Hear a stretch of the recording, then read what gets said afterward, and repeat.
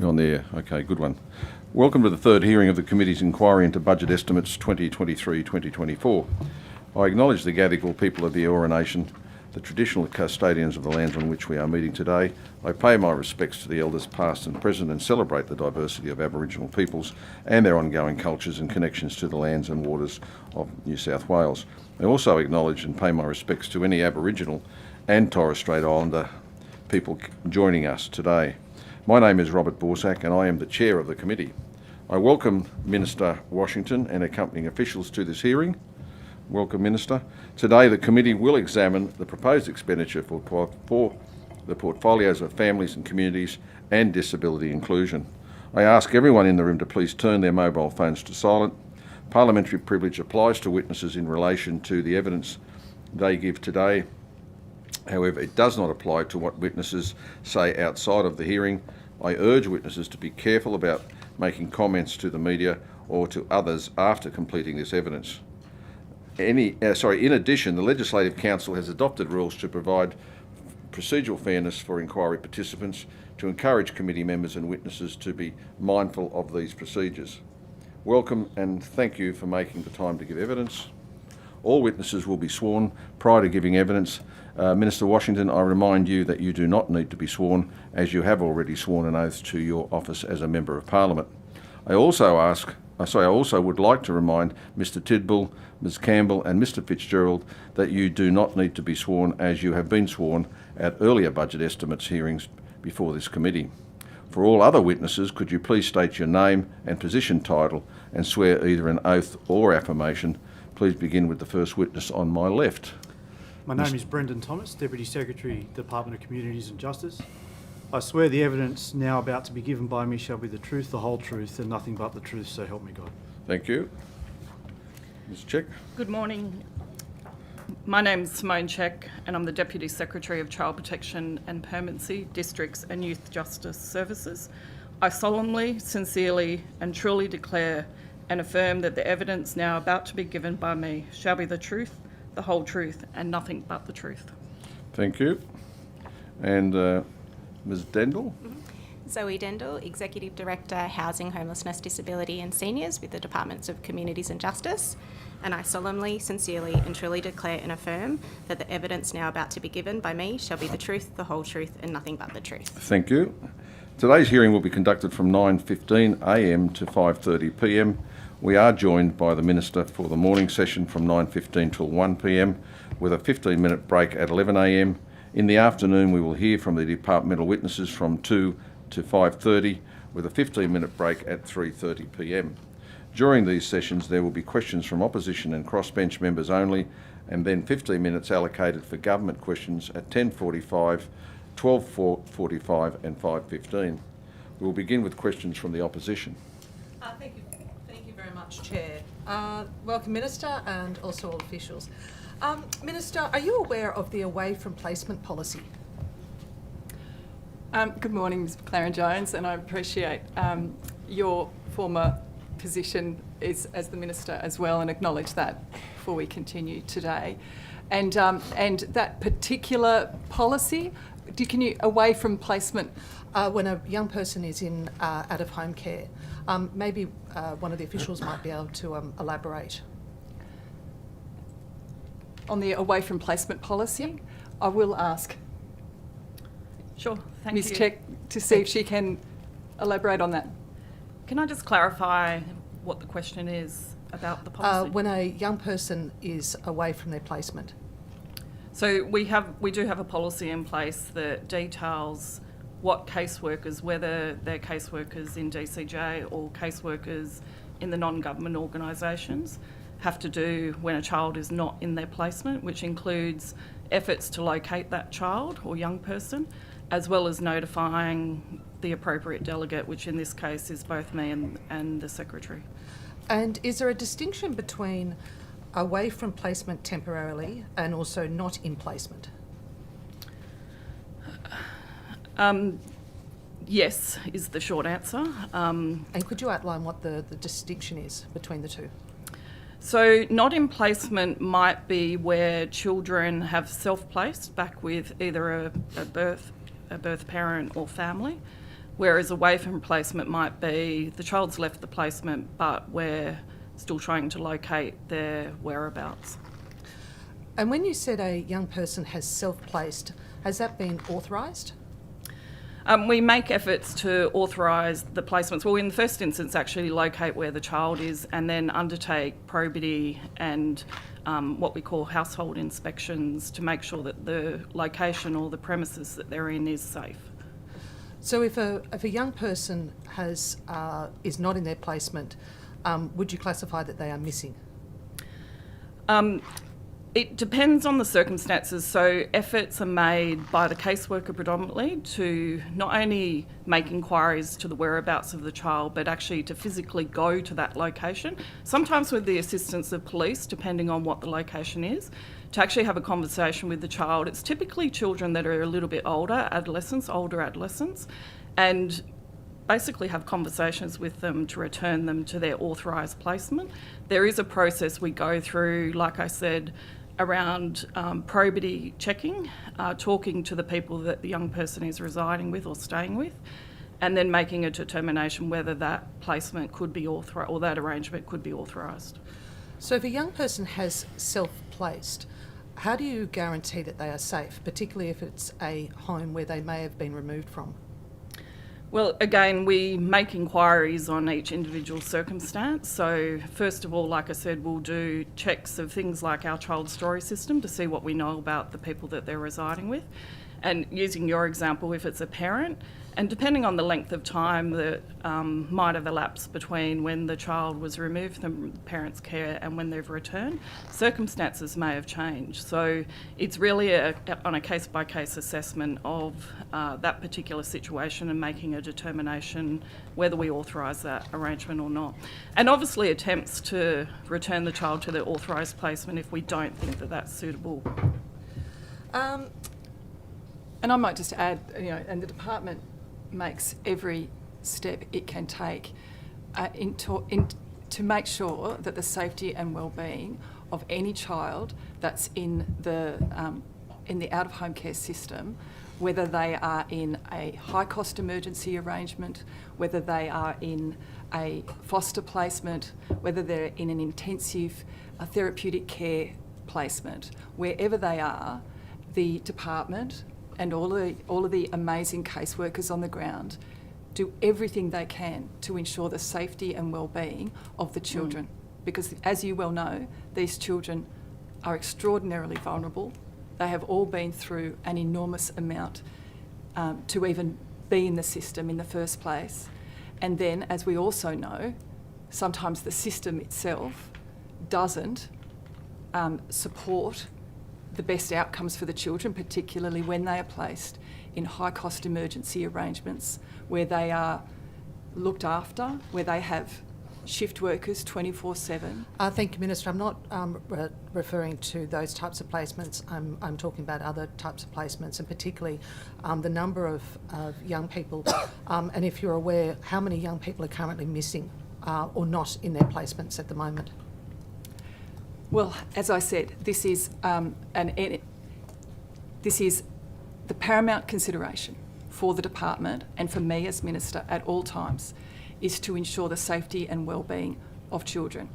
But as you also would be well aware, that there are extraordinary complexities in the lives of these young people, and that they have, as I said before, they've come into the system in the first place, experienced an enormous amount in their lives. When they are then placed in situations that aren't always, and they're sometimes the last resort, when they're not necessarily in that safe home environment that we would like to see every child in, then there can be other outcomes.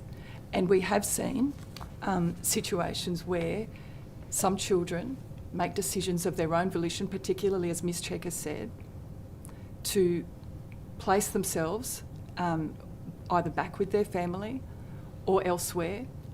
And so it is a particularly complex and difficult area. But in terms of your specific question, I'll ask Ms Check to further elaborate.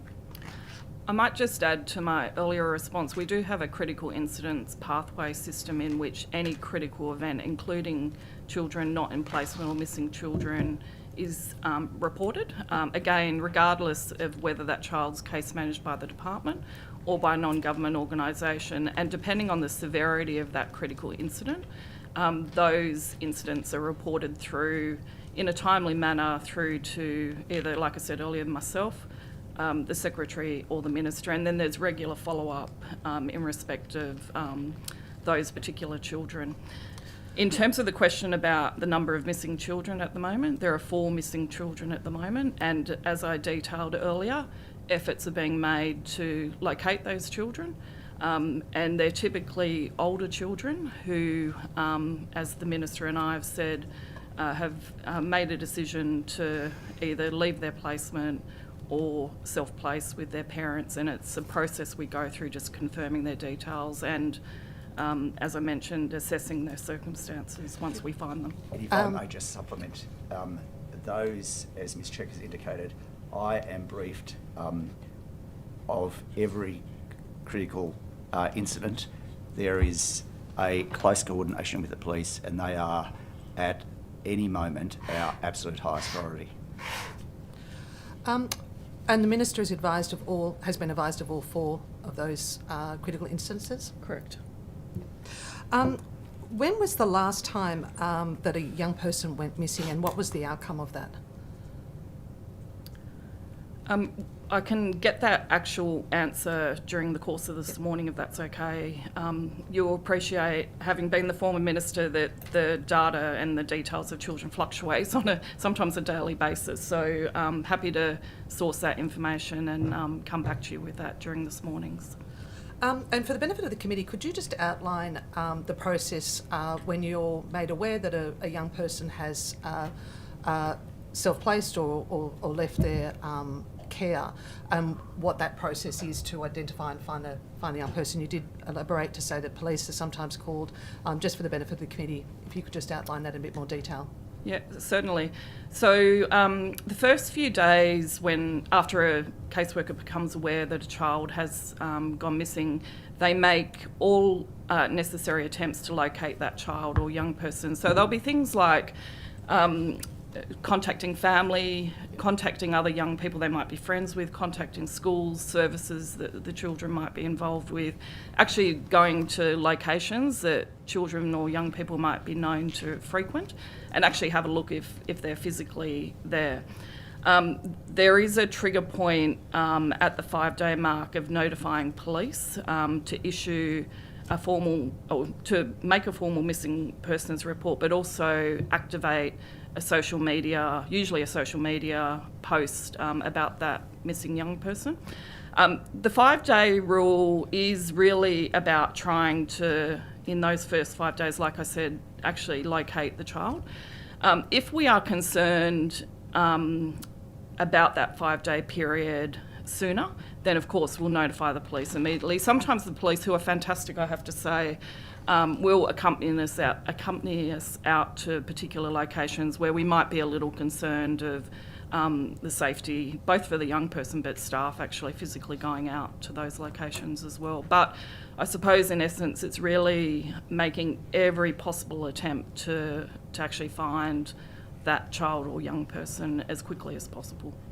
And I might just expand on that for a moment. There was one recent case that I am aware of, and as you know, privacy prevents me from going into any particular details about any young person that's involved in the out-of-home care system. But the description of the efforts that the department, in combination with the police, went to in order to make a young, vulnerable teenage person who had, of their own volition, gone to regional New South Wales, was engaging in unsafe activities, was putting themselves at risk, and as you know, these, as I've said, these children, their histories are complex and complicated, and they are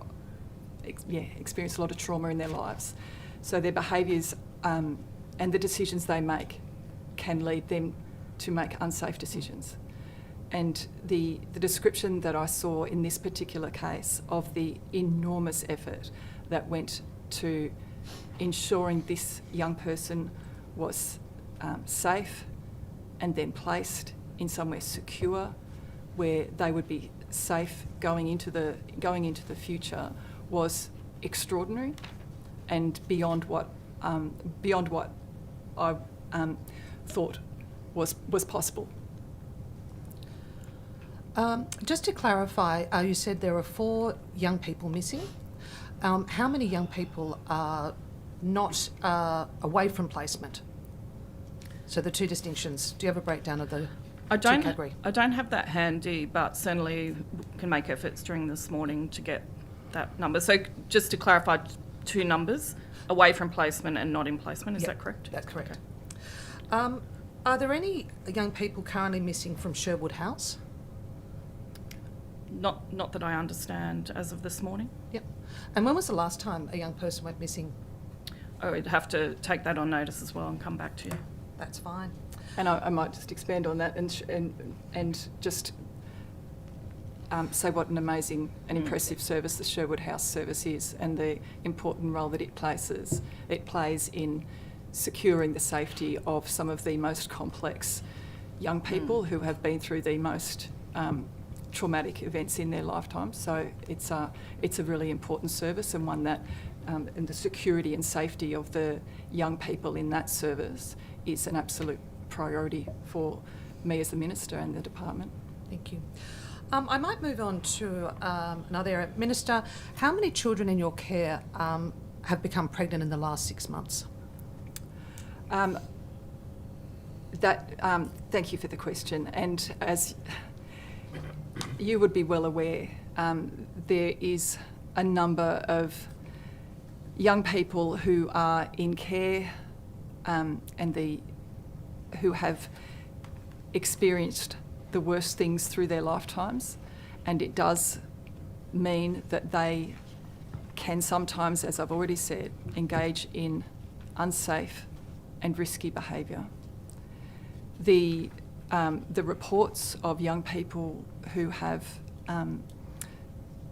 become pregnant whilst in care come to me as Minister. I will come back to you later today with a figure on that, but again, it is something that we take incredibly seriously, and those reports that I read are sobering and very concerning. And for any of those children, we ensure that they have the supports in place that they need to try to succeed, both in the steps that they want to take in their life, and to keep their child safe as well. Minister, you said that you receive critical incident reports in relation to these girls. Can I just ask what steps you take when you've received those reports? As I said, I read each of those reports. I read them thoroughly, and they are, as I said, sobering and sometimes distressing. There is what I do when I read those briefs, and they are often very thorough, as you would know as the former Minister. They go into the history of the child and young person, both in care and prior to coming into care. Their histories are often lengthy and have often informed and led to decisions that they've made later in life. So I ensure that in those briefs, the actions have been taken to ensure not only the safety of the young person, but also to ensure that there's a plan in place for their pregnancy going forward as well. And can I ask what supports are provided and offered to these young girls? There's a number of supports. It depends on where they are and what's available to them. Obviously, there's different options available depending on where they are in the state, because we've got to be clear about the practicalities of some of the areas in which children and young people live and are placed. So there are a number of supports in terms of the referrals to the health services, referrals to our own internal services on the therapeutic side, and in terms of the pregnancy itself. I don't know if Ms Check can elaborate as to specific services for those girls. Yeah, just to echo the Minister's comments, certainly linking in each young person, depending on their age, of course, to relevant... Can I ask what the youngest age is? We can get that information for you. I don't have it at hand right now. But yeah, depending on the age of the young person, they've obviously got a relationship with their caseworker, so that's an important person for the young person to be talking to. But then linking them in with appropriate health practitioners in particular, family planning and counselling services, because, you know, they need to make an informed decision about whether they're going to keep the baby or make another decision. So we don't want those decisions to be made in the absence of those support services being provided to that young person. And it will really depend in terms of other supports on what the young person's circumstances are and what else they might need. And I would add that it very much depends on their placement. If they are in the placement with a foster carer in a secure and loving foster care home, the services and supports that that young child would need would be very different to the services that a young child might need if they were in the last resort of a high-cost emergency arrangement. The supports needed for a young person who found themselves in that situation would be very different indeed. So it's all dependent on what's in the best interests of the child and what's in the best interests of the unborn child as well. Thank you. And are you aware of cases where a young girl has fallen pregnant due to a relationship with a much older man? There have been instances previously where that has been the case, and the department then makes the necessary referrals to New South Wales Police in particular, or our Joint Child Protection Response Team where that is alleged to have been the situation. We take those allegations with the utmost seriousness, as do our colleagues in police and health, to make sure that we have a health response as well. Minister, are you aware of any cases or critical instances that have been referred to you regarding a girl who's fallen pregnant to an older man? I can't recall one recently, so no, that's not something I can recall. Just in my remaining time, I might ask Ms Check whether or not Child Story tracks missing children. There is capacity in Child Story for that to be recorded, so both the not in placement, away from placement and missing child record. Yep. We also, as I mentioned earlier, have the critical incident pathway that documents those critical events in what we call our mini-app system, which is a document storage system, and we can run reports from that system as well. So there's a couple systems where that information is recorded. Okay, thank you. Thank you. Crossbench. Thank you very much, Chair, and good morning, Minister. Good morning, good morning to everyone else.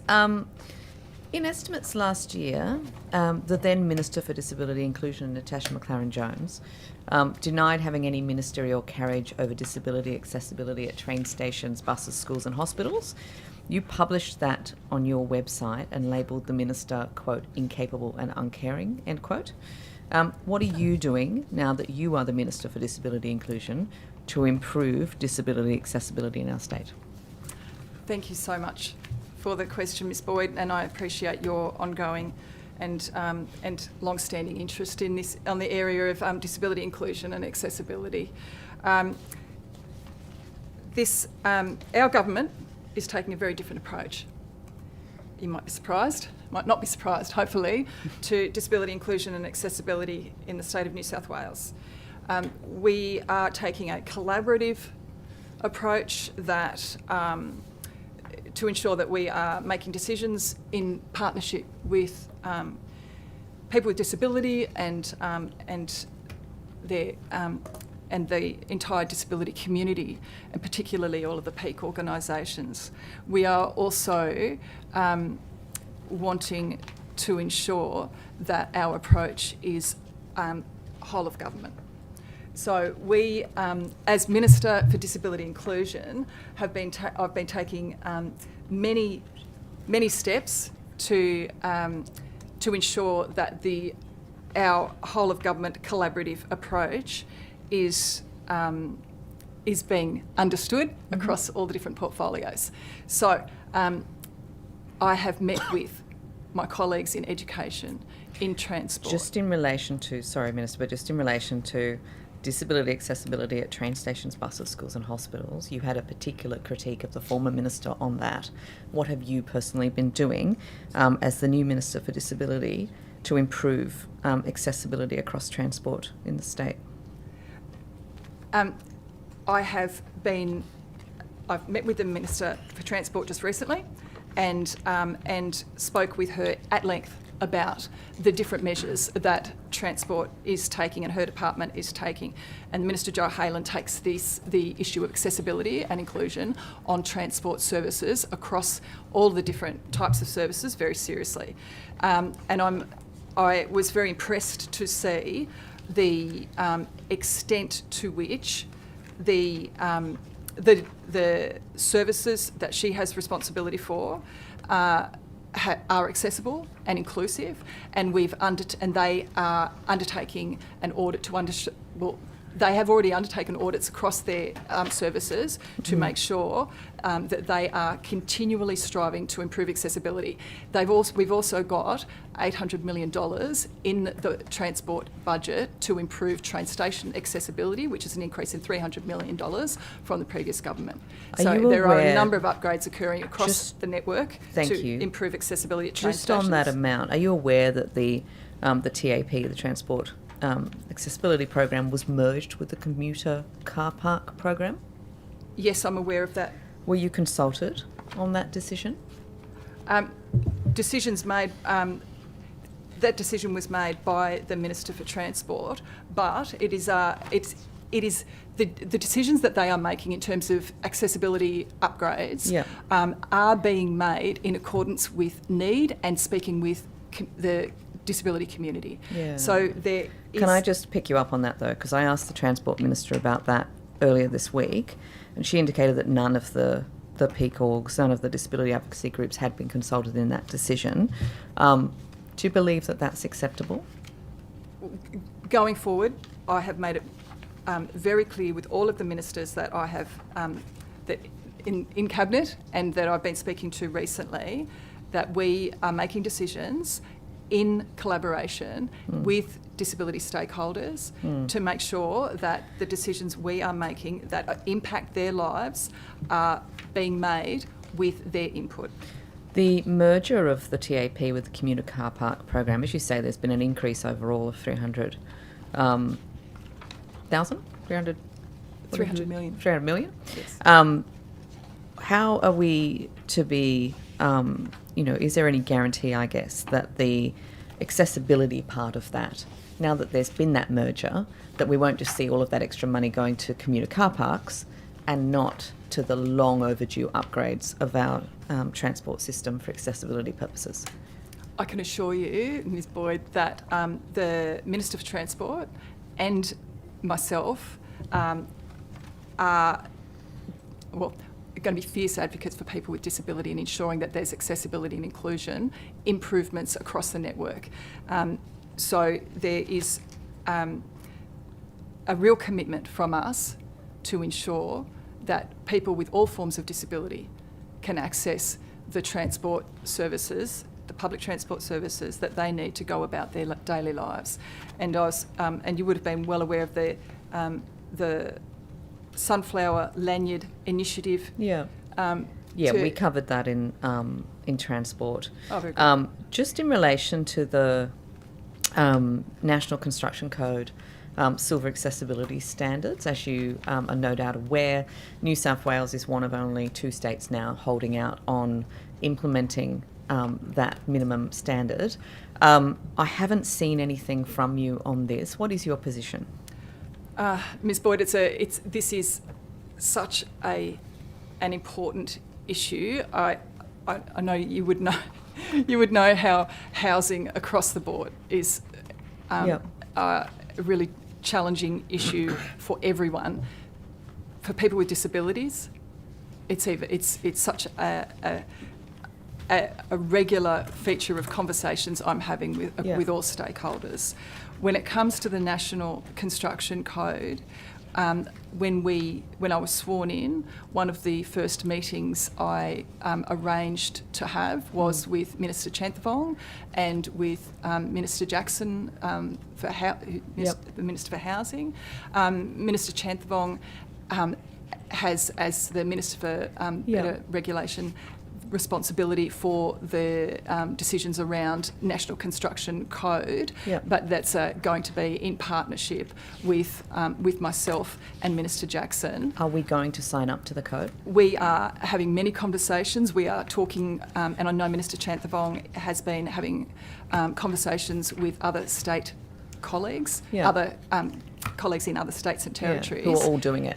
So I'm not quite sure what there is to discuss anymore. And those conversations have revealed that they are all having their own challenges, and we want to ensure that we are learning from their experiences, and we'll be continuing to. Sure, but you can commit to do the thing and then work out the details later. What I'm asking from you today is, will you commit to actually sign up to the minimum national accessibility standards? What I can commit to is being a fierce advocate for people with disability, and for continuing to be having the conversations with Minister Chanthivong and with Minister Jackson to ensure that we allow people with disability the dignity of accessible and inclusive housing. The entire disability sector, the vast majority of the community, the rest of the states, the Disability Royal Commission are all saying that New South Wales needs to sign up to these standards.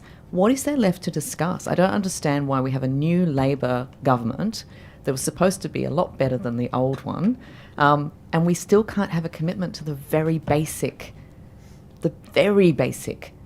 demands of people with disability in this state. As Ms. Boyd, as you'll be well aware, our first priority coming into government was to ensure that we address the budget crisis that we faced. So there's nothing for people with disability, was there? I mean, there was nothing. Do you know how many people there are in New South Wales with a disability? Can you tell me the number of people with a disability in New South Wales? There's 1.35 million people. Thank you for being the only disability minister I've ever asked that question to actually know the answer. Those 1.35 million people in New South Wales deserve a house. They deserve a home just like everyone else. Why were they left out of the budget? My absolute priority in this budget had to be ensuring that the child protection system did not collapse. And we faced a budget black hole of $200 million. We had to fill, we had to find those funds from somewhere. There's a lot of revenue raising measures that your government could have taken and didn't. Ms. Boyd, coming into government, the enormous challenge we've had to face in terms of the fiscal repair that the budget needed, and particularly in child protection, where we had the risk of the child protection system But we're not pitting collapsing. children against people with disability. And I can guarantee you that I will be a very fierce advocate for people with disability in this state. We have been engaging constantly since I became minister. When the Disability Royal Commission recommendations came out, we are the first state to have held a stakeholder forum to get first feedback from the disability community to the Disability Royal Commission recommendations. So we are undertaking a significant piece of work now on the Disability Royal Commission recommendations, the NDIS review that will be made public later in December. There is an enormous amount of work that we are doing, and the National Construction Code, as you said, feeds into all of these, the work that we are doing to respond to both the Disability Royal Commission and address the challenges to make the NDIS sustainable and enduring into the future. And signing up to that construction code doesn't actually cost the budget anything, does it? There will be significant work that comes with it, because we have seen that in other states and territories as well, and we are all working as best we can, but I won't be making any announcements here today. Ms Mihalik. Thank you, Mr. Chair. Minister, can I just ask you, the New South Wales Premier announced earlier in the month that he would not proceed with the New South Wales treaty beyond a consultation process. Have you now approached him or the Cabinet about ensuring that any money that was allocated for the listening tour and indeed for the treaty process be redirected to kids in care? Thanks, Ms Mihalik, and I appreciate that you have an understanding of this sector and a long-standing interest in vulnerable children and young people. The conversations around Minister, you just said you're a fierce advocate. I'm asking you if you've now made those direct conversations with the Premier and the Cabinet about where you think that money should be redirected to. the conversations around treaty are and the Premier's comments in relation to those are his to make. They're for your Cabinet to accept, Minister. Are you saying you don't agree with the Premier? I absolutely back Premier Chris Minns And you understand every won't be step a of the treaty way. as a result? And I... Point of order. There's been, I think, 4 interjections as the Minister has attempted to answer the first question. I would suggest that it's discourteous at this point. Yeah. Please allow the Minister to answer the question before proceeding. Thank you. Thank you, Chair. So we have processes in place, as you would well know, in order to ensure that there are funds going where they need to be going. And my focus in terms of Aboriginal and Torres Strait Islander communities is to ensure that we are meeting our target in closing the gap, particularly around target 12, and reducing the overrepresentation of Aboriginal children in the out-of-home care system. That is Minister, one of my... what percentage are they Aboriginal kids in care? Right now, there's a 45% of the children in the out-of-home care system, and That's the highest number, isn't it? A couple of years ago, it was a third of kids. It's now almost half. This is the system that the child protection system that we inherited has many problems with it. It's a broken child protection system. It's a system that's spiralling in the wrong direction and has been for some time. And as you say, these figures, 45% of children in out-of-home care is not going in the right direction in terms of meeting our target. I would for have thought it closing the would gap. demand urgent attention of the Cabinet. It's a pretty high figure, the highest I think that New South Wales has seen. And I can assure you that the urgent actions are being taken by the Minns Labor government to address the overrepresentation of Aboriginal children in the out-of-home care Well, you could system. start It's by very redirecting the funding. very stark contrast to the former government, where we just saw the statistics keep tracking in the wrong direction when it comes to meeting the target. When we've got 14,609 children in out-of-home care right now, and 45% of those are Aboriginal and Torres Strait Islander children. Minister, can I ask this you- is an absolute crisis Yes, in Minister, our state, and I it ought to have agree had, with you, and it ought to I've have had, asked you whether you're going to redirect money from the treaty, and you haven't answered that. So I'll move on from that because I don't think you have an answer. I appreciate that you've inherited a broken system, and you will pass on a broken system, Minister. Can I just ask you a question about the current vacancy rates for caseworkers? Obviously, you would accept that they're pretty high. Absolutely. It's another part of the system that we inherited that's been spiralling out of control, and part of one of the symptoms of the spiral and the broken system is a high caseworker vacancy across the state. Minister, have you undertaken your own assessment as to why you believe there are a high number of vacancies, particularly in regional New South Wales. But what do you believe are the obstacles? One of the main obstacles, and I've travelled across the state to meet with caseworkers and child protection workers in community service centres across in Sydney, Western Sydney, up north, out west. I have met with a lot of caseworkers since I became the minister, and I can tell you that one of the biggest factors that's been feeding into the low and the caseworker vacancies is the fact that they have not felt valued for a very long time. So under the former government, But Minister, they had their wages. That's the people that are currently there as caseworkers. They had- absolutely. Okay, that's current. I'm actually talking about there's a vacancy rate. That means we're trying to attract new people to It become also goes to caseworkers. retaining workers, Ms. Okay. Mahalik. Retaining workers, recruiting Minister, and when retaining you're workers. travelling, are you visiting the FACTS district director meetings? Is that where you're attending in your travels? I'm attending all kinds of meetings in my travels, Ms. Specifically, Mahalik. do you attend the FACTS district director meetings? I have attended. I've attended lots of different Have you types of attended meetings. those meetings that would have the I've been- most thorough and up-to-date knowledge in any particular region about the number of kids at care and the vacancy rates? Have you? I don't know. I met don't know if with they those specifically. meetings? I don't know if the meetings I have attended at the CSCs themselves. They've certainly been the directors of those areas have been in those meetings and decisions Well, have maybe been you made. can seek some clarification. You can take that but on notice. No, to no, me no. from I'm the not going to candidate. take it on notice, No, Ms. Mahalik. well, you're not answering it. You just told me. Last you week, I met with all of the directors from all of the districts.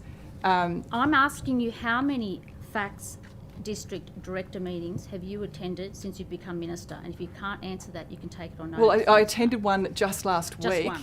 You've gone to your first And I've met one. with directors Just in now. every district that I have been to.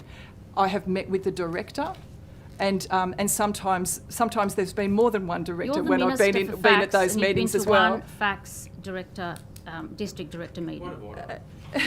That is an inaccurate restatement or attempted restatement of what the minister said, and I would suggest intentionally so, and therefore discourteous and a I've breach of the given, to resolution. the point of order, sorry.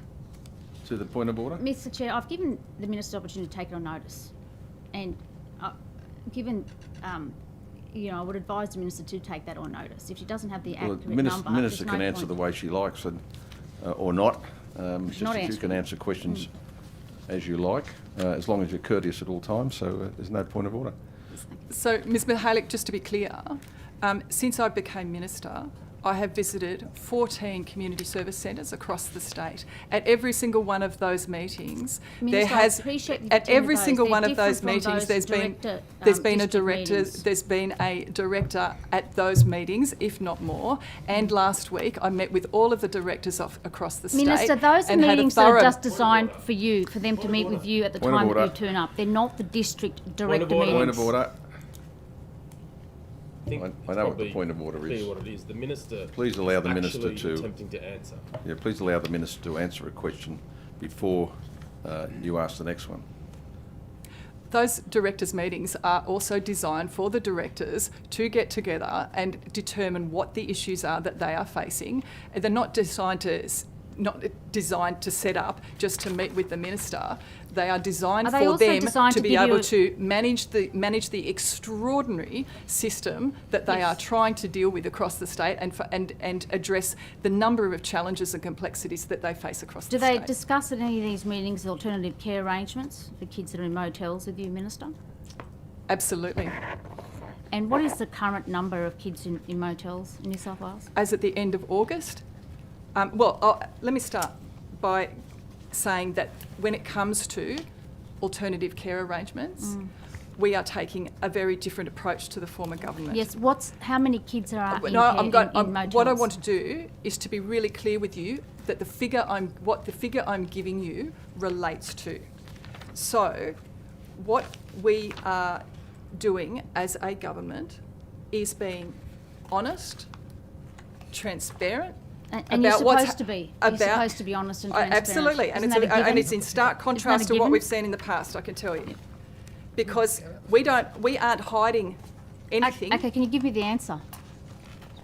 We aren't hiding anything when it comes to high-cost emergency Okay. arrangements. No, why I want to... How many kids are currently in hotels, in motels, Order. Minister? Now being- Ms. Just- Mahaley. You're about to Point give of me the order. answer. You now stopped. Point of order. It's now been 4 or 5 rude interjections. It's not assisting Mostly from because the you. minister is attempting to answer a question and continually being spoken over. And why... I would like to... No, if I'm I fine could, for can I point of answer the order. Please- question? Please allow the minister to answer. There's plenty of time. If I could, I'd like to answer Yep. the question. Thank you. Thank you, Chair. The approach that we are taking, and you've asked a question around alternative care arrangements. What we saw under the previous government was an attempt to hide and change the way that things were reported, and alternative care arrangements were then broken down into different types of high-cost emergency arrangements. Are you interested in the answer, Ms. Mahaley? You're not giving me an answer. I Oh, asked no, you how I'm many going to give... kids I are in can hotels, guarantee and you... you won't answer that question. I can guarantee you... You won't Order, answer the question. order, Point of order. I can guarantee you... You've I'm just go- given me a diatribe about the Order. last government. Point of I'm order. going to give you an answer, but you need to know what I'm giving you an answer to. I'm willing to let you answer the question because we're going into opposition time I now. think we are, yeah. And I Thank think it you, was thank quite you, a- thank you, Please, Chair. So the answer I'm giving you, it relates to high-cost emergency arrangements, which includes alternative care arrangements. Then these other things that were created called an interim care model, short-term Yes, emergency yes. placement, individual placement arrangement, alternative care arrangement, special out-of-home care. So all of those, the number of children at the end of August is 471. So that includes children in hotels and motels, and it includes all of these other arrangements. That's why it's very important that you understand that the figure I I gave do to you, understand. It's a pretty high number. it is a very, very high number, and it is one that we are taking incredibly seriously and taking urgent action to respond to, because the consequences, not only for the budget, for the children that are in these arrangements, is appalling. Thank you. Opposition? Thank you very much. Just to follow on from that question, can you provide a breakdown of the number of young people in each of those types of care that you referred to? I can. Because the original question was ACA. Yes. If you would like a specific number for ACAs themselves, No, I can. all of them that you referred to. If you don't have it on, I'm happy for you to come back. I will. I can actually provide it to you right now. Yep. And what's the date Claire of? Jones. This relates to, these are the latest figures up to as at 31 August. So of the 471 children in the high-cost emergency arrangements, it includes 142 children in alternative care arrangements, 178 children and young people in individual placement arrangements, 86 children and young people in interim care model, and 65 children and young people in short-term emergency placements. And the final one is 29 children and young people in special out-of-home care. Thank you very much. So as you will be well aware, these are an absolute last resort. They are a symptom of a system that is spiralling out of Minister. control. Will you commit to providing that data on a quarterly or monthly basis publicly? We all are already reporting as, we are, the answer is we are being as transparent as possible in relation to everything as part of the system. So, Minister, will you and I commit- can't, I will have Minister, to... will you commit to providing that in those figures on a quarterly basis, as you do with Roche reports and everything else? I will just have to make sure with Ms Check that that's actually possible. Ms Check, is that whether data it's something that possible might on a already quarterly basis? be happening. I think if we could take that on notice and come back to the committee with some further advice. Okay. The number fluctuates, as you'll know, Ms McLaren-Jones, quite a lot, but certainly we can And take if you the could question. come back before the end of this session so that we could get a clarification from the Minister whether or not she will commit. Only because when people put forward questions on notice, you're quite often able to provide it on up to that month, and as you've just said, on up to the 31st of August. So it's quite possible, I'm sure, on a quarterly basis. Oh no, and just as a follow-up to that, I just want to say that we are wanting to make this situation as transparent and open as possible, because under the former government we saw this whole situation hidden and unknown to the community. Thank you. And the Thank you, community, Minister. the community is part of the response to thank this. you very much, which look forward to you actually committing that you will publicly make that We information will be as- available on a quarterly basis. We'll be as transparent as we possibly Minister, how many young people have entered care in the last quarter? That's up to the June 23 quarter. can. I think I have those figures in front of me, Ms McLaren-Jones. And if I don't, they will be something I come back to you with if it's going to take me a little bit to... I will. I might hand over to my colleagues so that you can find time to get that information. I will come back to you on that. Thank you very much. Minister, you said earlier that you were a fierce advocate for children with disability. Minister, how many meetings have you had with the Minister for Education relating to the New South Wales Government, our plan for New South Wales public education? I've had a lengthy meeting just recently with the Minister for Education, and I'm unfamiliar with the actual titles of the policies that the Education Department applies. Can you just say what that relates to? Because we've had a broad-ranging conversation about many aspects of the Education Department when it comes to children and young people with disabilities, but not The schools plan. It's the New South Wales Government school plan. Big piece, big glossy, Big announcement last big week. announcement, everyone all over it. Gotcha. Our plan for New South Wales public education.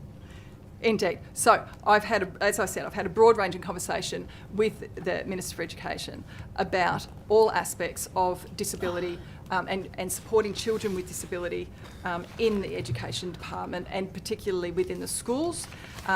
And as you would be well aware, that there was significant recommendations that came out of the Disability Royal Commission that related to schools and the Education Department, and they were part of the conversation that I had with the Minister for Education, and that will be an ongoing conversation that I have with her, combined with the many community advocates and people with disability, No, thank you. to ensure that our response to those recommendations are If I could just get back to the appropriate. question. Minister, I note there is no reference to disability in the plan, not one single word. As the Minister who holds responsibility for disability inclusion across the New South Wales Government, were you not consulted on the report? What I can say is that the Education Department, and particularly my colleague and the Deputy Premier, the Honourable Prue Carr, is committed to ensuring that every child has access to education, regardless of their whether they have a disability or not. So it is their commitment to ensure that they have accessible, inclusive systems and supports in place. And indeed, the Education Department has a disability inclusion action plan that they report to annually, that relates to their actions that they're taking to support children and families with disability. Minister, if I could just return to the question, were you not consulted on the report?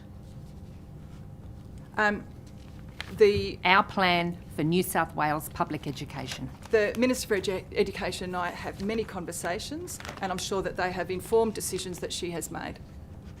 To not include it. Yeah. So consultation and process, as the Minister for Disability Inclusion, how does that work here across the New South Wales Government? It's working very well, Ms. Burton. When we're presented with big glossy headline brochures that are released the day of the Deputy Premier's appearance at budget estimates, and not one word of disability. Not one word. I've got to say, our conversations and the collaboration across our government when it comes to disability inclusion and disability accessibility is going very well. We have a collaborative approach and a whole of government approach to disability inclusion and accessibility, and we will be continuing that as the years unfold. Error of that magnitude. So, Minister, are you confident you are sufficiently advocating for your portfolio interest, particularly regarding disability inclusion within Cabinet of this government, when we're presented with documents such as this? I'm not going to be disclosing any of the conversations that I have in Cabinet. I'm not here asking today, for Cabinet obviously, detail. But I can tell you that I have been and will continue to be a fierce advocate for people with disability. And in response to the Disability Royal Commission, we have already stood up a task force. And there are significant aspects, as I said, of the Royal Commission recommendations that relate to education. And we have stood up a task force that includes representatives from the Department of Education, the Department of Transport, housing, across the board. We have stood up a task force that is working across all of the different agencies to respond to these important recommendations that have come from the report and the 4.5-year Disability Royal Commission that will ensure that we have a whole of government approach thank you very and much, response Minister. to those thank you very much, recommendations. Minister. We can talk about the Royal Commission a bit later on. We're actually interested in the report, the actual plan for education that your government has announced, this forward-thinking plan that does not reference or have any reference to a child or a young person with disability. Do you think that's satisfactory? Point of order. That's now been asked, I think, either 3 or 4 times. To the point of order, I can ask as many times the same question. It's up to the Minister how she answers. And I'm Further to interested to point know of if she order. thinks it's satisfactory. It's certainly the case that one can repeat a question, but at some point it becomes You repeat badgering and points of order. discourteous and outside the Well, resolution. I don't think we've quite reached the badgering No. stage yet, but please ask. I'll ask the question again, Minister. Do you think it's satisfactory that the Minister for Education has announced your government's forward plan for education and it does not address or talk about any young person with a disability? What I can say is that the Disability Department of Education and the Minister for Education have a strong commitment to ensuring that But just not in your education forward and the plan. provision of education and the infrastructure that they have is inclusive and accessible. And I've had a thorough run through of what they offer in the system, and I can tell you that there is an enormous. I'm not going to say that Minister, there's not the an fact that enormous amount of work to the announcement be was done. made and you weren't even aware of it is a concern in itself. But I'll hand back to my colleague. Well, I can say that for the plan for education, the process that involved in that included consultation with the Disability Strategy Reference Group. So there has been input into that plan, and the result is that the Education Department has a suite of policies and plans that relate to people with children with But they just disability didn't include them in the that plan. they care for in the system. We ask them, they don't. Will you raise this with the Education Minister? Will you advocate for people with disability, for families, for children, and ask her to, I suppose, maybe put out a new plan? I will continue, as I will with all of my colleagues, to fiercely advocate for people with disabilities, particularly children with disabilities, across all of the different agencies to ensure that their voice is being heard by me as Minister, but also ensuring that they are consulting with stakeholders in the disability sector as they go about their work as well. Minister, if I could just add, like many in the room, and as the Minister yourself, no doubt, we hear the stories of families with children with disability and the importance of education it is to them, and opportunity and skills and inclusion. What do we say to those families today when the New South Wales public education plan ignores them? Not one mention, no recognition. The education. Do we say we're sorry? We're going to fix this? The Education Department You deserve has better? a suite of policies that relate to people with disabilities, and most recently, the department has announced the inclusion of Auslan in the languages syllabus. So they are focused We've done on everything. ensuring that there is a whole suite of support and practical strategies to not only allow children with disabilities to access the education that they need and deserve, but to also provide opportunities and to change culture in terms of offering Auslan on the syllabus for the first time ever in the Education Department, and to ensure that there is a greater understanding and appreciation of the challenges faced by children with disability. And it's a change of culture that comes with those kinds of decisions that the Education Department is really leading on. And it's exactly that's driving our questioning on this. The no mention, no reference to disability in the state government, our plan for New South Wales public education. Minister, how many disabled children attend a government school in New South Wales? I do believe I have that information, but I don't think I'm going to be able to put my hand on it quickly. It's something I can come back to you with later on today. Okay, thank you. Yeah. And Minister, I recognise the passion and commitment when you talk about consultation and different and some of the key stakeholders. But just Minister, if I could just ask about consultation and your role as the Minister here in the New South Wales Government. Do you convene meetings with New South Wales ministers relating to the disability inclusion portfolio? Absolutely. And I've recently had meetings with the Minister for Transport, the Minister for Education, the Attorney General. I've been having them across the board, specifically in relation to my portfolio of disability inclusion. Thank you. Minister, if I could... On the 2nd of June 2023, Premier Minns called on people to return to the office, calling for a reduction in work from home days. Do you support the Premier's call? Absolutely. The Premier also said in-office collaboration was especially important so younger workers could learn from their senior peers. Do you agree? I wholeheartedly agree, and particularly in the context of the conversation we're having today in relation to child protection, the work that child protection workers do is incredibly complex and complicated. And to Ms Mihailik's point earlier around the caseworker vacancies, in order to recruit and retain caseworkers, we need to ensure that they are getting the training and feel comfortable doing the jobs that they do. And often, a big part of that is learning from others that have been on the job for a long time. And if those people aren't getting that contact on site with those workers that have the experience and expertise, we're not going to get the quality that we need amongst in the area that I've got responsibility for, in the child protection and out of home care system. It is a really important part of any workplace that all young workers have access to the more experienced and expertise workers.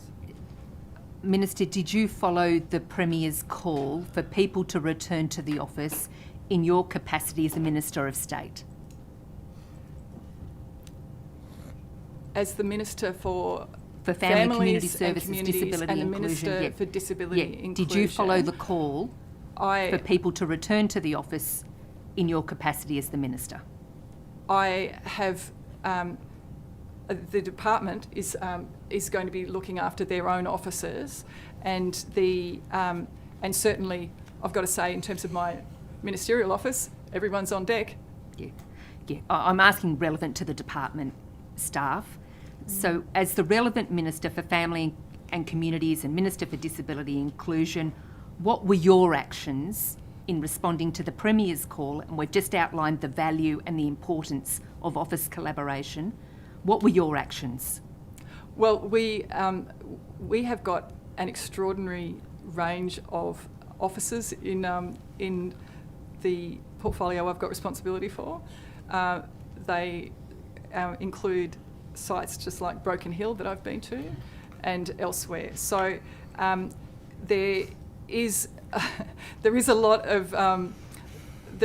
of people doing the hard work on the ground every single day across the state in the child protection and out of home care system.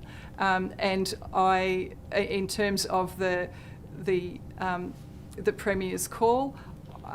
There's nothing specifically that I have put out, but I've got to say that the workers are doing the hard work on the ground every single day and doing it in the way that is in the best interests of children, safety and well-being every single day. So, Minister, there was not an official communication issued by the Minister following the Premier's call? No, because it was an issue. It was something that was issued by the Premier himself. Yep. That went across all of our different departments. So no instructions or advice. Everything that the Premier everything that the Premier says, I'm not going to be repeating across my agency, you know, to keep, you know, repeating what he's already said. Minister, how many departmental employees currently work full-time in the relevant department office? You cited some observations that you had made. Ms Merton, as I've said, there's a whole range of different settings that people in the child protection and out-of-home care system work in. I have been to the community service centres and helpline centre out at Liverpool. I've been in so many different places, and every one looks very different in terms of what the need is on the ground. So I don't know the figures on that, and I don't know if Ms Check might be able to elaborate further. Thank you, Minister. Ms Mertens, in respect of operational staff, you might know, I think we're split across 7 districts, 79 community services centres and a number of joint child protection response team offices. There are 3,504 operational staff. That excludes staff that are in Ms Campbell's area or the Secretary's office, and those staff are placed according to a resource allocation model that looks at relevant data points about where we need those resources most, and we review that every 2 years. Yeah, thank you. I'm happy to pick this up with you guys this afternoon. Sure, yeah, thank you. Thank you very much. Look, I'm conscious of the time. Did you have one last thing? I'm sure. Just quickly, I might. I'll leave it. It's only 5 seconds. Yeah. If Minister, if I could just put one question to you. Am I? No. Sorry. I should. Too late. That's okay. Crossbench. Thank you, Chair. If I could just pick up on that schools plan issue. Obviously, schools are the heart of disability inclusion. It's at schools that people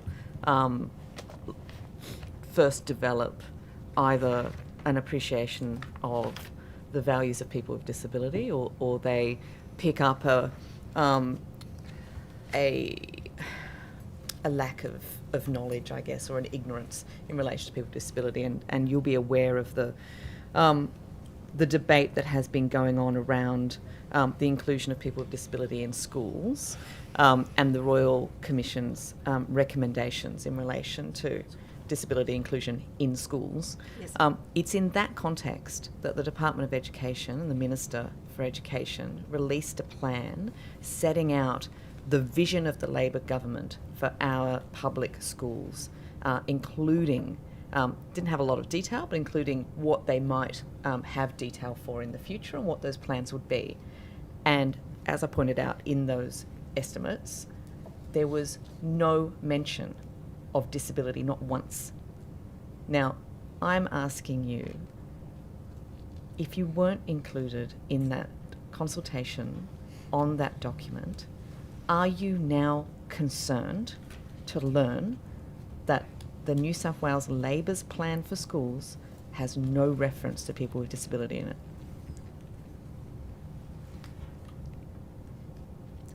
And Ms Boyd, thank you. The conversations that I had, and as I've referenced my meeting with the Minister for Education, and it was a meeting specifically about disability inclusion, Mm-hmm. and the response and and the information that was provided to me about the amount of work being done by the Department of Education to ensure that our schools are inclusive and are accessible. Asking about the plan, though, which is the marketing document, if you like, that sets out to the whole of New South Wales what Labor thinks about children with disability in our schools.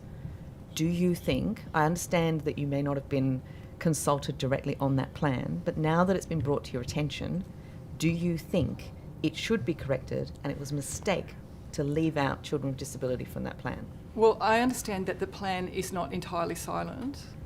No, it is. It talks on about issues inclusion of people with it talks about inclusive environments. Inclusive environment, which Inclusive curriculum. is used to refer to people who also, queer students, students from First Nations background, students from CALD communities, a whole bunch of different types of students with different attributes. That's not what we're talking about. We're talking about the up to 20% of children in our schools with a disability. Why are they not mentioned in the context of having been excluded and overlooked under the previous government for 12 years? Was it a mistake not to refer to children with disability in the New South Wales Schools Plan? Well, I will just say that as I've just said, and I acknowledge your comments that reference to inclusive is a broad term and does cover a lot of different groups, but the plan does mention inclusive environments, inclusive curriculum, inclusive Are you saying learning, that being inclusive and safe schools? Right, so your role as Disability Inclusion Minister doesn't refer to the inclusion of disability as a specific thing. You're quite happy for us just to have generally inclusive environments in our schools. I think that that's unfair given the evidence that I've already given, which is that these schools do have, and the department has, significant policies. Minister, why are you doubling down on this? Why can't you just say that, yes, this was a mistake? This was a mistake. And in doing that, you have shown people with a disability in this state that once again they're being overlooked under a new government. Why can't we just have an acknowledgement rather than doubling down and say, inclusion sort of covers people with disability? How is that appropriate? We don't need your fierce advocacy, Minister. We had that when you were in opposition. What we need is your fierce action. Where is your fierce action in actually achieving something for people with disability in this state? And if you think a glossy is achieving action, then that's on you. Can I just pick you up on that, Minister? Because I think the idea that a centrepiece policy from your government that doesn't refer to people with disability has no impact on people with disability. Is that what you're saying? I am not saying big that. glossy brochure. I'm saying that the action that you Order. are. Point I'm of saying order. that the action. Sorry. I think it's probably clear. The Minister was attempting to answer the question, which had already been put twice. I take the point of She order. was Please allow the immediately Minister spoken to over. answer before you ask the next question. Ms. Boyd, I'm merely saying that if you are after action, there is, and I know that people with disability and all of the disability stakeholders have been impatient for action after 12 long years of a government that has been ignoring their interests. And we are doing that on the ground. There is significant investment being undertaken by the Education Department, taking action in terms of responding to the needs of those enormous numbers of children and young people What with are those disability. actions that are different from what they were doing under the previous government? In the system. So there are, there's going to be a lot of work being done in terms of the response to the Disability Royal Commission. As we've already said, there's a lot of the recommendations so that if we relate take to those education. recommendations, we'll be having actually education that refers to people with disability. If we actually are taking the Royal Commission findings and recommendations properly, are you saying then that the work that the Labor government will be doing will include properly inclusive education for people with disability and an adoption of those National Construction Code minimum accessibility standards? Is that what we're saying? What I'm saying is that as a new government, we acknowledge there's a lot of work to be done. I really, as a Minister for Disability Inclusion, I acknowledge that there is a lot of work that we need to be doing across the board to improve accessibility and inclusion and our language around and our culture It's around. really important, that language. Indeed, and I accept that entirely. And so we have got that enormous amount of work to be done to ensure that people with disability can live with dignity and can have the true inclusion and accessibility and particularly in education. So I acknowledge that entirely. Okay, were you consulted on the decision to cut the Park and Pay app? The Park and Pay app was a decision that was made by the relevant minister. Do you understand the impact that that has had on people with disability? I have spoken to the relevant advocacy group that certainly, and I understand the concerns and I understand the impact of that. But can I say, when it does come to the Park and Pay app, that it was one of many programs, $7 billion worth of programs that were unfunded into the future. Yep. And it was one of the many difficult decisions that our government made to when we were facing an enormous difficult budget position. When you were opposition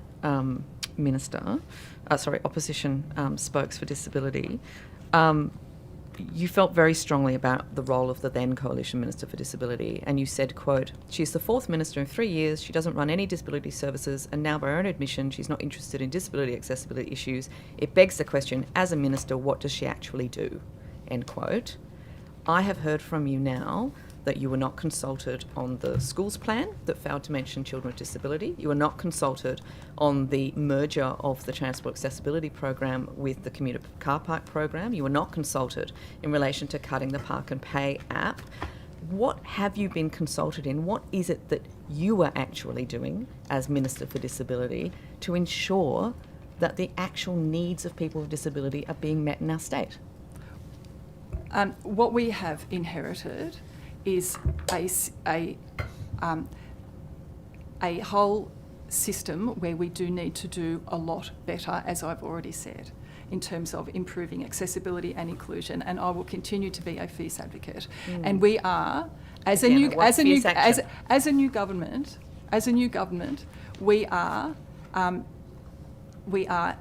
ensuring that the conversations are being had across the board, so that... But they're not, Minister. So that these decisions are being made informed by the relevant stakeholders. Yeah, but they're not being. Thank you. I'll go tell my children. Thank you, Mr. Chair. Just very quickly,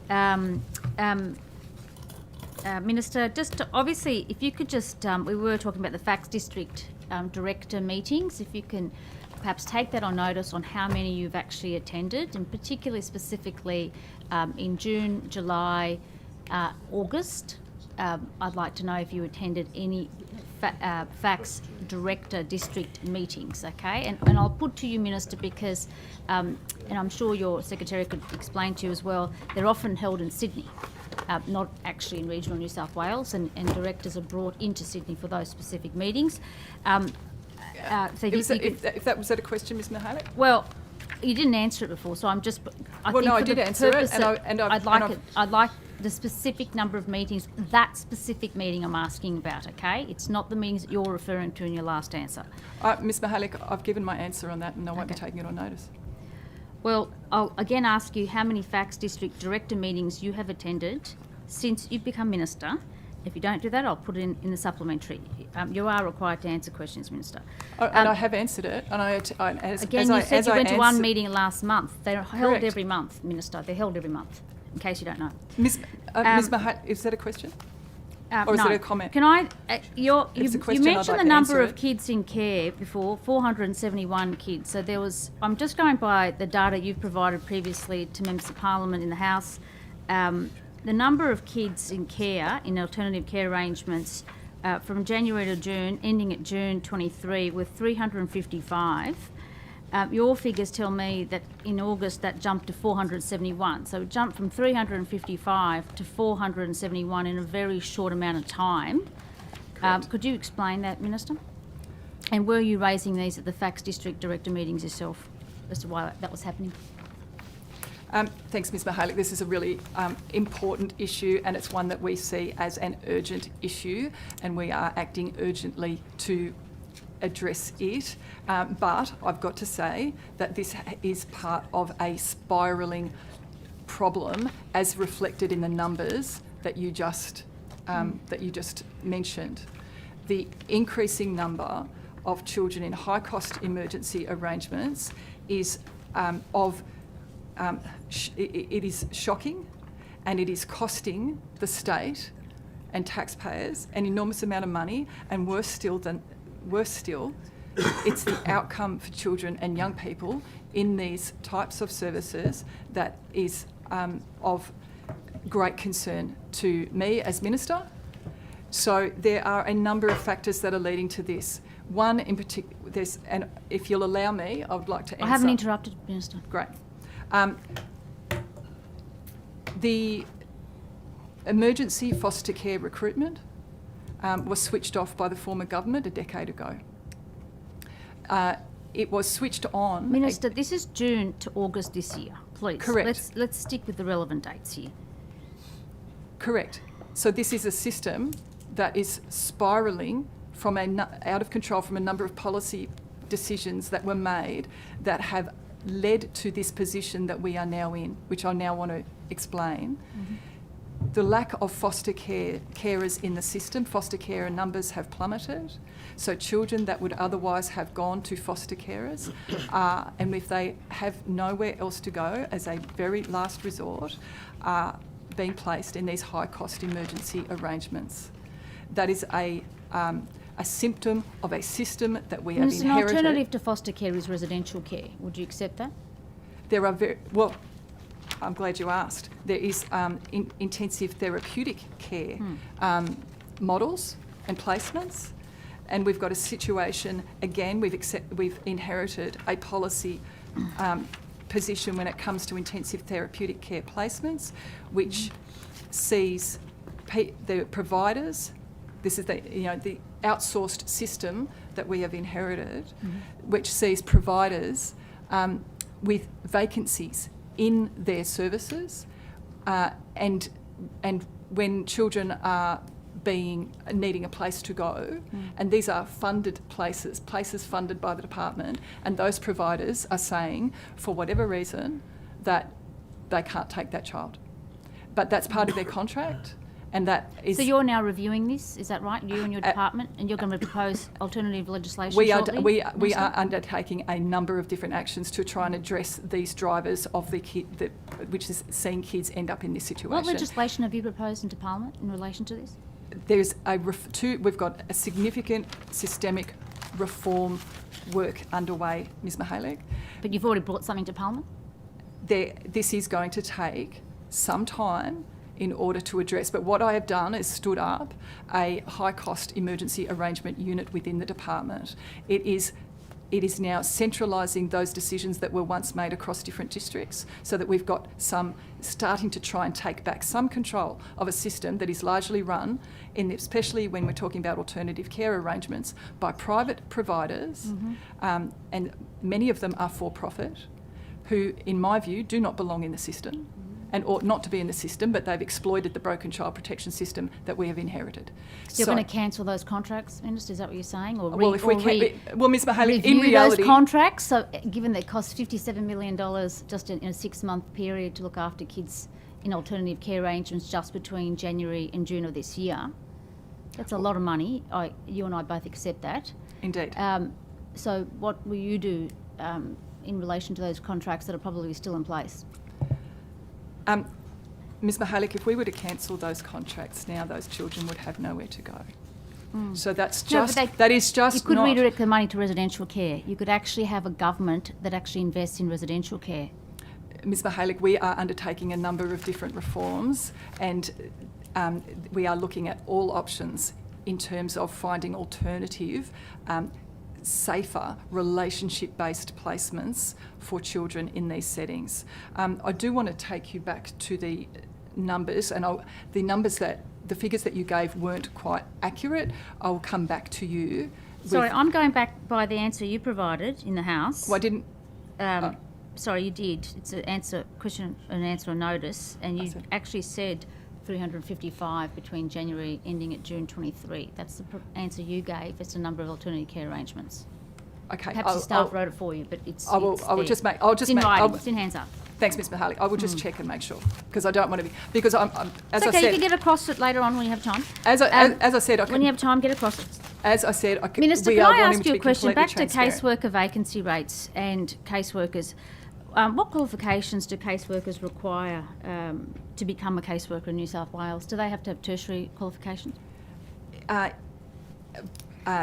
Broadly, yes. So the caseworkers, and can I just say, on my travels around the state, how impressed I've been by the caseworkers that we have got in the system, the complex and complicated work What that qualifications they do they have to become a caseworker in New South Wales? do. To be a caseworker in New South Wales and do the complex and complicated work that they do and making very difficult decisions on a daily basis, they have got a degree.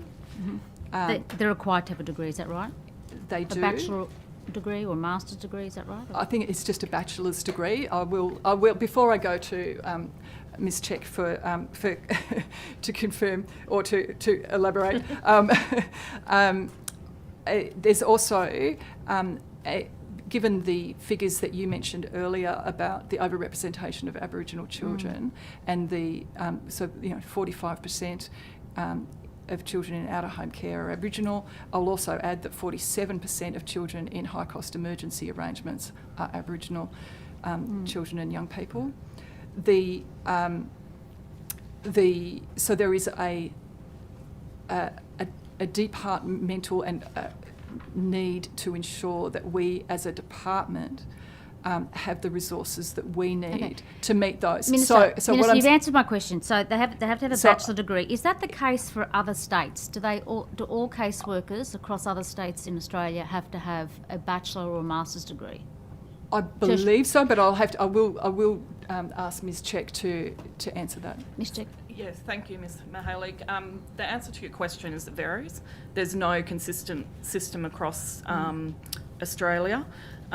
South Australia is an example. They only accept social work degrees, whereas Victoria accept What about degrees.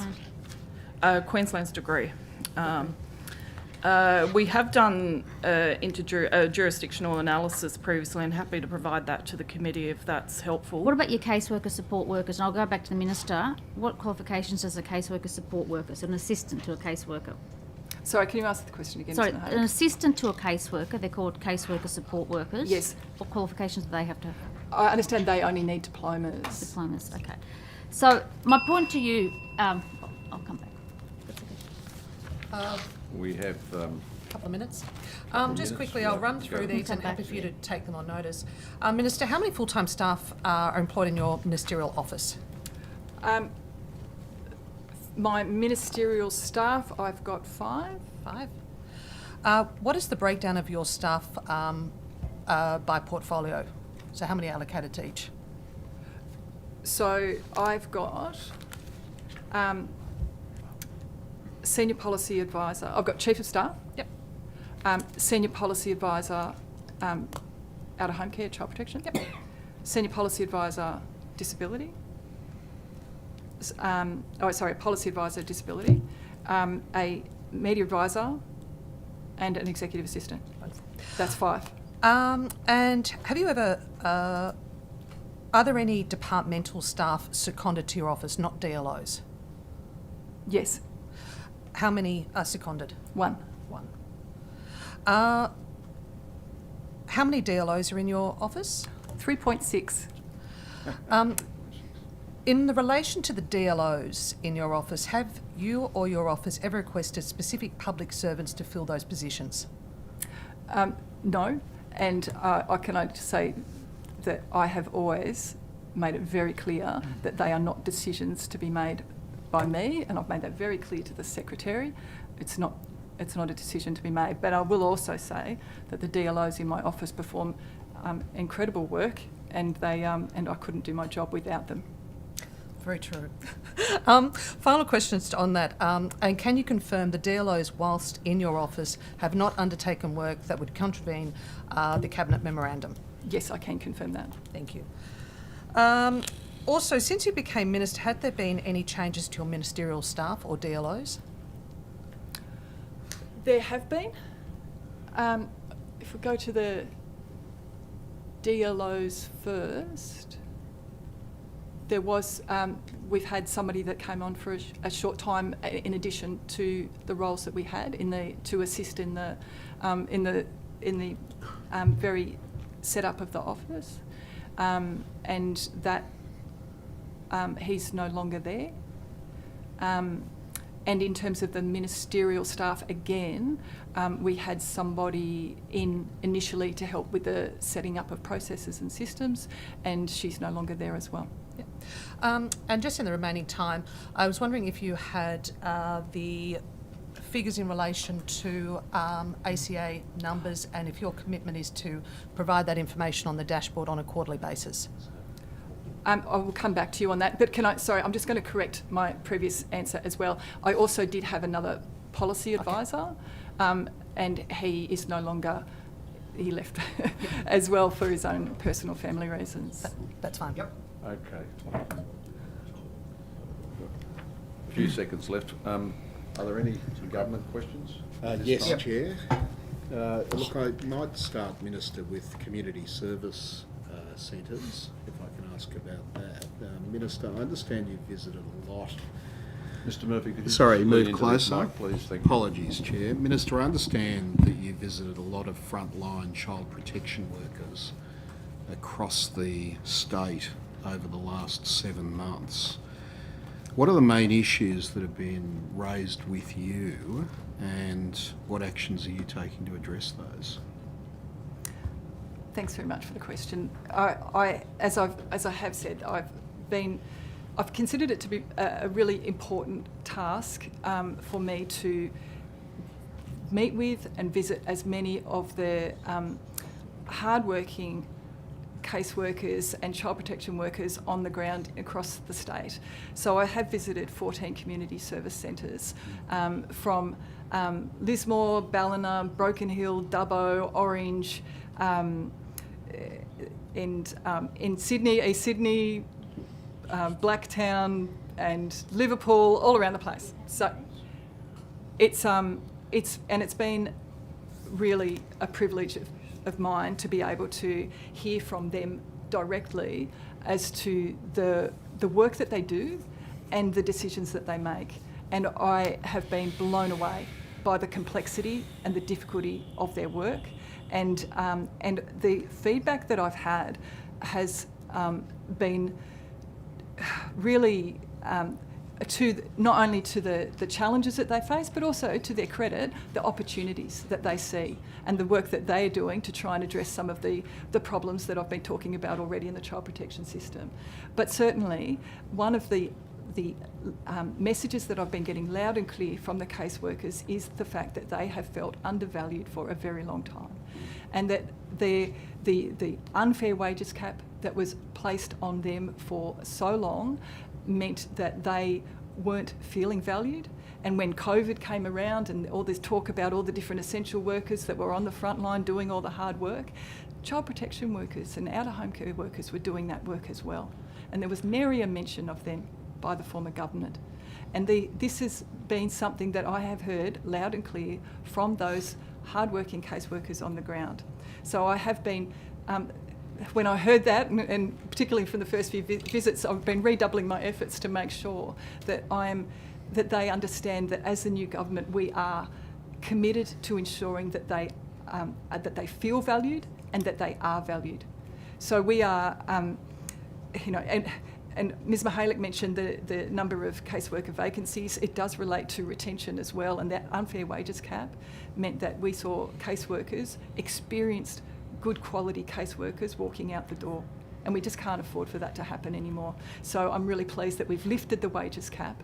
They've now seen the first pay rise that they've in a decade, and the amount of work that they do is enormous because of those caseworker vacancies. There's a lot of pressure on them in the system, combined with the challenges of the work that they're doing. So the department has been conducting workforce planning, and we've been working with, and as Minister, I've been speaking with the officials around what we can do as a government to put things in place to ensure that the workers are feeling valued, that they are respected in the jobs that they're doing, and as we head on this reform path, I'm ensuring that the input from the staff and the workforce is front and centre of that reform piece. So I'm conducting 5 different staff reform forums over Christmas and January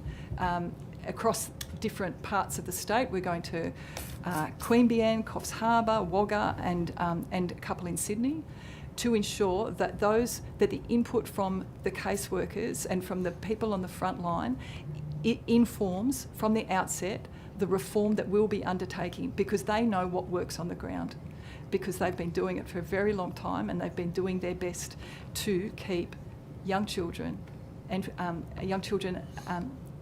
young people safe from harm, and to ensure that their well-being is protected. So I can't speak more highly of the incredible workforce in the system that I'm now responsible for. Thank you, Minister. That's the only question I have. Thank you. Yeah, through Chair. Welcome, Minister and officers, to budget estimates today. Minister, there has been some questions thus far on the issue of high-cost emergency arrangements, and you've been able to deal with them, I think, very adequately. Some very specific detail taken on notice, which I think we all fully understand, because it may not be directly at hand. But I'm wondering, could I ask you to elucidate a bit further on this important policy area with respect to any data that you may actually have at hand right now that we haven't heard about, because I think that that would be quite valuable. And secondly, just if there's further information that you would like to provide to the committee about, and it's not been covered in answers thus far, about work that's being done in this area. Thank you, Mr Donnelly. And as I've already indicated to the committee, that this is a really urgent area of work for us as a government, both to repair the budget and in child protection, which we were shocked to see when we came into government had this enormous budget black hole that posed a risk to the entire operation of the child protection system. If we did not find the $200 million rescue package, we would have seen the collapse of the child protection system, and what that would have meant for young people and children, and vulnerable young people and children, is unthinkable. So we had to find that, and we did. So that rescue package was something that I secured, and we hope to be able to ensure that that is just the beginning of the system, fixing the system that we inherited. But we are undertaking 2 very clear paths of reform at the moment. But when it comes to high-cost emergency arrangements, the question that hasn't been put to the committee is, how much is this actually costing? And this is something that I want to be completely transparent about, because over the past 2 years, the cost of high-cost emergency arrangements, where there are currently 471 kids in there, in those current settings, in the past 2 years, the high-cost emergency arrangements have cost $500 million. So it was $200 million the year before last, it was $300 million in the last year, and this is a situation that we have inherited, where the costs are spiralling out of control, and in this system where we've got private providers making a profit on the back of vulnerable children. Shocking. It is truly shocking, and we have taken urgent steps to try to start seeing this problem turn around. So and not only is this cost shocking, it is the impact on the children and young people that's shocking. Because these children are in settings like hotels and motels with 24/7 shift workers. And that is not any setting that any child ought to be in. So we have undertaken a campaign to recruit more foster carers into the system, because the solutions to this problem don't just lie with government. And that's why we want to be talking about the problem. Unlike the former government that just wanted to try and hide it all away, we need to be talking about this problem, because we need to be harnessing all of the community's interest in caring for young people and to ensure that they have bright futures. So we've been recruiting foster carers, but we've also the emergency foster carer recruitment by the department has been given a real kickstart. We've now got a gateway, we've got intensive work in terms of trying to engage and recruit our own emergency foster carers, so that instead of a child having to go into a hotel or motel, there's an emergency foster carer available for them. We have also been doing, and I know Ms Check's been doing an enormous amount of work with the intensive therapeutic service providers to see their vacancies, their funded vacancies filled, because that is another part of the solution to ensuring that kids aren't going to hotels and motels, but they are going to the very types of placements that we fund for children with complex needs, because it's a therapeutic model, it is a much safer model for them, and it's where many of these children ought to go. And currently, there are vacancies around, which are not acceptable, around 30%, one provider about up to 47% vacancies that are funded vacancies, funded by the department. This is a contractual policy position that we inherited under the former government. They just made all these different policy decisions that left this enormous mess that's spiralling out of control. Now, I'm not suggesting by any means that this is a situation that can be solved overnight. If it were something that we could have solved in 6 months, we would have. And if there had been a situation that could have been solved in 6 months, the former minister could have done it herself 4 times over. But that didn't happen. Instead, the former government just let this situation just kept going and going, spiralling and spiralling.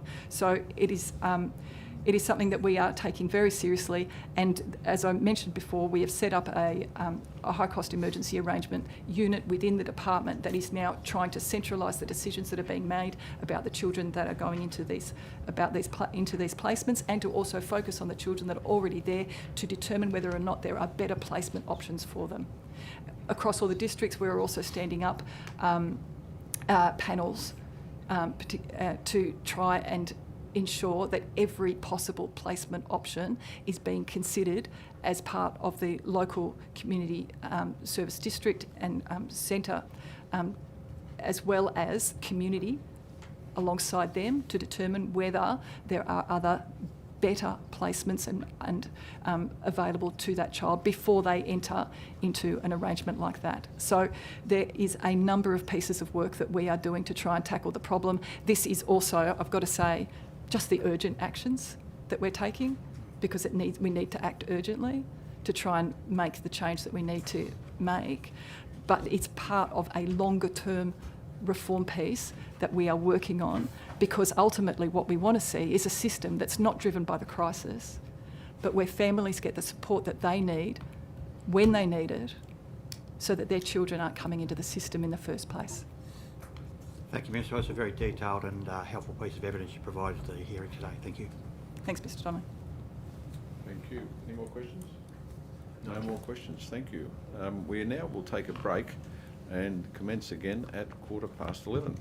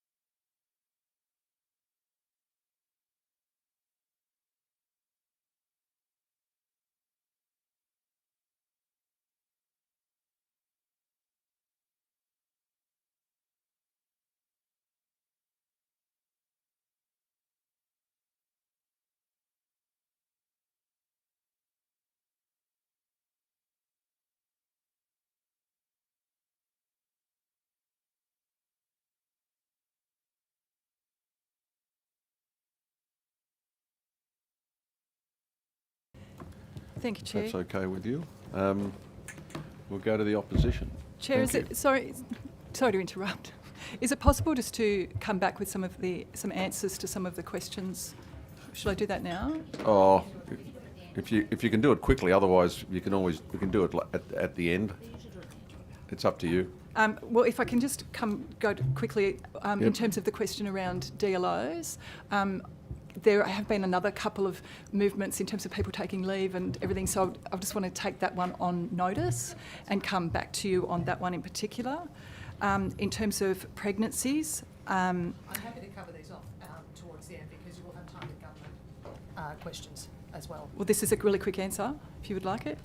I prefer to just move into the session because we've got lots of time. Thank you. Minister, as of today, how many state-owned disability group home properties are there? There are roughly 800 properties, as I understand. I can ask for greater clarification in a moment, but I will just say that... That's okay. If you've got the exact number of how many homes there are as of today. It's about 803. 803. How many were there as of 1 March this year? I'd need to take that on notice, yeah, but I'm pretty sure it's about the same. About the same. So that hasn't decreased or... Not that I'm aware of, no. And how many residents are living in these 800 odd properties? I'll just start, if you don't mind.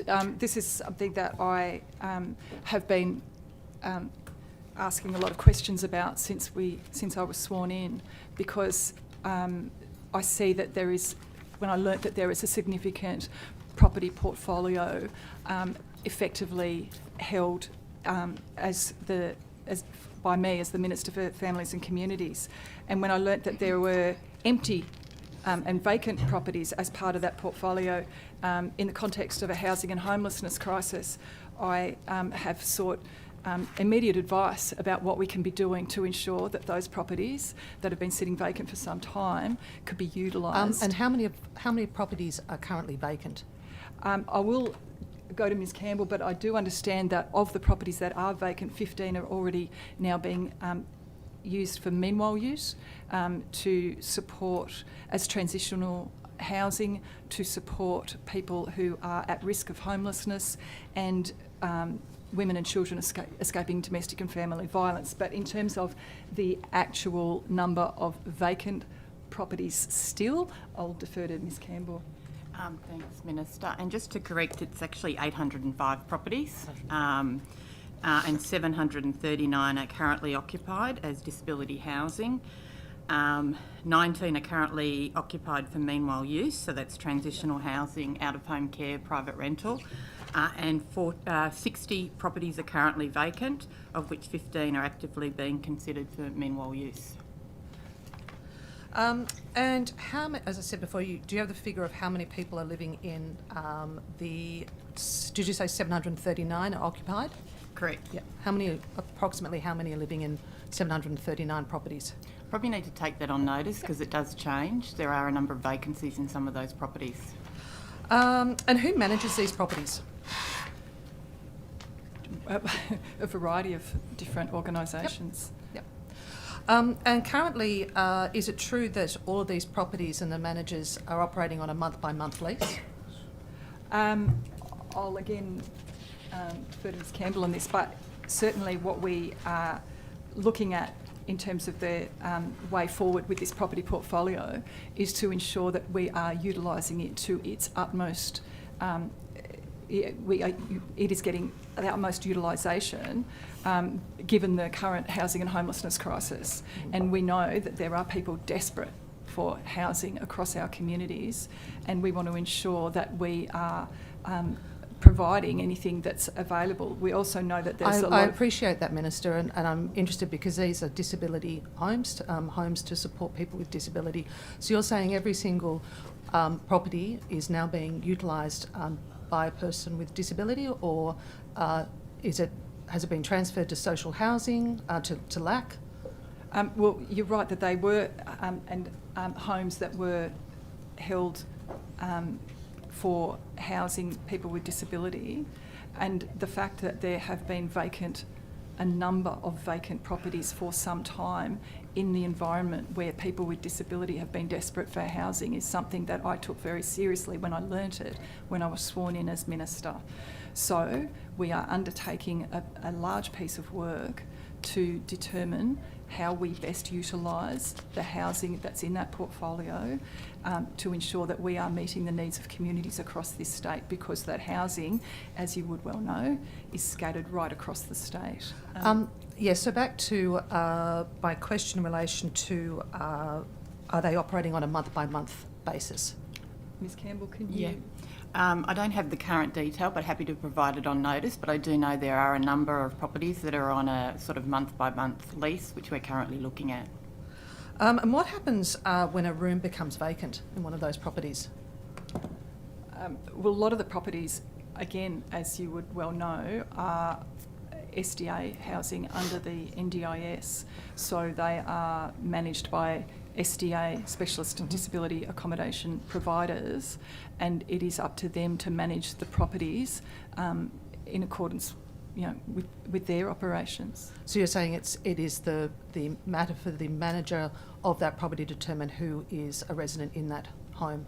It is a matter for, well, I think previously the state government had a role in disability services, and that's why all these houses were actually there when we ran services as a state. But under your government, everything was privatised, and so now we don't have the control over who goes into what properties where, because that is now sitting with private providers that are funded by the NDIS, and they will be getting doing the work that they need to do under the contracts that they have. Is there a policy that only SDA-funded clients can move into these properties? Yes, they're disability specific. Yeah. SDA-funded? That's right. Only? Yeah. What's the average age of these properties? There is a range of ages of these properties. I understand there's even a service station as part of it. I haven't quite seen that one yet. So there is it ranges from the Stockton Centre in the Hunter to Tomaree Lodge in my beautiful part of Port Stephens. I'm interested in the ones that people are currently living in. Well, I'm just saying that the portfolio is a whole range of different properties of different ages. I'll be more specific, Minister. What is the average age of properties that currently people with disability are living in? I couldn't say the average age. That's something that I could come back to you with. But there is certainly, after many years of the former government failing to provide any upkeep of these properties, I do understand that a lot of them are falling into disrepair, and that's why some of them are standing empty, because there was nothing... I'm not talking about the empty ones, I'm talking about the ones that people live in currently. But are the ones they that at NDIS standard? I'll say that the ones that are standing empty formerly had people in them. Are they up to the... NDIS standards? NDIS standards. Some of them are and some of them aren't. Mm-hmm. And Minister, I'll go back to the month-by-month leasing. What message are you giving to providers and also particularly to residents who are concerned that a provider may choose to walk away from a month-by-month lease? Where do these people go? If there are residents that are coming to you with concerns, I'll be very happy to have conversations with them and their providers, because we want to ensure that everyone with a disability is feeling secure in their home. Minister, there are a number of properties, as you said, that are vacant. What is your forward plan for these properties and also for the current ones, particularly those that are not at standard, considering your government's ruled out any asset recycling? We are currently working through a process to determine the future use of those properties, but I will say this, that we do not, that we have a clear policy against privatisation. I'm just guessing that the last plan that the former government had for these properties was to probably just sell them off. So that is not part of our plan. Our plan is to utilise them to ensure that people across our communities that need the housing and are in desperate need of housing. But currently, many of these residents are living in properties month by month. You have people that are concerned that the provider may choose not to continue to operate. They've been in these homes for many years, decades. They're facing potential rental crisis. What's your message to these people? What are you going to do about these properties? Well, as I said in my answer to the previous question, if there are people coming to you who have those concerns, I'm happy to meet with them and I'm happy to meet with the providers.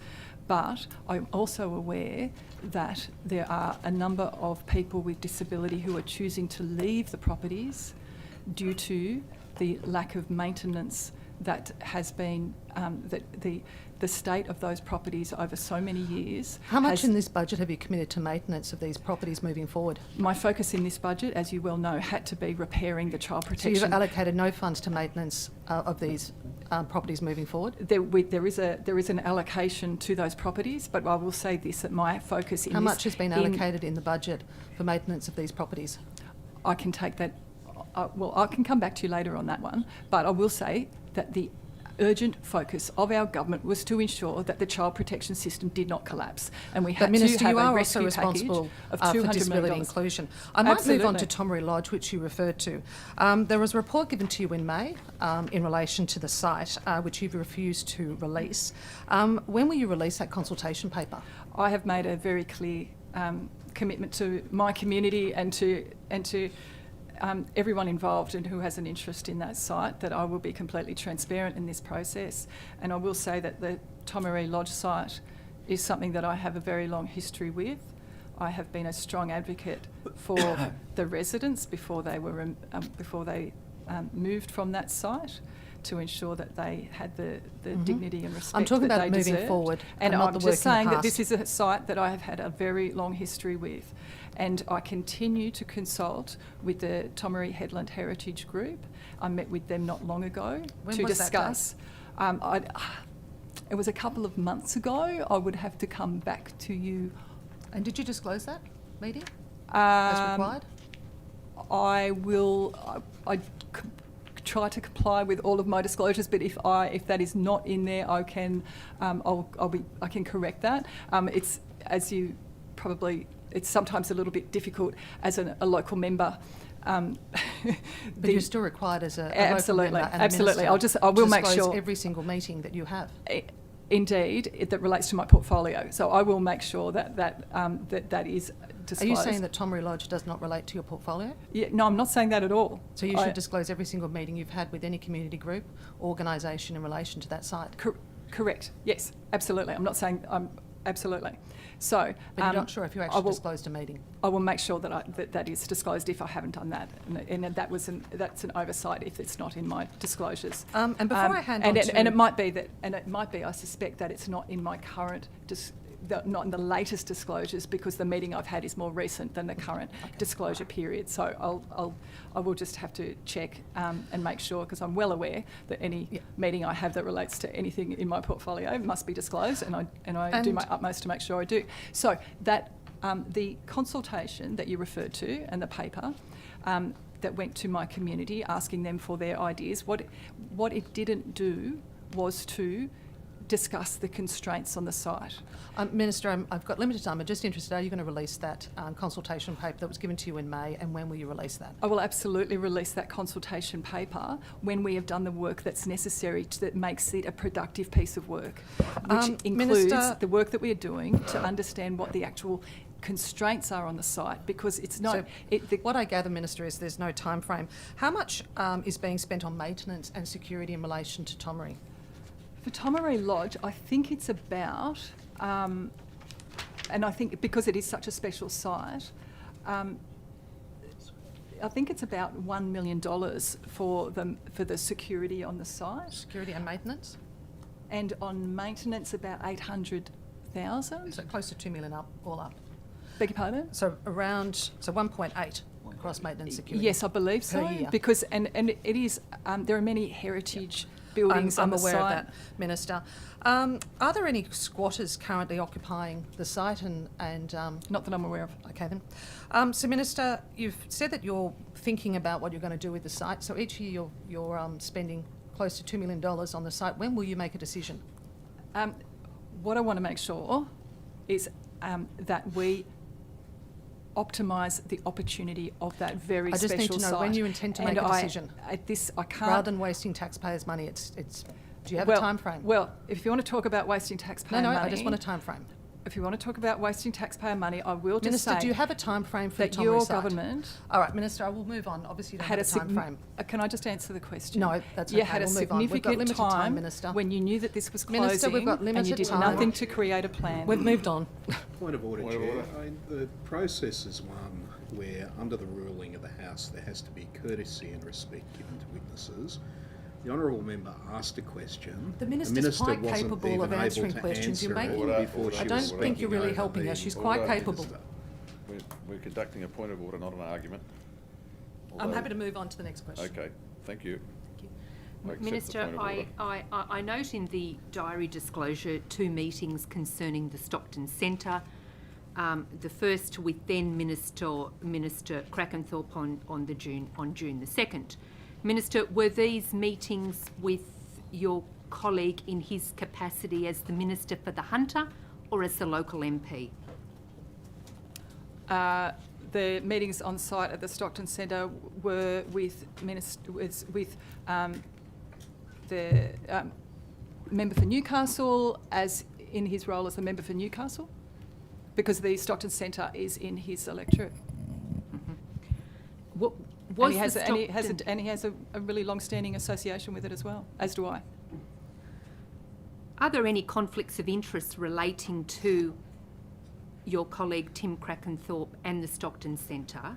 Was the Stockton Centre part of the property portfolio that led to his ministerial resignation? No. Minister, you refer to the Stockton Centre as being one of the vacant properties that is of concern to you. We've established what the costs are of maintaining these. Minister, what's holding up the decision relating to the future of the Stockton Centre? Well, the Stockton Centre, alongside the Tomery Lodge, were former homes for people with significant and complex disabilities.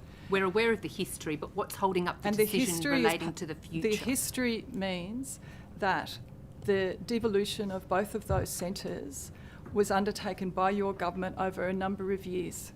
And during that time, when you knew that they were going to close, when the former government knew that there was going to be these sites available for use, there was no future planning done around these sites. So there has been, coming into government, we are undertaking the work that we need to do to ensure that there are plans in place. Now, I'm soon to also be meeting with the Mayor of Newcastle, because the Newcastle City Council and Port Stephens Council combined have been doing some master planning involved in the Stockton Centre site, and I will also be looking to return soon to the site with I think a community housing provider is going to be going to the site soon to determine whether or not there's Minister, going if to I could be... return to the question, Yeah. when are we likely to see a decision on the future of the site? There's lots of consultation. I appreciate the history of it. When will a decision be made? Ms Merton, there is a meeting happening on site soon for the community housing provider to look at some of the vacant buildings that we identified on my previous meeting there. So we took action, went on site, saw with my own eyes that there were buildings there that were capable, we thought, with my untrained non-builder eyes, of possibly being utilised for meanwhile use whilst the broader master planning is done by the councils. So that work and that meeting is going to be happening again soon, so we can progress to try and assist those that are facing homelessness or needing transitional housing for women and children escaping domestic and family violence. Thank you. Recognise and people with disability.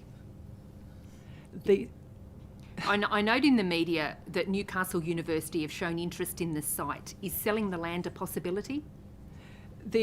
I've not had any. The community group, when I met with them, the Tomery Lodge, the heritage, I always get their name mixed up. That's It's okay. changed a couple of times. Stockton Centre. This is Stockton. Stockton. I have not seen reporting relating to the university being interested in the Stockton Centre. I have seen reporting relating to the university being interested in the Tomaree Lodge site. Yeah. And that's, I understand, come from the community group who has met with people from Newcastle University to discuss their thoughts on what could possibly happen at the Tomaree Lodge site. I'm unaware that the university has had any conversations with the department or me. So what is the plan today on Stockton? The planning? It's vacant, it's costly. The planning will rest, and I'm going to be having the conversation to understand with the councils what their master plan is that they have for that site, so that we can be selling working. the land a So we possibility? can be working with them. No, we have a clear Selling the policy. land a possibility, We have a Minister. clear policy position that there is no privatisations. Thank you. Good morning, Minister, and welcome to all of your wonderful staff. Minister, could you please describe what the department was like when you became Minister? Thank you, Ms Higginson, and good morning. Sorry, I'm late.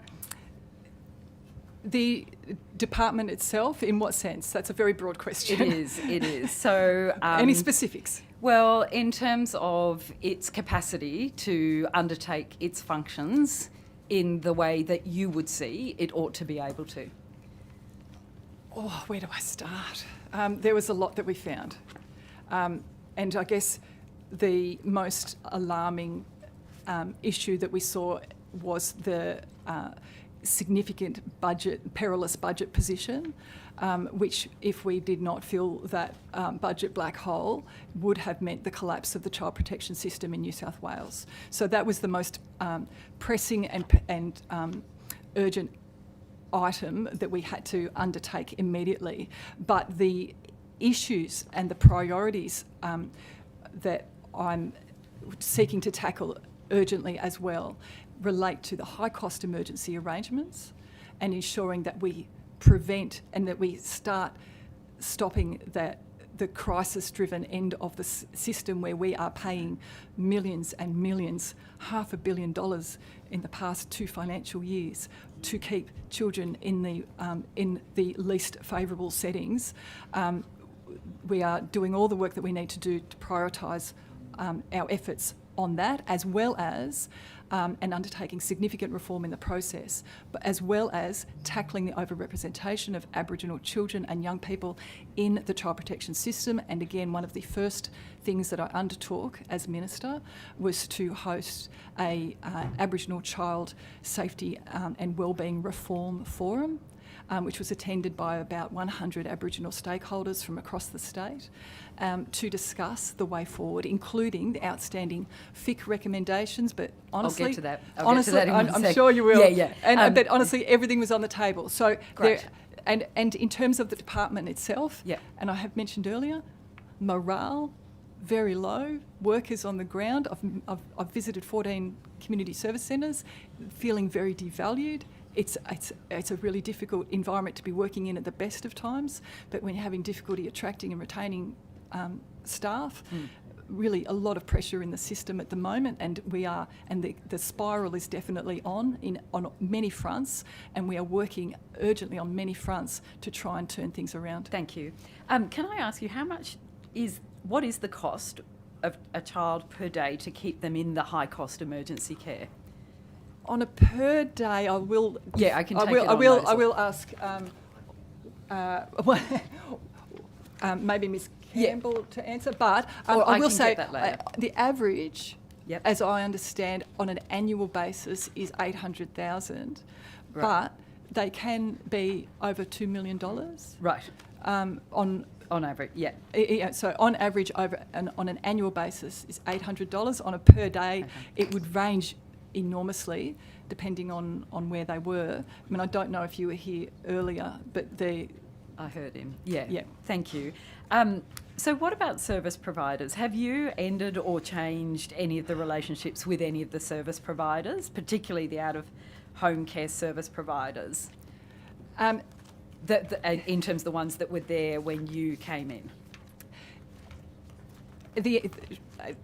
There is a number of service providers that deliver all kinds of services across the whole spectrum of child protection, from the targeted early intervention through to out-of-home care providers, as well as the family preservation. You know, there's so many different contracts for different services across the system. So undoubtedly in that there has been some changes, but in terms of major changes of providers, not at this point. But I have flagged very clearly to the sector that in terms of particularly the alternative care arrangement end, where kids are in hotels and motels and those providers are for-profit providers, I have flagged very loudly to the sector that I do not think it is remotely appropriate for there to be for-profit providers in a system caring for vulnerable children and them making a profit from it.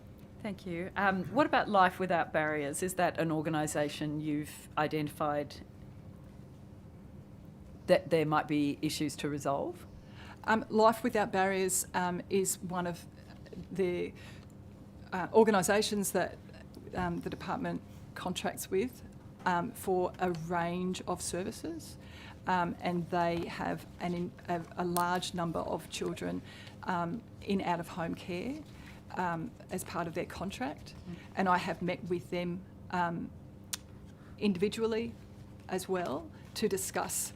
Are you satisfied that things will improve? Because I'm not suggesting you're saying they need to, but I'm suggesting they need to. I think there's improvement that we need across the board from everyone. I'm going to say that. I think there's a lot of work that we need to be doing. NGOs, the department. This is a shared responsibility, and we do work in partnership with the NGOs that we contract with to ensure that the children are getting the outcomes that they need and to be safe. Thank you. What in relation to the to Aboriginal children that have been removed from their families, I know that there were numbers given earlier, and that we're looking at sort of nearly half of the children are First Nations children, the ones in the high cost emergency care. So what are you doing in terms of actual steps to improve Aboriginal people's involvement in shared decision making? There's a number of things. And as I said, I hosted the Reform Forum, and it was a 2-day forum, and it was a powerful exercise for me particularly. I was just pleased that the stakeholders were willing to turn up in the first instance, to be honest, because given the history and relationship with government of any type, I just was really grateful that they were willing to engage with us as a new government and me as a new minister. So it was, and to be honest, the first step for me is trying to start rebuilding that trust. And there's a lot of work to be done on that front. In terms of outcomes from that Reform Forum, there's a number of urgent actions I committed to the sector to come back to act on. The very first one is the creation of the Ministerial Aboriginal Partnership Group, and that is being finalised as we speak, and there's a process in play, and I'm hoping that we will be meeting before the end of the year, and it is a group, and the membership was decided by ABSEC and SNAKE. I had no say in the membership of that group, and we will be working in partnership with them to determine how we achieve better outcomes for Aboriginal families and children. What are you doing to... my understanding is DCJ is still not following the Aboriginal child placement principle. What are you doing to change that? As I've said a number of times to the committee today, is that there's a lot of work that we need to do to improve the work that we do, and there's never any question about that, and it's us and our partners. So is there something that is preventing DCJ from following that child placement principle? Absolutely not. There's clear work being done across all of our districts to ensure that we are responding to Aboriginal children and families better than we've done in the past. There's safeguarding panels that are being stood up across districts, which will be responsible for making those decisions before a child comes into care to determine whether or not the appropriate action is for a statutory response. So just on that, sorry, I know I can see the clock. You can't. My time is clicking away. Are you going to? Is your plan to implement all 126 recommendations of the FIC review? Well, as I've said to the stakeholders that came to the Reform Forum, that everything is on the table for discussion. I don't want it to be confined in terms of the reform conversation to be confined to the outstanding FIC recommendations. So it might be that, and I've heard from some stakeholders, Aboriginal stakeholders, that things have somewhat moved on from some particular recommendations that were made. I don't want to be confined and locked into any of those. Can I just ask finally on that? Are you considering the establishment of the Independent Child Protection Commission with an Aboriginal Child and Family Commissioner? Again, that's going to be part of the conversation with my Ministerial Aboriginal Partnership But group. you're open to that if that's what the group comes forward and says that's what we need? Well, it's going to be part of the conversation. Okay, thank you. Opposition? Thank you, Chair. beg your pardon. Just on that question that you were asked about Aboriginal Child Commissioner, whatever the title was, is that a position that obviously doesn't exist, so it would need to be funded? Has there been any kind of discussion about what that would cost? What a specific position?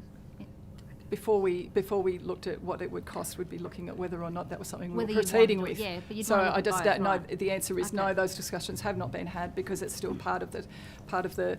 It's going to be part of the conversation that I'm having with the Ministerial Aboriginal Partnership Group as to where they want to go with the system that's going to get the best outcomes for How many Aboriginal children Aboriginal and families. caseworkers do you have right now, Minister, on the books? I am unsure of that, and Just check, can you answer that, or? we'll come back to you with that one on that one, Ms. You can Mahoney. answer it now? I've got a percentage. It's about 8%, but we can certainly come back with So that. 8% of current caseworkers are Aboriginal? Sorry, it's not 8%. It's actually about 12. Can we come back with the actual figures? Okay, That's 12% of caseworkers, are Aboriginal, I asked you earlier about the qualifications that are required for caseworkers, and you mentioned South Australia, which I've double-checked, doesn't require a degree. I've noted in Queensland that the NGOs don't require a degree.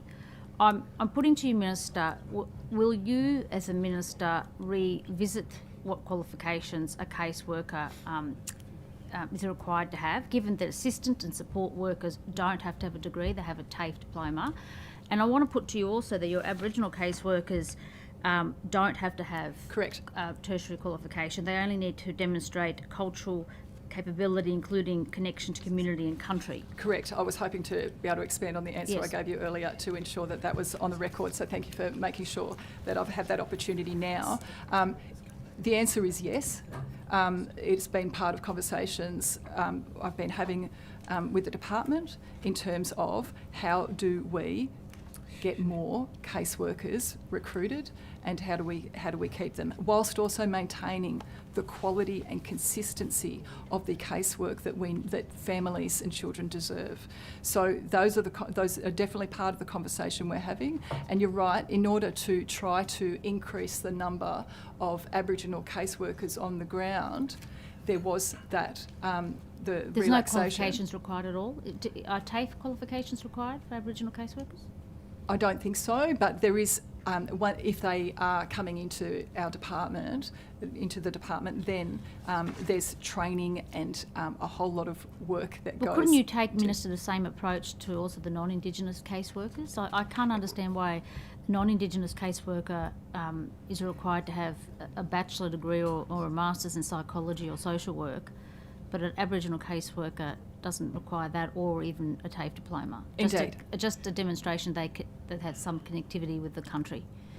Indeed, and that it's they're working at. but I will say that having spoken to a lot of caseworkers, they have they've and this has actually come from part of the conversations I've had with some of the caseworkers. Can we change the requirements in terms of coming in?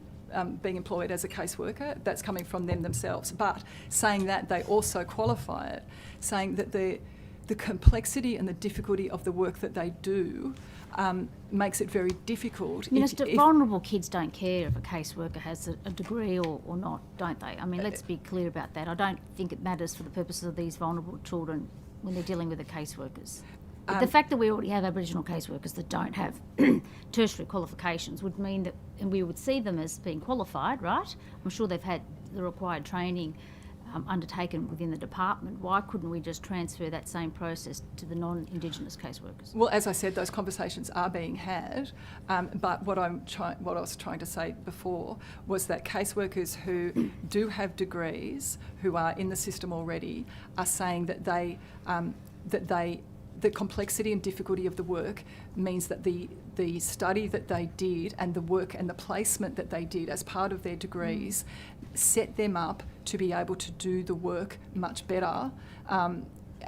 They feel like had they not had that experience, had they not had that the degree training that they had, that they would not have been able to do the work that they're doing. Given as you would well know, qualified tertiary trained caseworkers themselves don't want other caseworkers to come No, into I'm the not system saying. that I'm don't not. have I am tertiary not saying that. qualifications. Well, I'm just understanding what your point here is. I'm not saying that. I'm saying that it has come. It's come on both. The conversation has come from both directions in terms of can we have caseworkers coming in without degrees, and others saying I've really appreciated the foundations that I got from doing my degree to be able to do this difficult job, because something that surprised me, and I was unaware of it till I became minister, that the extent of the work that caseworkers do in a court in terms of preparing evidence and preparing and drafting affidavits, like this is complex. They're not going to learn that doing a psychology degree. This is complex and difficult work. They learn that by being And so, in the department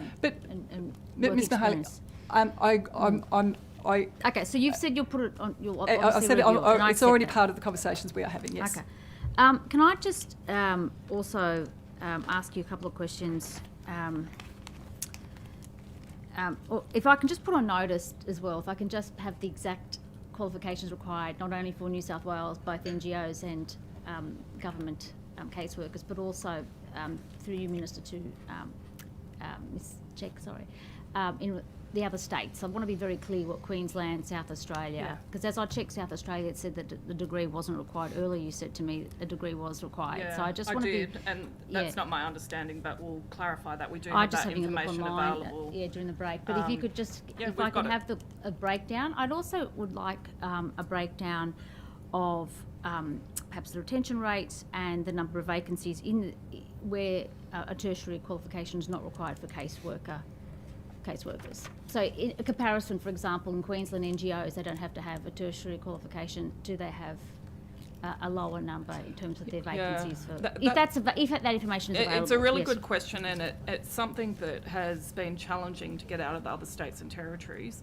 New South Wales is the only jurisdiction that publicly publishes caseworker numbers.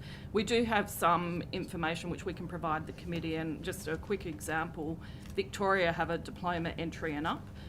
They have a much higher vacancy rate. Last I spoke to them, which was only a couple of months ago, at about 15%. So much higher than New South Wales. Their feedback to us, because we were asking them. Ms. Cheek, you can pass. I'll ask you a little bit further in the time in the afternoon. No problem. Minister, can I just ask you about your visit to Broken Hill? That was on the 25th of October. Did you say you met with staff there, or you were there for a meeting? What was the meeting that you were there on the 25th for?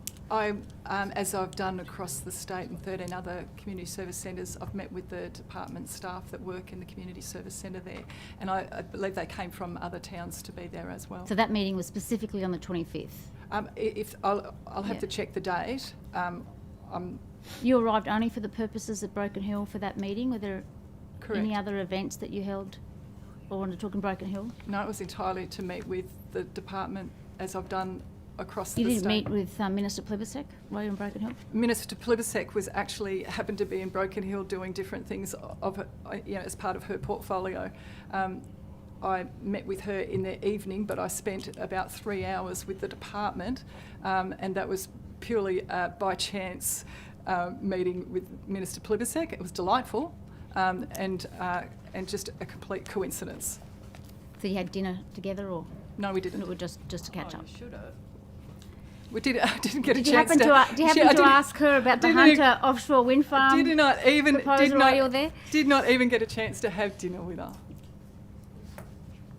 Did you ask her about the Hunter offshore? I certainly did mention that, Ms. Mahaley. Yes, and what did you raise your community's concerns Sure in did. relation to that? Sure did. You supporting the offshore wind zone in the Hunter? Well, as you well know, it's an entirely federal issue, and You have to have a view on it, Minister. it's You're an on the local member entirely there. federal issue. And as you also know, there's currently no proposal. There's no proposal for a wind So farm. it's- There's no proposal that's been submitted. Sorry, there's no proposal being submitted by a private corporation, but Bowen has ticked off on the opportunities for that. You know that.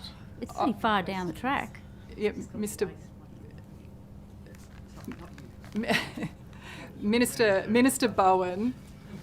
Bowen has declared an area Yes. from Swansea to Port Stephens, 20 kilometres to 35 kilometres offshore, as a possible site for offshore. Do you support it? It's relevant to this Offshore portfolio? wind zones. Like, I'm the deputy. I'm thinking I'm. Oh, the yeah, chair. I'm great. pulling She's a member there. You can ask. Yeah, I know, but She's this answering is a the question. committee about. Well, I've been here all morning, Miss. I know you Dickinson, haven't, So I I've haven't. asked lots of Yeah, questions. I haven't And it is had a my chance. time. Thank you for that. Well, actually, it's was. crossbench time. Yes, and that was my It 10 is your minutes. time. Over to Yeah. you, opposition. Thank you very much. Minister, I'd just like to quickly go back to the Tomaree Headland Heritage Group meeting. It's been put to me that you met with them on the 30th of August this year, and yet your disclosure for 1 July to the 30th of September does not include that meeting. If that's the case, I'll absolutely correct it. Are there any other meetings that you failed to disclose? Not that I'm aware of. Will you double check? Absolutely. Thank you very much. Just also following up in relation to data around ACAs and also emergency placements, asking whether or not you, now that you've had a couple of hours to reflect on it, whether or not you commit to providing that information on a quarterly basis. I think that Ms Check, in her answer, had to check whether or not that was possible from the department's perspective. I'm not sure that Ms Check's had an opportunity to do that yet. I'll put to you, Minister, that in response to questions on notice, you've been able to give breakdowns of ACAs, also other information to a particular month even. So I assume it is available. Well, I'm happy to talk about HCEAs as much as you would like here. No, and I'm asking for I'm a happy to be as commitment. transparent. Will you be transparent on the data? I'm happy to be as transparent as we can on this because So I if the want people information to is know. available and can be made available on a quarterly basis, you commit to disclosing that information? I will commit to doing what we can. I'm not. It is somewhat challenging, as you know, because the situation changes on a daily basis. I'm not asking for a daily update. And I am committed. I'm asking for a quarterly figure as of a particular date. I will take that on notice to give Ms Check an opportunity to determine whether the department's got the capacity to do that with the data that's collected. Minister, how many young people have entered care as of June 23 quarter, which is the latest data that you've released?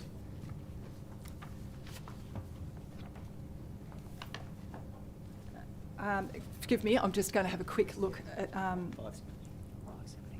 I understand it's 570. Mm-hmm.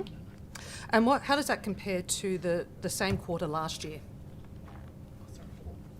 We're talking quarters. Sorry, we've got we've got data relating to annuals and we've got quarters going on. No. It's the dashboard that is that our previous government so I understand established. That's an 8.8% increase. 8.8% increase in the number of young people compared to the same quarter last year. Ms Campbell, is that what? That's correct. And how many young people have exited care up to the this last quarter, the June 23 quarter? We will get that information to you. It's also on the dashboard.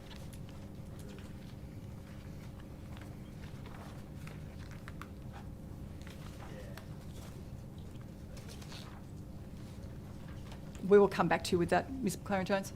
So you don't know how many young people have left your care in that quarter? In the quarter, no.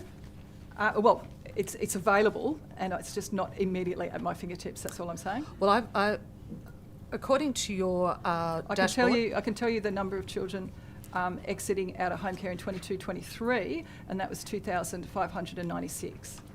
So not by the quarter. Well, at your dashboard, where you've got the 570 figure, has that 639 young people exited out of home care in June 2023 quarter, and this is a decrease of 8.7% from the last of the same comparable to the same quarter last year. Minister, do you have the figures in relation to the number of young people who have exited, and I'll go by an annual figure because it might make it easier, in relation to guardianships for 2022-23? I do have that information.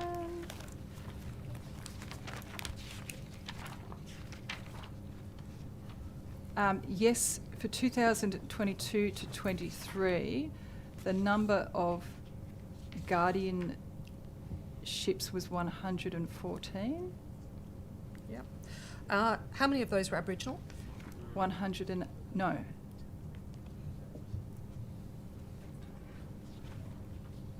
Oh, sorry, I'll correct that. I believe the total, I'll correct that. The total number of guardianships for 22-23 was 299. Yep. The number of Aboriginal children that went to guardianship was 114. Okay. And how many restorations were there during 2022-23? The number of restorations in total was 417. Yep. And how many of those were Aboriginal? The number of Aboriginal children that exited out of home care to restoration was 164. Yep. And how many young people exited out of home care through adoption for 2022-23? In 22-23, the number of children who exited out of home care to adoption in total was 60. Mm-hmm. And, yeah. And how many were Aboriginal? The number of Aboriginal children that exited out of home care to adoption was 3. 3, okay. So on average, you're looking about 5 or 6 young people are going into adoption each month over a 12-month period? Thereabouts? Yes. Yep.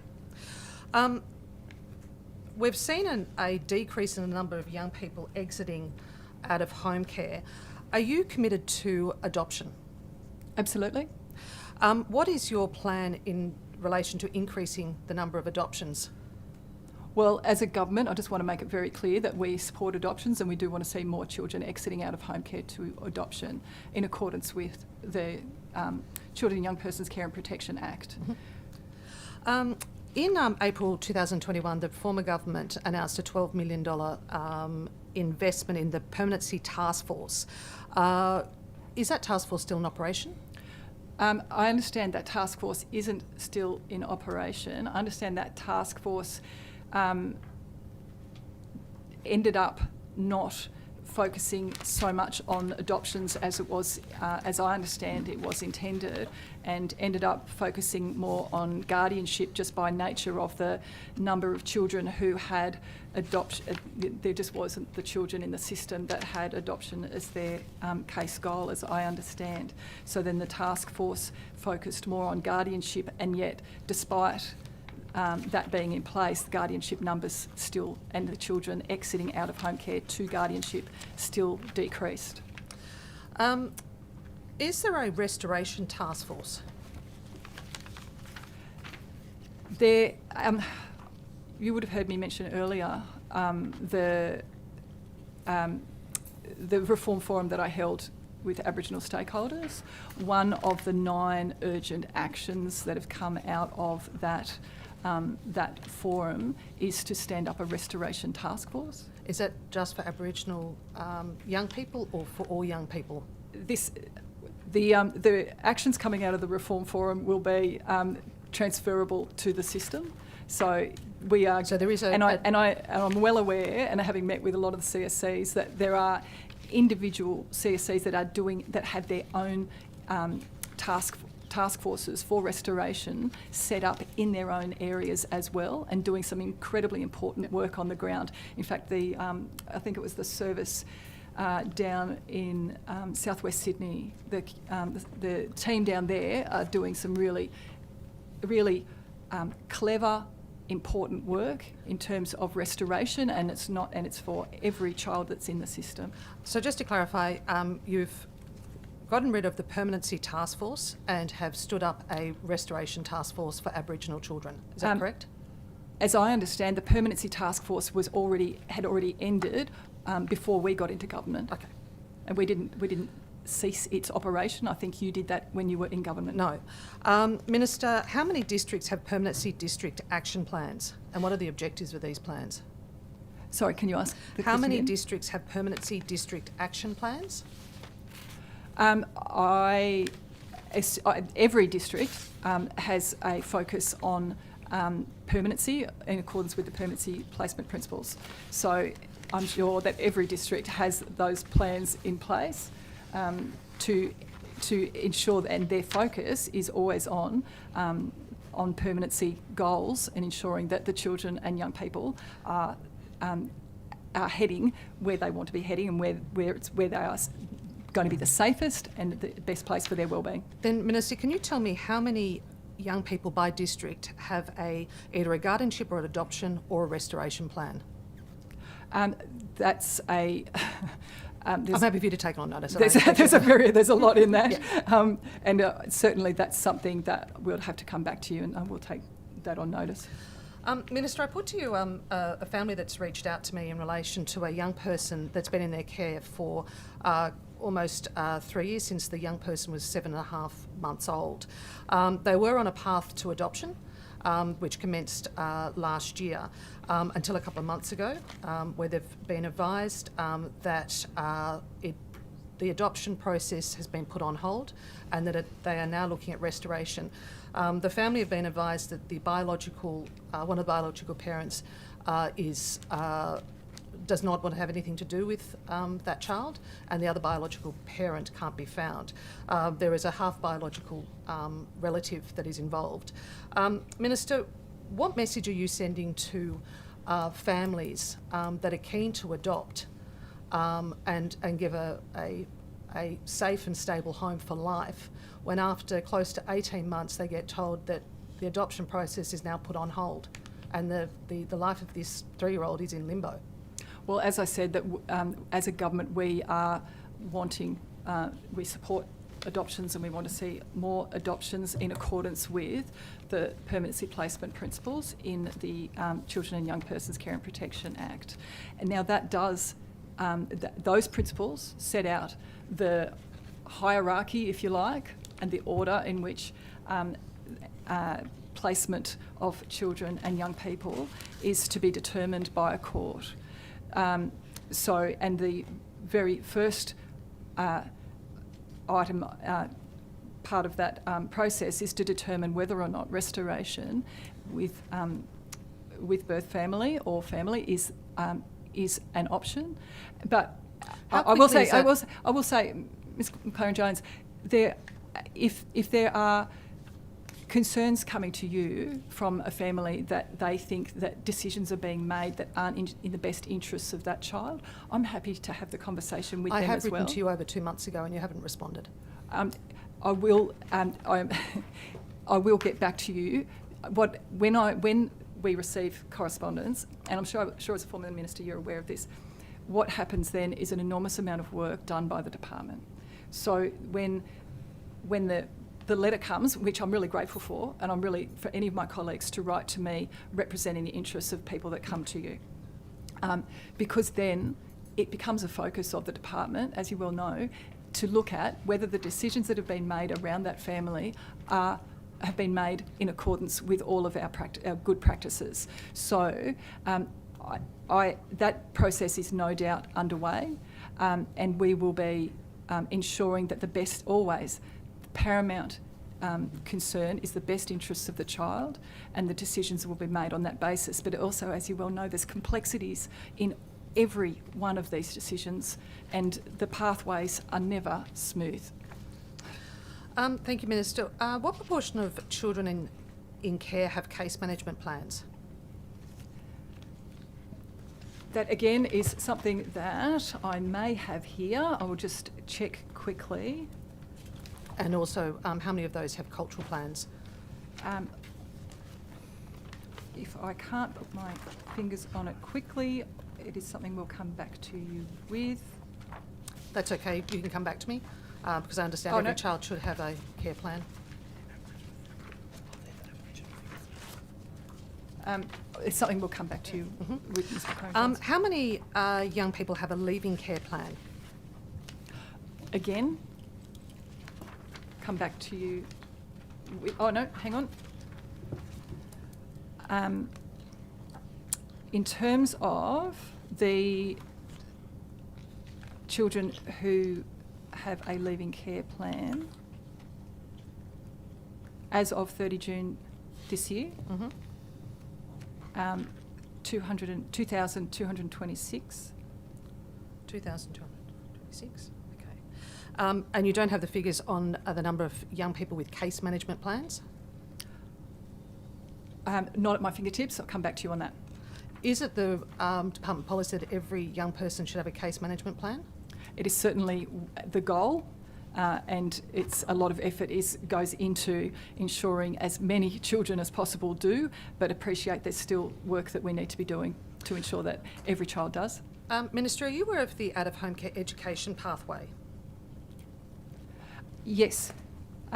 There is, in terms of children who are still in care at the time of attending school. When they're attending school and they turn 18, whilst they're still whilst they've been in out-of-home care, there is still supports available to the families. No, this is the pathway where a young person in school has a plan put in place to support them whilst they're undertaking school studies. Okay, sorry. Yep. I miss. No, that's fine. There's a lot of pathways and plans. A lot of different plans. I'm just interested, and might need to be taken on notice, how many young people in your care have a personalised learning and support program, which is the education pathway? Again, we'll take that one on notice. Yep. Ms. McLaren-Jones. Do you have any questions? Thank you. Minister, what legislation are you responsible for in your capacity as Minister for Disability Inclusion? There are a number of pieces of legislation I'm responsible for. There are 12 altogether. In terms of disability, I've got responsibility for the Disability Inclusion Act, National Disability Insurance Scheme, New South Wales Enabling Act, and the National Disability Insurance Scheme Worker Checks Act. Thank you. So three out of the 12. Oh, sorry, and I can't possibly overlook the Ageing and Disability Commissioner Act, because the Commissioner might get upset. Thank you. And I don't want to upset the Commissioner. Thank you. No. So, we've all been there. Yes. Good to see you, Commissioner. Minister, what are your primary responsibilities as the Minister for Disability Inclusion? My primary responsibilities under the Disability Inclusion Act is to ensure that we have got that the disability inclusion plan of the state that is part of the responsibilities under the Act is in place, and that the actions out of that plan are being actioned. So, and that includes agencies across the board having disability inclusion action plans, as well as many of our local government partners having their disability inclusion action plans. I'm also the Minister responsible for attending the Disability Reform Ministerial Council meetings and partnering with my state and territory colleagues with the federal government to be a part of the NDIS sustainability and conversation as well. No, thank you. And Minister, to support this work, how many departmental staff are allocated specifically to this portfolio? As I understand, there's about 60 in the disability portfolio. Is that correct? 73. Oh, my Close. Yep. Thank 73 you. apparently. Thank you. Yep. No. I've got to say there's different disability departmental staff sitting in different groups, and so yes, there's a lot of work being done by all of them. No, thank you. And Minister, in your office, the ministerial office, how many staff are solely responsible for the portfolio of disability inclusion? Amongst my ministerial staff, when I have 5, and one's a chief of staff, one's an executive assistant, and one's a media advisor. So I've got 2 policy advisors. One of those policy advisors is for out-of-home care and child protection. One of those policy advisors is for disability inclusion. Thank you. Yeah, and Minister, how many briefs as the Minister for Disability Inclusion would your office receive per week on average?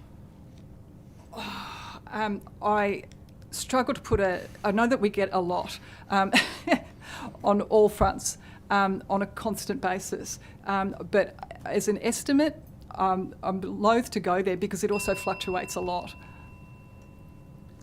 Thank you. Minister, just back to the Families Culture plans and implementation. The roundtable that you had, when was that held? Can I just say it wasn't a round table? Oh, it would have been a sorry. really big table. Yeah, sorry. Because there was about 100 people in the room. When was that meeting held? It was in August, I believe. I might ask for confirmation, but around about August. That's fine. Indeed. Okay. So is it the case then that is there still a Families Culture Executive Working Group? As I understand, yes. Is that meeting? When was the last time that met? For that, I would have to defer to and ask I'll have Mr. to Thomas. provide you the exact date on Okay, this. thank you. Are there planned further meetings? Or I'm just curious, like there was a setup, and is this new thing replacing that? Or what is your plans around the Families Culture? Well, again, that'll be a conversation for the Ministerial Aboriginal Partnership Group as to how they want to proceed with that. I don't want to be preempting any of those decisions in terms of the input that they are having with the decisions that we're making. So is it fair to say then that the Families Culture progress is actually on hold while that process is Absolutely established? not. Okay. Absolutely not. That has been an ongoing piece of work. We haven't paused anything on that front. Okay. There's continuing work being done. This has just been trying to focus on a broader reform process. I appreciate that. And to make it a real genuine partnership process. And so why have the active efforts provisions of the reform from last year, and I don't think they've commenced, why have they not commenced? The active efforts proclamation is imminent. Okay. When you say imminent, give us this year? Absolutely. So, okay, great. Yes, very soon. Thank you.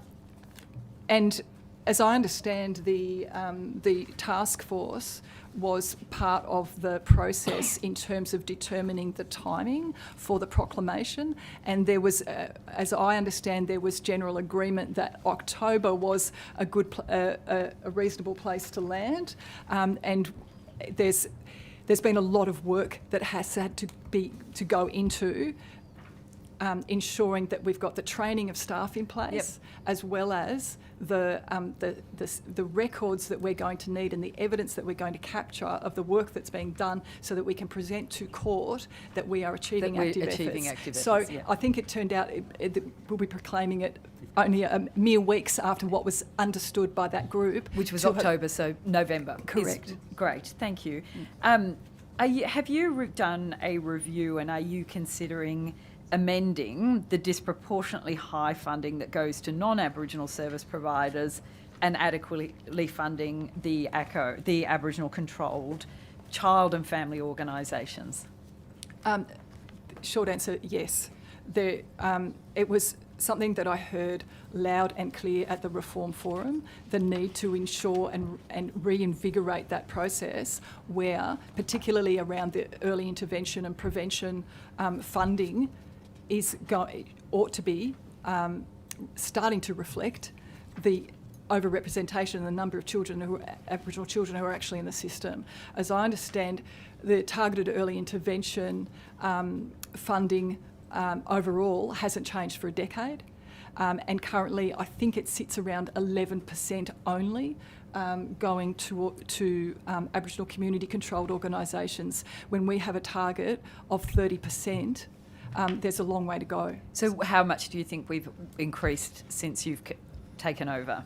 I understand that there has been a small increase, because I'm aware of one situation, but the complexity is the targeted early intervention program providers are contracted, and that is a contract that doesn't end for most of them until next year or the year after, I think.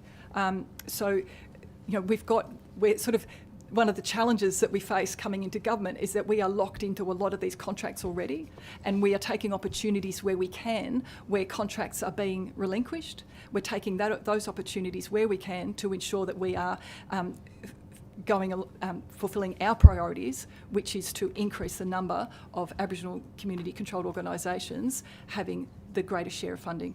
So has there been any, I don't know what level of complexity this would arise, but is there not an option to have a sort of collateral contract with new funding for within those terms, or is it the policy to only increase funding once a contract has finished? There's going to be, in my view, there's the priority had to be this time making sure that the child protection system didn't collapse. And so in terms of new funding for early intervention and prevention, where we know the greater impact is felt, that's going to be part and has to be part of future work. Okay, thank you. So if it was 11% is what we were looking at, is there some visibility we could see to say, in 3 years' time, that increase is this much closer to 30%? That planning's in process. And at some point we'll be able to see that increase in support for those ACOs. And exactly. And the work that needs to be done is to ensure that when we are in a position to contract with Aboriginal community controlled organisations, that they're there and have got the capacity on the ground and to do the work. But having met with Aboriginal community controlled organisations around the place, as I've been visiting CSCs, I've been trying to visit as many ACOs as well, and the varying capacity across the different ACOs is something that we are getting across. And is it a bit circular though? Is it the capacity, the resources need to be there so the capacity can build? Absolutely. There's a lot of there's complexity in it. Yeah.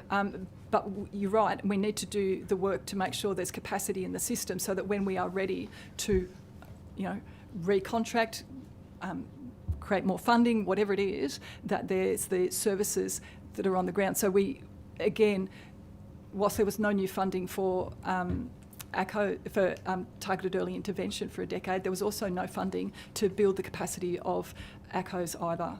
So, you know, it's just led to a stagnating situation where, and I completely understand the frustration amongst So stakeholders. is it fair to say that every contract that exists right now, by the time, in relation to ACOs, when those contracts come to an end, they will see an increase in funding?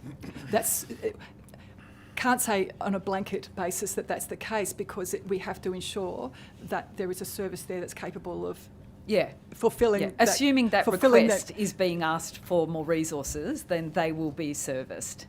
I'm struggling to understand the question now. So what I'm assuming an ACO is saying to you, Minister, we need more money so that we can do this work, then that would be resource. That's kind of the test that you're looking at. They say, as an organisation, we need more resources so we can do more of the work and do the work we're doing. That's the test. What else is your capacity test in that regard? I'm aware that there are Aboriginal organisations on the ground now that have got capacity to take targeted early intervention contracts in areas where they've currently got footprints. Yeah. So doing other work. So there's in every situation there's going to be different requirements, but also there's work being done, as I understand, through ABSEC, through peaks to help build capacity across the network already. So we're working in partnership. That's going to be a big part of the partnership group, to determine what we need to be doing to make sure that we can achieve this 30%. So thank you. Just back on the FIC reform, we've got this, I understand you've got this group and they're going to be assisting, it's going to be some kind of shared decision making. What is the timeline? I know that shared decision making, but you are the Minister. What is your reform agenda in terms of legislation reform agenda?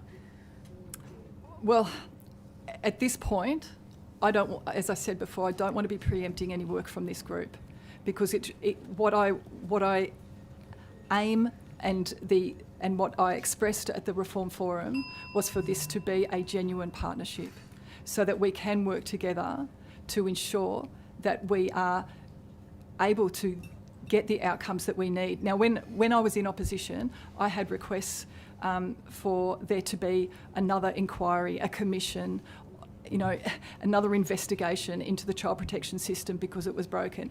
I accepted that it's broken, but I didn't accept that we needed yet another inquiry. What I wanted to do, and what we are doing, is to start doing the work that we know needs to be done, because there are plenty of reports like the amazing Family is Culture report so just on that we can work final on. Final question on that. Are you planning to do the progress reports? Are they continuing, and when will the next one be? Yes, we're still planning on providing progress updates on our response to the FIC recommendations. And so the next one is due? I'm not sure. And Mr. Thomas, do you have the answer to that? Imminently, in the next month. In the next month. Thank you. Mr. Chair, thank you. Minister, just on what you just raised in relation to Aboriginal controlled NGOs, you said earlier that you inherited a broken system. You also said, and we clarified, there were 45% of kids in care that are Aboriginal.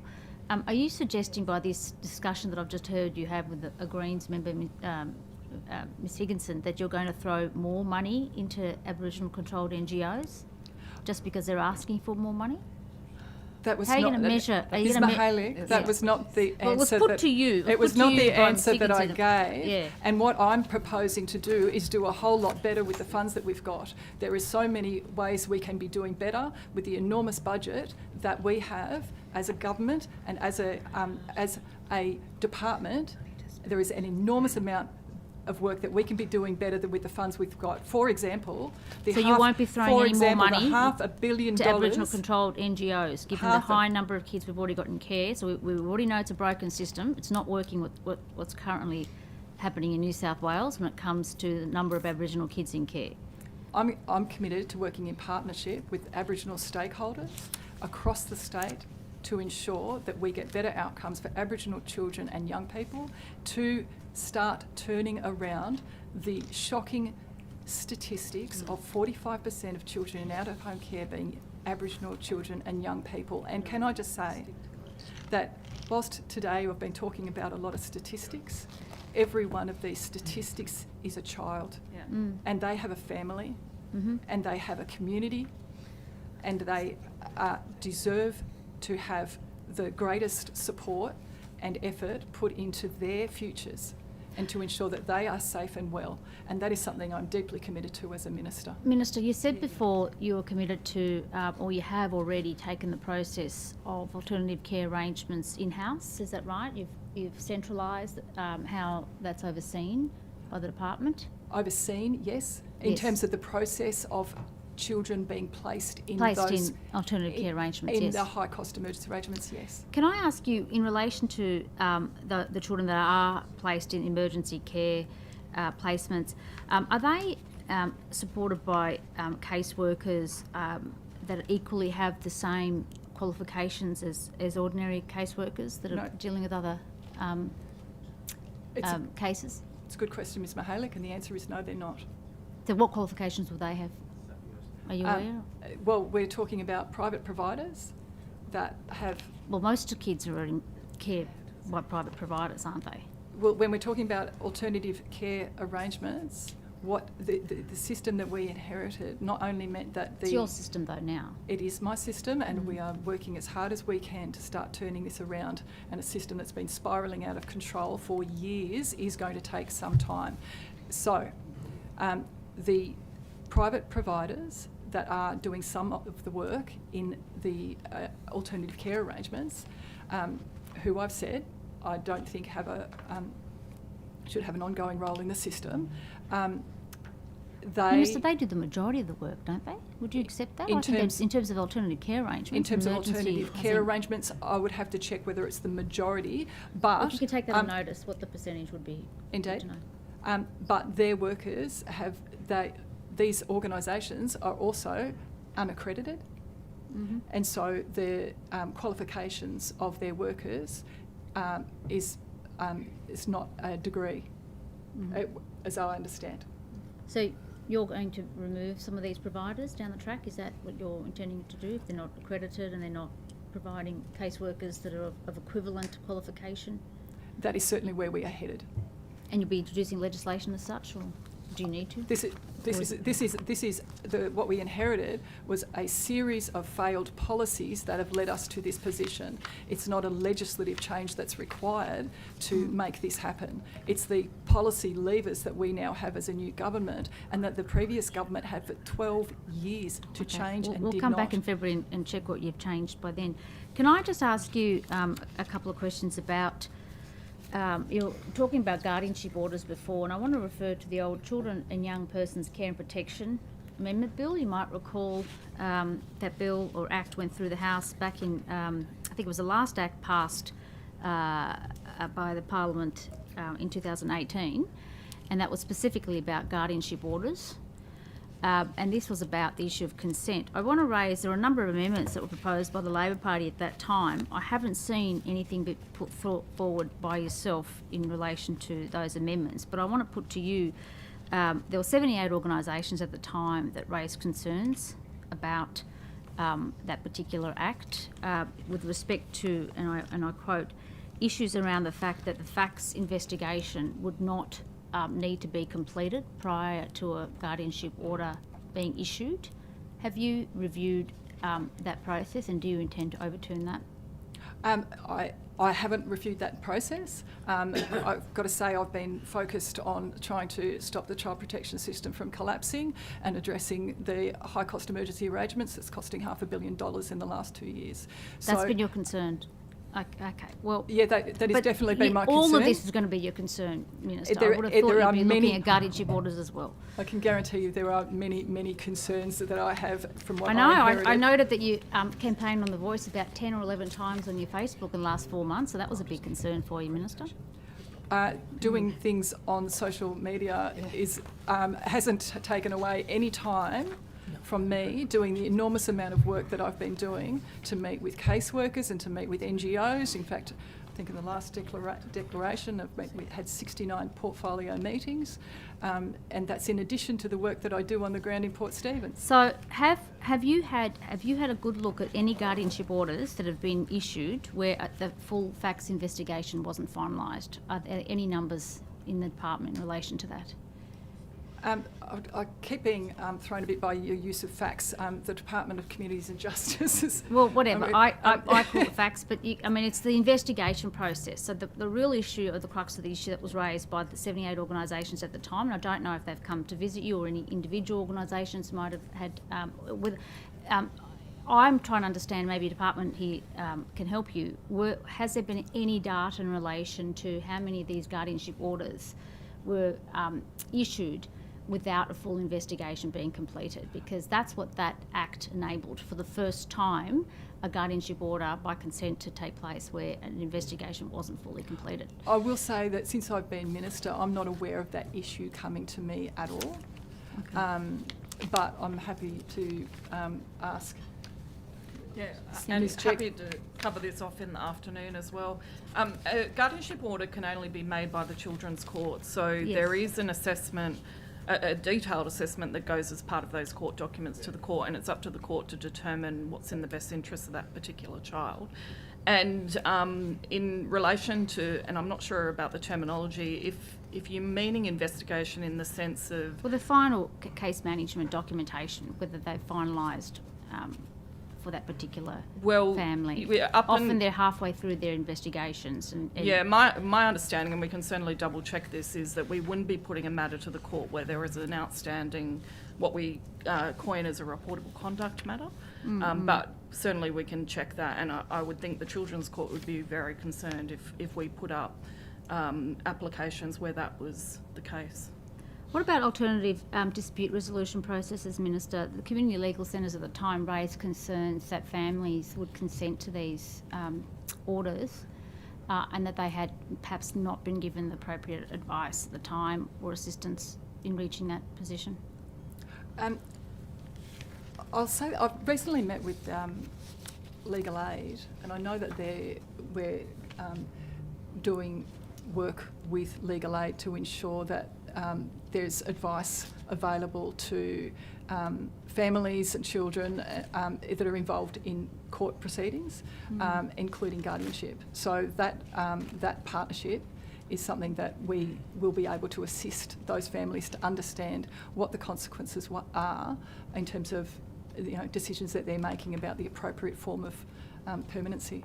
So you said earlier, Minister, there's 299 guardianship orders, is that right, 2023? Up until... I have to check again. Well, roughly, I think that was the number that you gave earlier.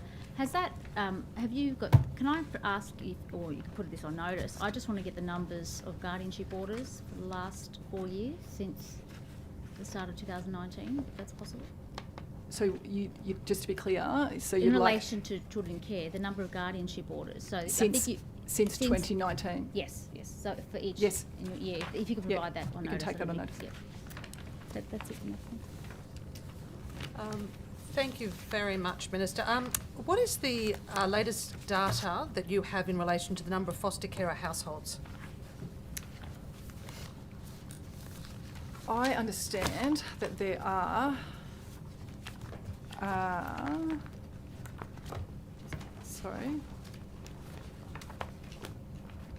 not enough is the first answer, and I have that figure.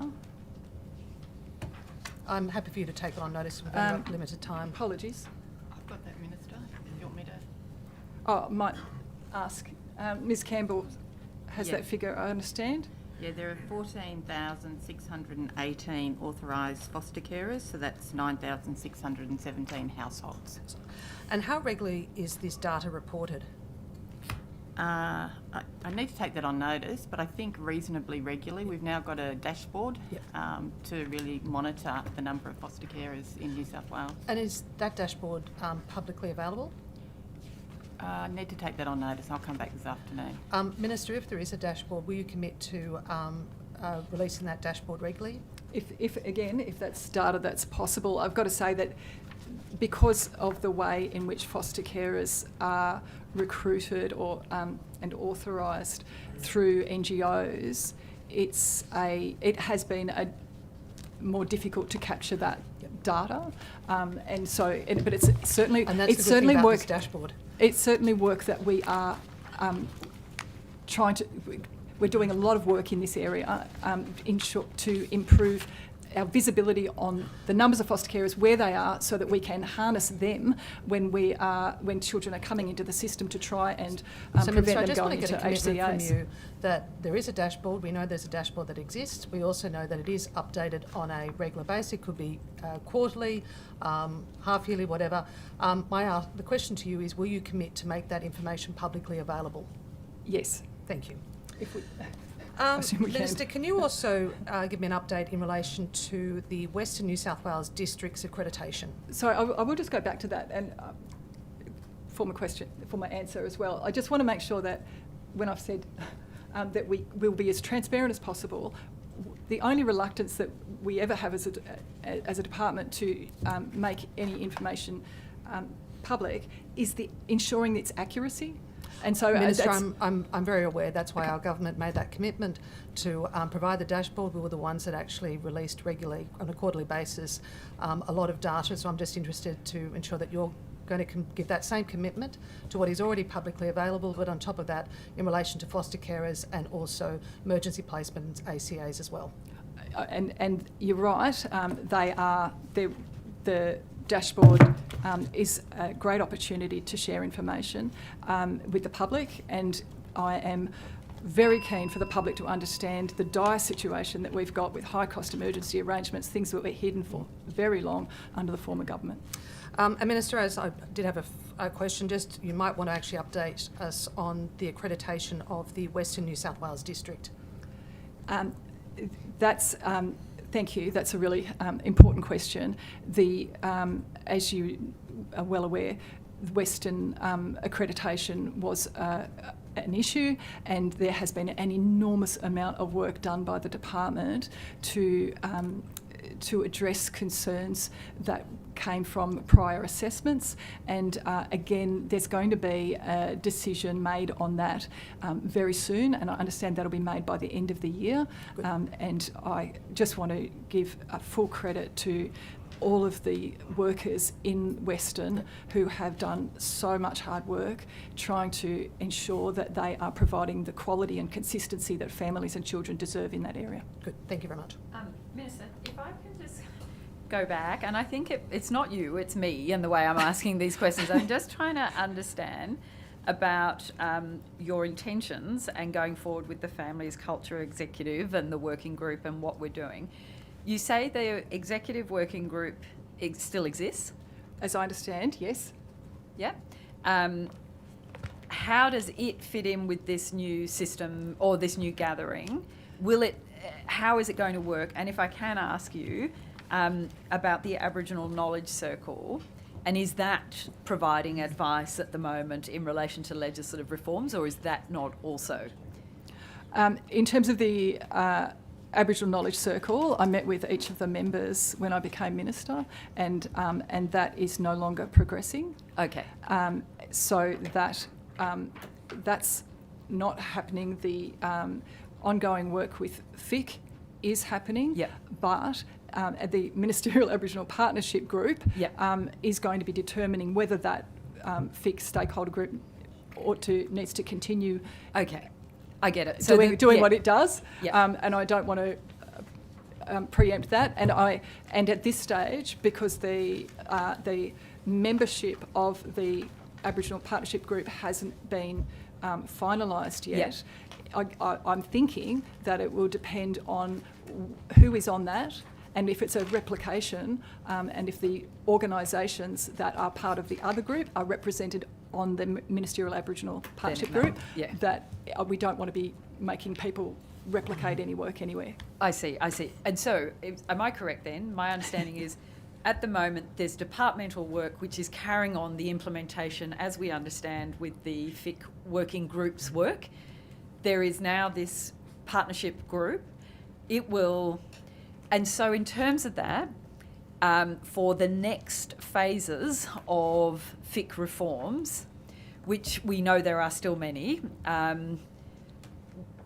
what is the timing of that? So with your new Ministerial Aboriginal Partnership Group, when do you think there will be a position to say, right, you're now tasked, or that group will say, let's say, if it chooses to be tasked with the next stage of the FIC reforms, what's in your mind in terms of vision and timeframe?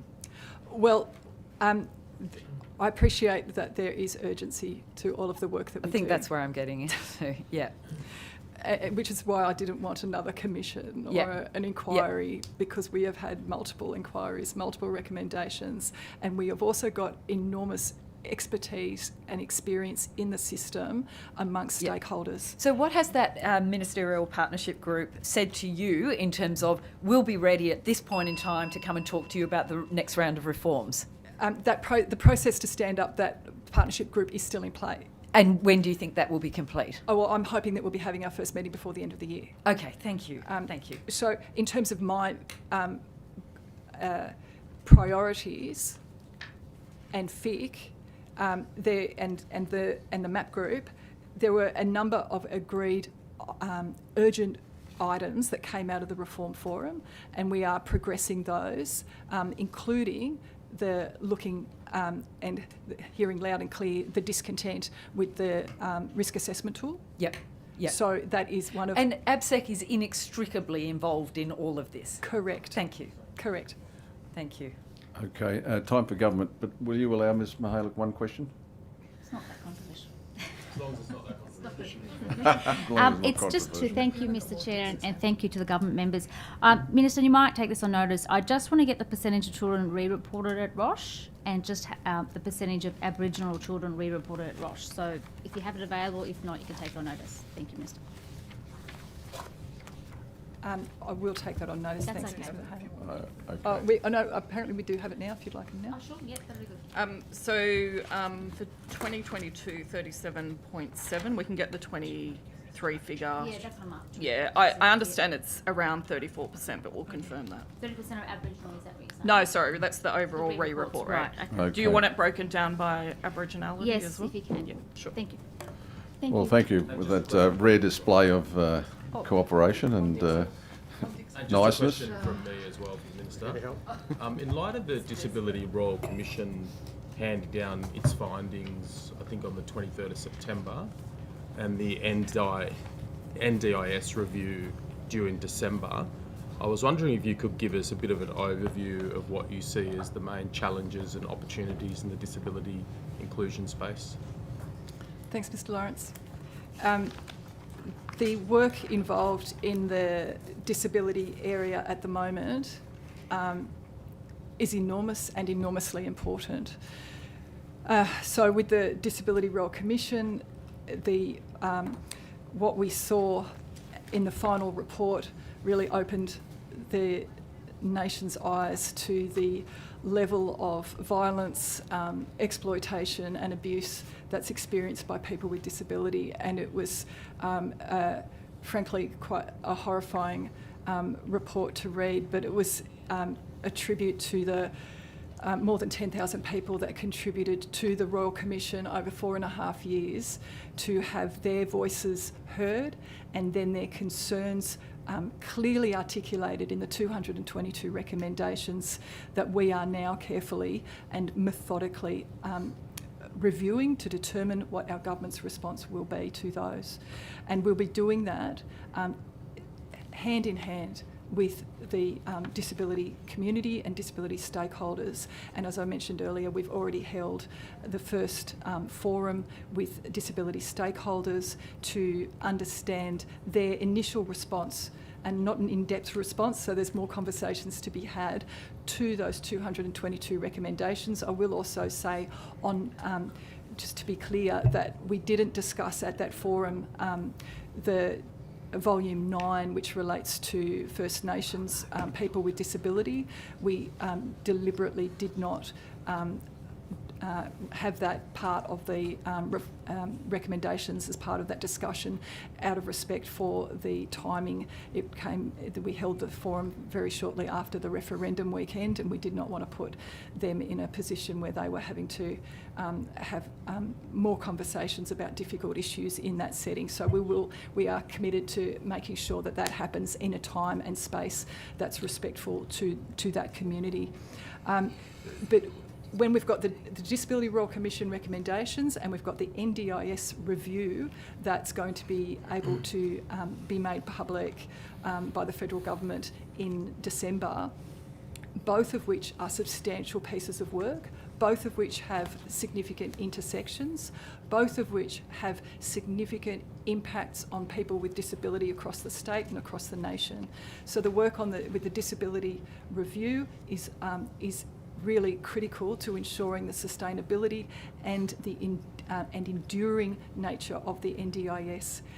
As has been well publicised, there are significant pressures on the NDIS, and Minister Bill Shorten is doing an enormous amount of work to get the NDIS back on track, and as a significant contributor to the NDIS, the State of New South Wales has a significant say in the direction of the NDIS, and we want to ensure that it endures for the people in New South Wales that participate in it, but we also have a very clear eye on all those people with disabilities that sit outside the NDIS, and that's a significant proportion of people in the state.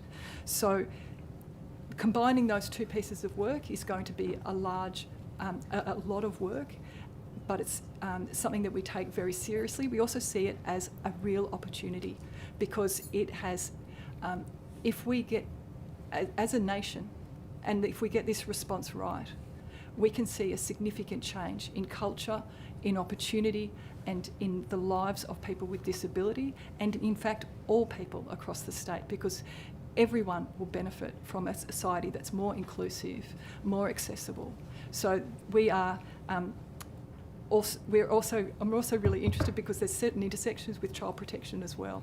So when we get this, the response to all of these important reforms in place, I see that there's real opportunity to support families and children and young people with disability, as well as those outside of the disability system and the NDIS. And we need to make sure that families across the state have the supports that they need in place at the time that they need. And I believe out of these reforms, out of the Disability Royal Commission and out of the NDIS review, there is enormous opportunity, and we are very keen to harness it. Certainly. Thank you, Minister. All right, thank you very much. No more questions? No, thanks very much, Can Minister. I just go back to, yes, and to clear up some of the things that came from the earlier session? Ms Mihalik, you mentioned a couple of figures to me that I just wanted to go back to, and I understand the confusion, because HCEAs, as I mentioned, includes a number of different categories of placements. The figure you gave earlier of 355 children in ACAs and as having increased to 471 since June. You gave the figure of August to 471, and I'm going by the figure that you provided previously. Yes, and I just wanted to clarify that the figure that you gave of the 355 isn't comparable, because it relates only to children in alternative care arrangements, and it relates to children in and out of alternative care arrangements in that 6-month period. So as they come in and out, that's the figure that you've referred to. It's not comparable to the 471. And I know it gets confusing, and it's a reflection of the way that it was previously all segmented into different sorts of... So the 471 is what, a figure that just came out in August, or is it also a 6-month band? We can go back with earlier figures. I think from the same time the previous year, I think we can provide that figure to you, but just saying Just that... depends how your department collects the data, I think, doesn't it? Yes, but the 355 isn't comparable to the 471 that in the way that you described That figure is for the 6-month period. No, it is not. Okay, I'm just reading out the answer you previously gave. Sorry. Yeah. No, sorry. The 355 is a period of 6 months of children in and out of alternative care arrangements. The 471 figure is a snapshot at 31 August of all the children in at that time of all the different categories of high-cost emergency arrangements. But it'd be still the figure that it would be for alternative care arrangements at that point. That's what it is. It's still, I asked about the ACA figure, and that's the figure you gave me. That's the figure you gave in August. Anyhow, it's up to you to debate it, Yes, the figure I gave was high cost emergency arrangements, not just an ACA. ACA is a category of high cost emergency. I understand it's confusing because this is what the government wanted everyone to be confused about it. Figures are worse than you're suggesting. That's what. No, they're not worse. Well, no, because that they're lower. Is within ACA.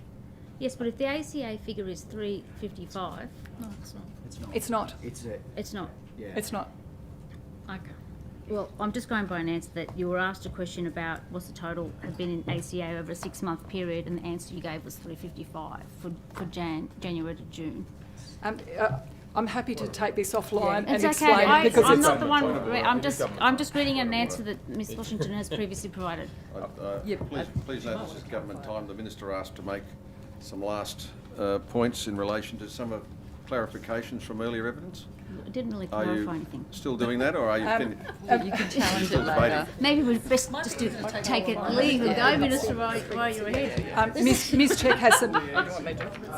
Ms. Check has some matters that came up earlier. You can table those. That'll be okay. Table those. It'll take me 1 minute, if that's all right. So there were questions about children that were missing. Just a point of clarification. As of today, there are 3 children missing. I think I said 4 earlier, but that's just because the numbers moved.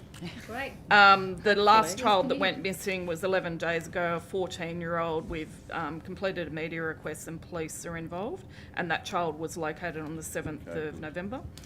Those missing from Sherwood are 0, and the last young person to go missing from Sherwood who escaped staff supervision from a medical facility happened on the 24th of the 6th this year and was located 2 days later, and in total over the last 12 months, including that child, there was 1 other young person who went missing from Sherwood. And then finally, the pregnancies as of October, 13 young women in out-of-home care are pregnant, with the youngest being 14. Thank you very much. And I'll just add one additional one as well. And the number of children with disability in public schools under the Department of Education is 189,000. Okay. 189,000. Correct. And apologies, one more. It was the question about the proportion of Aboriginal staff. So in DCJ, DCJ broadly, 8.1%. We have a much higher rate of caseworkers at 10.9%, being a subset of the broader DCJ, and we'll provide further information on the away from placement and not in placement separately. All right. That brings examination to an end today, for the Minister at least anyway. Thank you very much for coming, and we'll resume at 2 o'clock.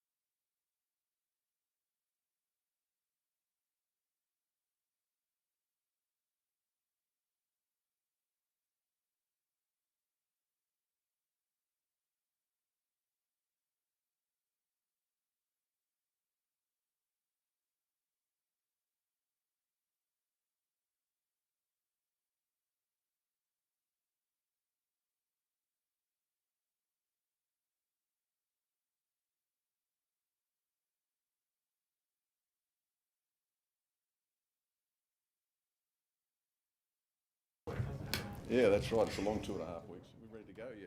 Okay. Questions from the opposition, please. Thank you. I might just go back to disability housing. And in particular, interested to clarify a little bit more about the current situation with a provider that is operating on a lease-by-lease basis. What support is being provided to them, or what guarantee is there that they won't walk away and just say, that's it? Yeah, look, I think at the moment the part of the department that's managing those leases is working with those providers, and so they're just looking at the existing expired leases and looking at what arrangements need to be put into place, ensuring that there is some sort of comfort for people with disability living in those group homes as well as the provider. And how many leases have expired? I think there's about, I need to take that on notice to give you the accurate number. And then if you could give a breakdown of, I suppose, how many of the 800 properties, when all those leases, month by month, or how many will expire over the sort of next period of time? Okay, happy to take that on notice.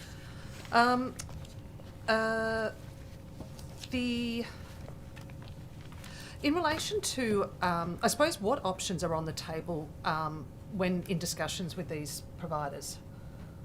I think at the moment the government's looking at all the options in terms of the disability assets, so that's really all I can really comment on today.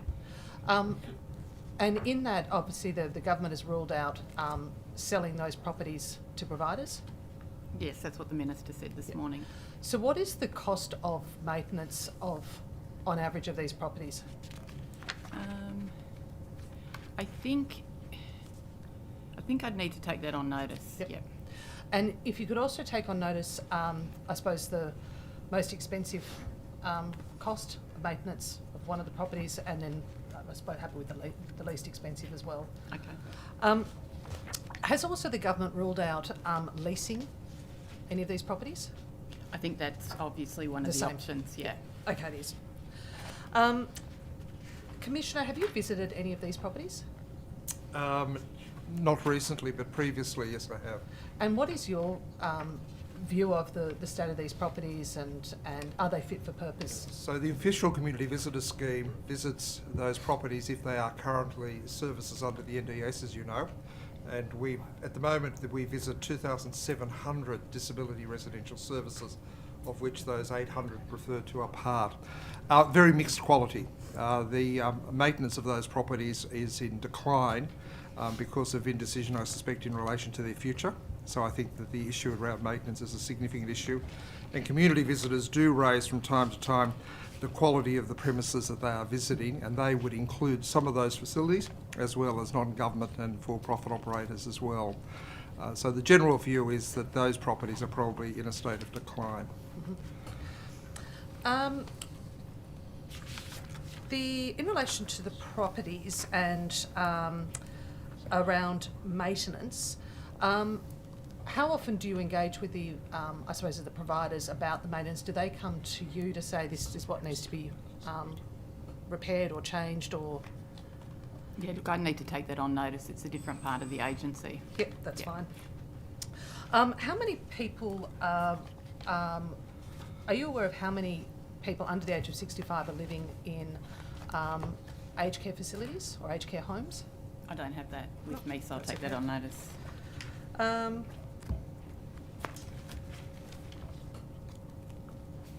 I might move to...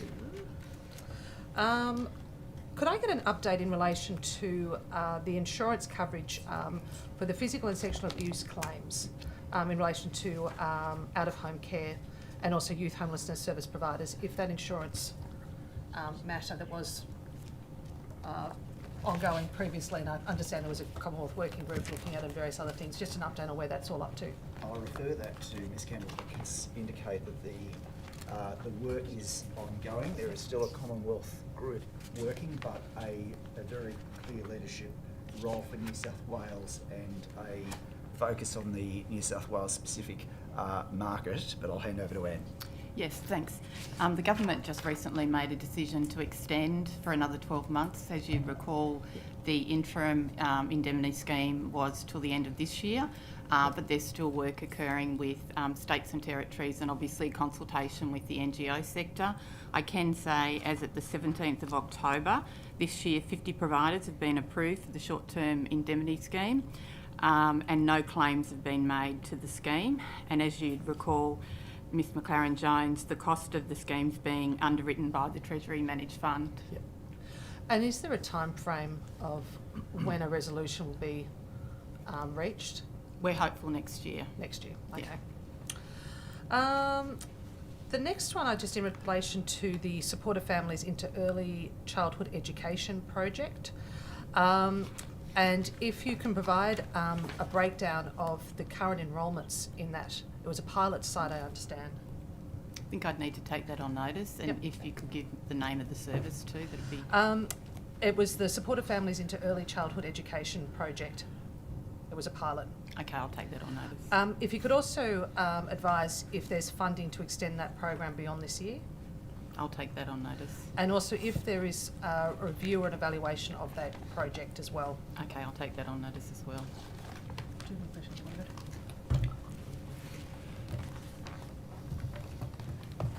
Thank you. If I could just return to the issue that I raised with the minister about the Premier's call on people to return to the office. I'm just seeing on this issue, is working from home available to departmental staff? And when I refer to departmental staff, I'm not talking sort of frontline workers, I'm not talking case workers. I appreciate there needs to be flexibility around those working arrangements. But just in terms of departmental staff, I'm just wondering, is there flexibility, availability to work from home? There absolutely is, and Ms Merton, you're correct to refer to the diversity of roles across DCJ, because DCJ, we're talking prison officers, we're talking youth justice officers, we're talking a range of functions where working from home is, as you've acknowledged, difficult. There is absolutely flexibility available, and whilst acknowledging the desirability of people being in the office, one of the things that we're dealing with is a highly competitive employment market. So flexibility and the ability to encourage people into the office to build culture and to identify as part of a team is what we're doing, but our approach is very much wanting to try it with a carrot to build culture rather than to direct people into the office. And the people are coming back. People are definitely coming back, and the extent to which they're coming back varies very much from one work function or activity to another. Thank you. I also recall that during the COVID lockdown arrangement that the department was making good use of mobile offices in sort of setting those up in different community areas and helping sort of meet that community need for sort of face-to-face services.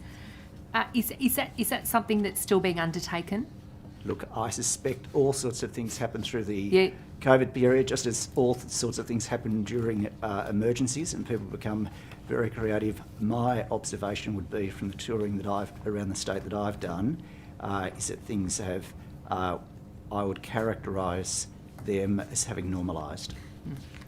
Yeah, and if I could just add, Ms Merton, I think one of the good things, let's just say, that came out of COVID was our embracing of technology such as Microsoft Teams, engaging with young people that are in either child protection or out-of-home care through virtual means. Now, it's certainly not the primary means of engagement, but for some young people, some of the feedback we got was that it was another means that they actually really enjoyed talking to their caseworker about. So we've certainly embraced those things. And just to the Secretary's comments, about return to work, and I know you know this, but our frontline caseworkers pretty much were in the office for that entire period of the lockdowns, and I should take the opportunity just to thank each and every one of our staff that do the wonderful work that they do, as the Minister said this morning. But it'd be remiss of me not to mention that flexibility is important for them as well. So as much as they are field workers, there is an opportunity for them to spend a day a week, for example, at home to do admin work, and we should be embracing and are embracing that. Can I, and if I just may further add, what I think has happened in recent times is 6 Parramatta Square is really forming a culture now. So if you visit that as sort of the head office location of DCJ, as it were, there is much more of a sense of momentum to formation of teams and teams collaborating, because more people are present, not just from DCJ, but from the various other parts of government who are tending to collaborate together. No, thank you. Is there a remote working policy, or are working from home agreements entered into where there's an agreed understanding of what these work arrangements might mean? There is a policy instead of arrangements, absolutely. And they've been in place, they've been tried and tested and refined, and they work well. Thank you. I also draw your attention to observations that have come from sort of DCJ clients that have entered into government offices, you know, just sort of seek services and things, and have picked up on the unoccupied office space. And what sort of they're referring to as sort of vacant office space. Is this something that's sort of come to your attention in terms of flexible working arrangements? That we do have unoccupied government like office space? No, look, in the tours and on the evidence that I have seen, I'm not aware of large vacancy driven by staff not working the office. If there are particular examples, Ms. Merton, where there is the possibility of look, this may be have been an agency visit. Always open to receive that information. But from all I see, people are gradually returning to the office. But as I say, because we want people to come to work for us and to procure the best workforce we can, we're very keen to encourage people and build culture. The best way, in many ways, for that to happen is a balance between flexibility and having healthy office culture. Yeah. No, thank you. If I could just pick up a comment that the Minister made, I think it was in response to Ms. Higginson's issue about sort of the state of the department. What were your initial observations? The Minister made reference to morale. And what she found morale to be low, and I appreciate it's sort of a post-COVID culture. Would you have any sort of reflections on that in terms of? Yeah, my reflections on that would be to go to the science at a particular point in time, and we're currently in the midst of analysing the PMES data which has just come together, and we do quite a deep drill of that data. We had a very healthy participation rate this year, so I could give a series of anecdotal observations which I don't think are going to be instructive. I think a considered response to that latest PMES data, which looks at a number of factors, a number of cohorts which we can look at right across the various areas of DCJ, and we can slice and dice it in a number of ways. I think that's going to be the most instructive thing for the committee, and we'd be happy to take that on notice and give you some analysis which is objectively based and also current. Mm-hmm. So further to that, so there is a survey sort of data gathering mechanism available to employees to share views, thoughts, ideas.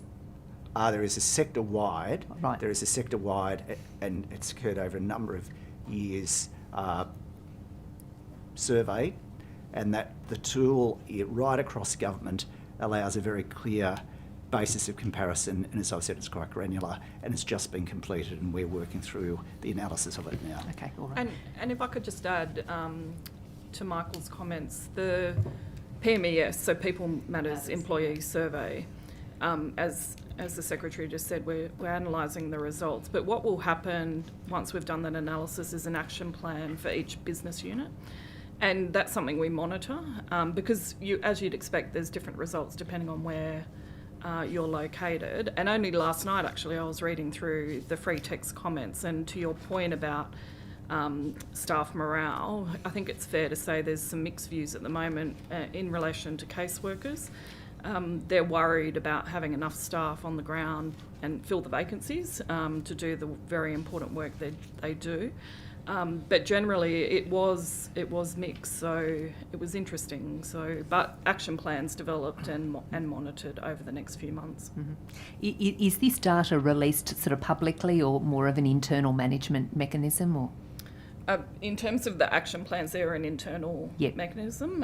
In terms of the People Matters Employee Survey, I think it's all online. Yeah, I think it's all online. And thank you. So for us, the key thing is we are very keen to not look at this over 1 or 2 years. The interesting thing for us, and can I say from where I sit right across the department, so for example, we've had a much higher engagement this year from corrections, which I know is the business of another committee, but that's really encouraging to get people in to maintain them engaging year upon year. The data becomes over time way more meaningful. Yeah, no, very good, yeah. And Ms Check, if just pick up a point that you were making there, just in terms of vacancies, just in terms of sort of staff, how's the department looking in terms of, sort of meeting the required numbers? Yeah, it's a great question, Ms Murden. There's a couple responses to that question, and I think the Minister touched on this quite well this morning. The first point is about attraction and recruitment and getting enough people through the door in order to fill positions. But we also know that we need to support our caseworkers to make sure that they stay in the job for as long as possible. So 2 different strategies. We've got a heavy social media strategy around recruitment that is quite successful, although we have noticed over the last 12 months or so a reduction in the number of applications that are coming through. And that varies from district to district. We do have some harder to fill locations, particularly regionally. And then we have a separate strategy which is solely focused on retention activities. And there's a range of initiatives in that strategy, including what we call caseworker wellbeing checks.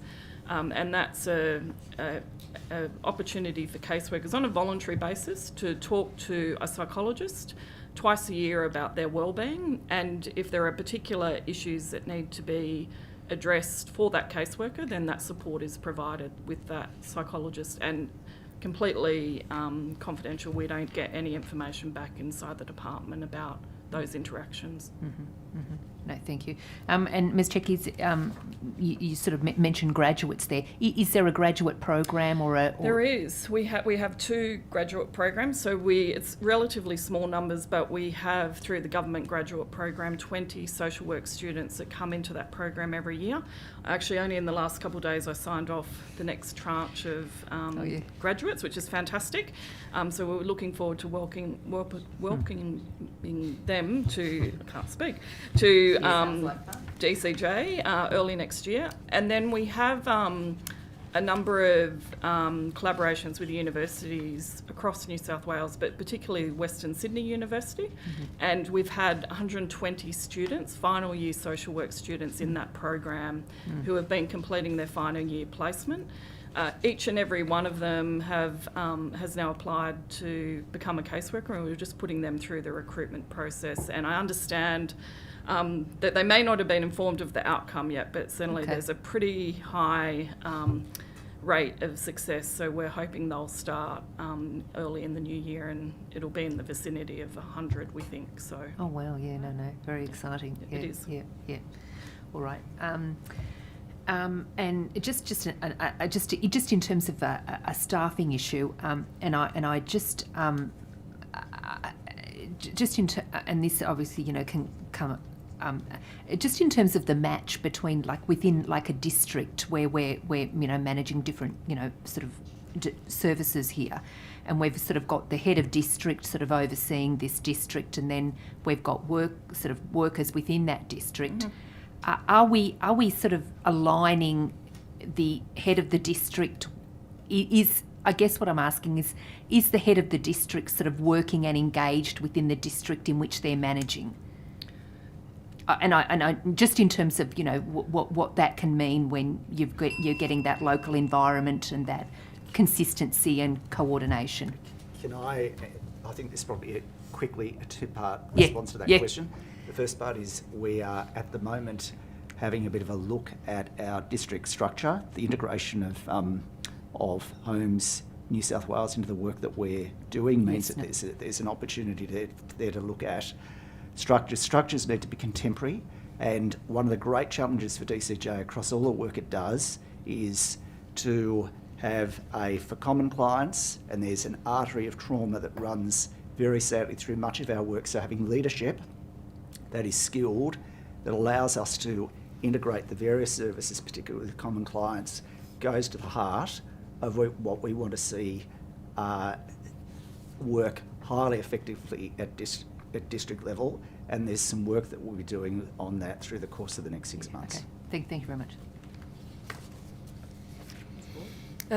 Thank you, Chair.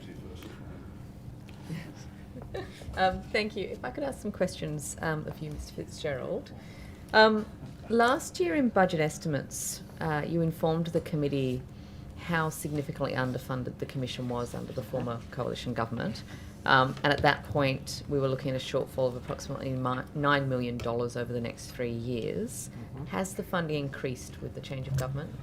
So the very good news is that in relation to this financial year, at the direction of the Minister and the support of the Secretary, we received an additional $2.5 million over and above the budget which was delivered only a short time ago. That's a one-off commitment, and so the shortfalls that we talked about last year remain. The budget over the next 4 years is $17.1 million. The actual cost to run the ADC, including the Community Visitor Scheme, is $29.5 million.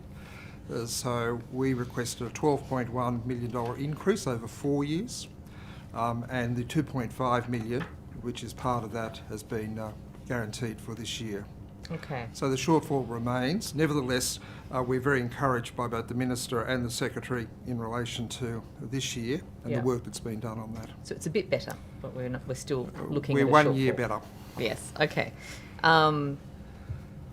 The ADC annual report for 23 found that there was a 12% increase in calls to the Ageing Disability Abuse Helpline and a 7% increase in statutory reports.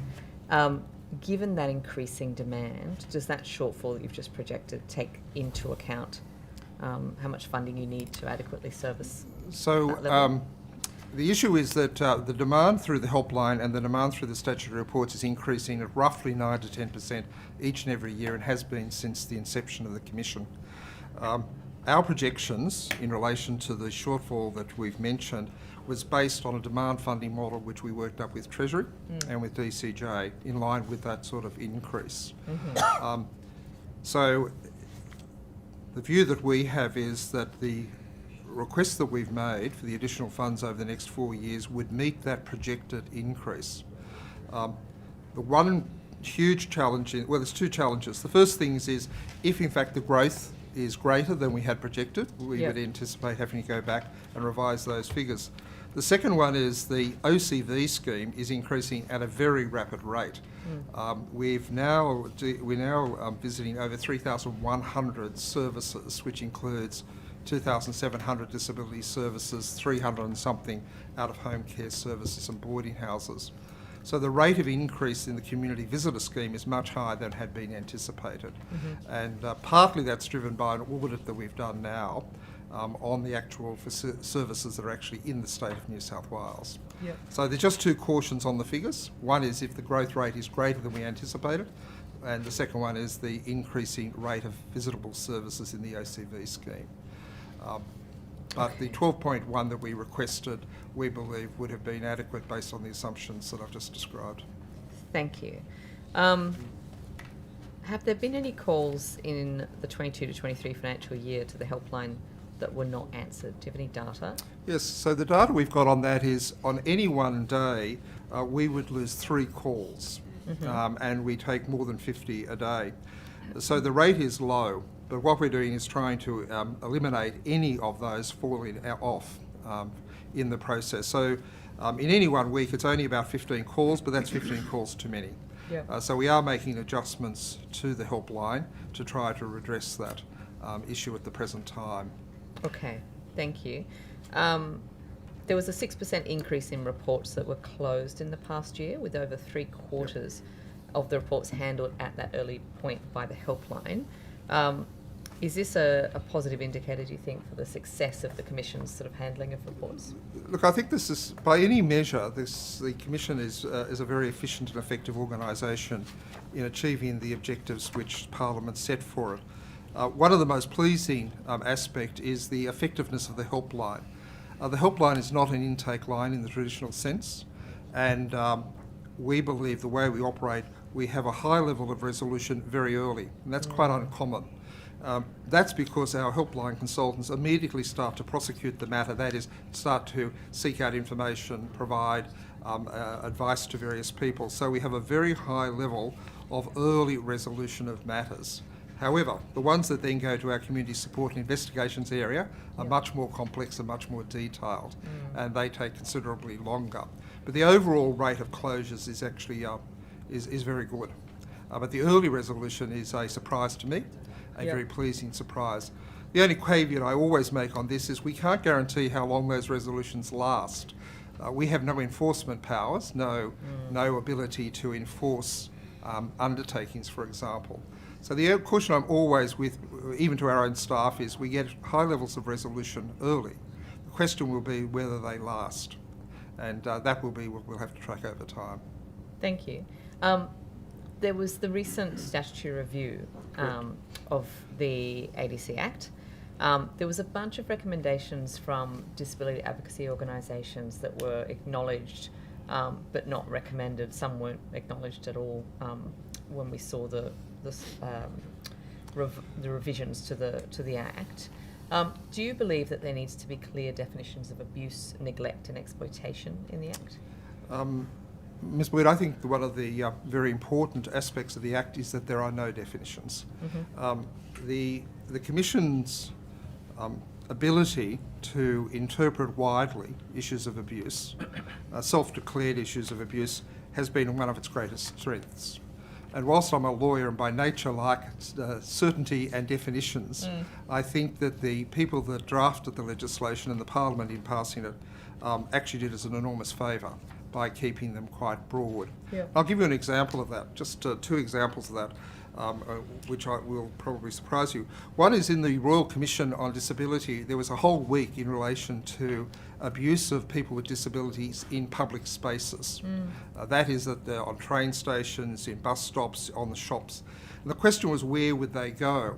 And as we interrogated that matter, and the Commissioners interrogated the matter, in our jurisdiction, they could come to us. Now, there is a question as to what you would then do with it, but our definition of abuse would allow that. Another one is in relation to the voluntary assisted dying legislation, which is due to come in place in the last week of November.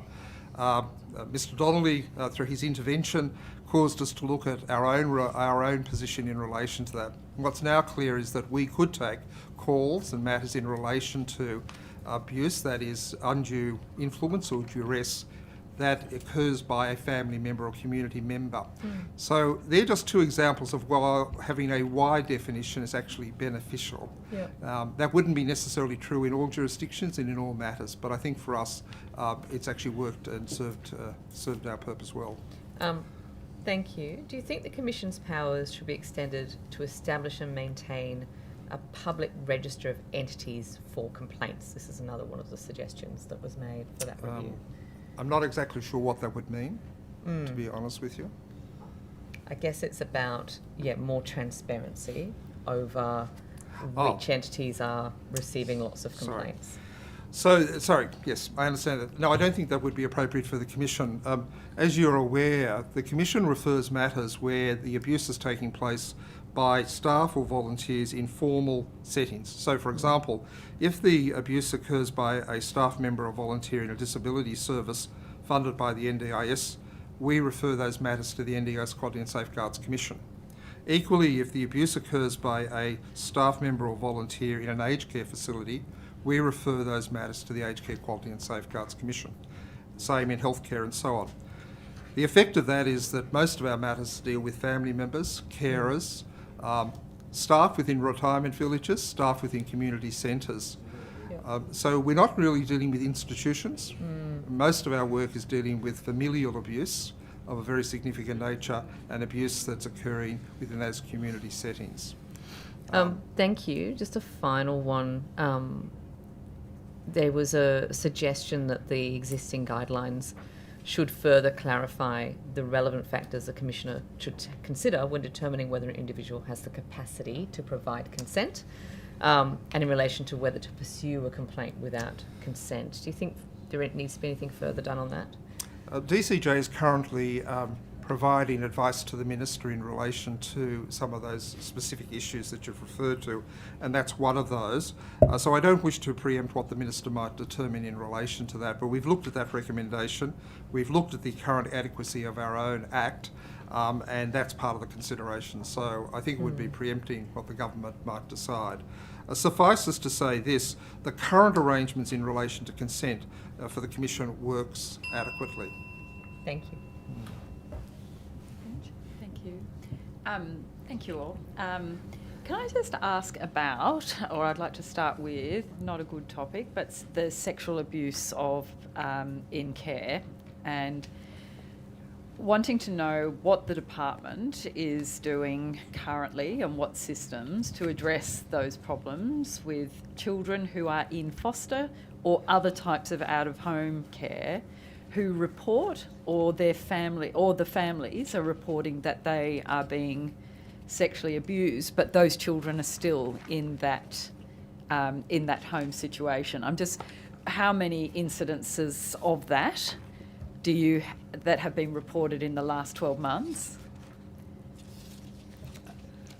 It is entirely appropriate, Ms Higginson, that I at the outset indicate that those matters, as you would expect me to say, must be referred to the police, and it goes without saying that fundamentally, in terms of the duties we have generally, but the statutory mandates that we have, clearly any abuse is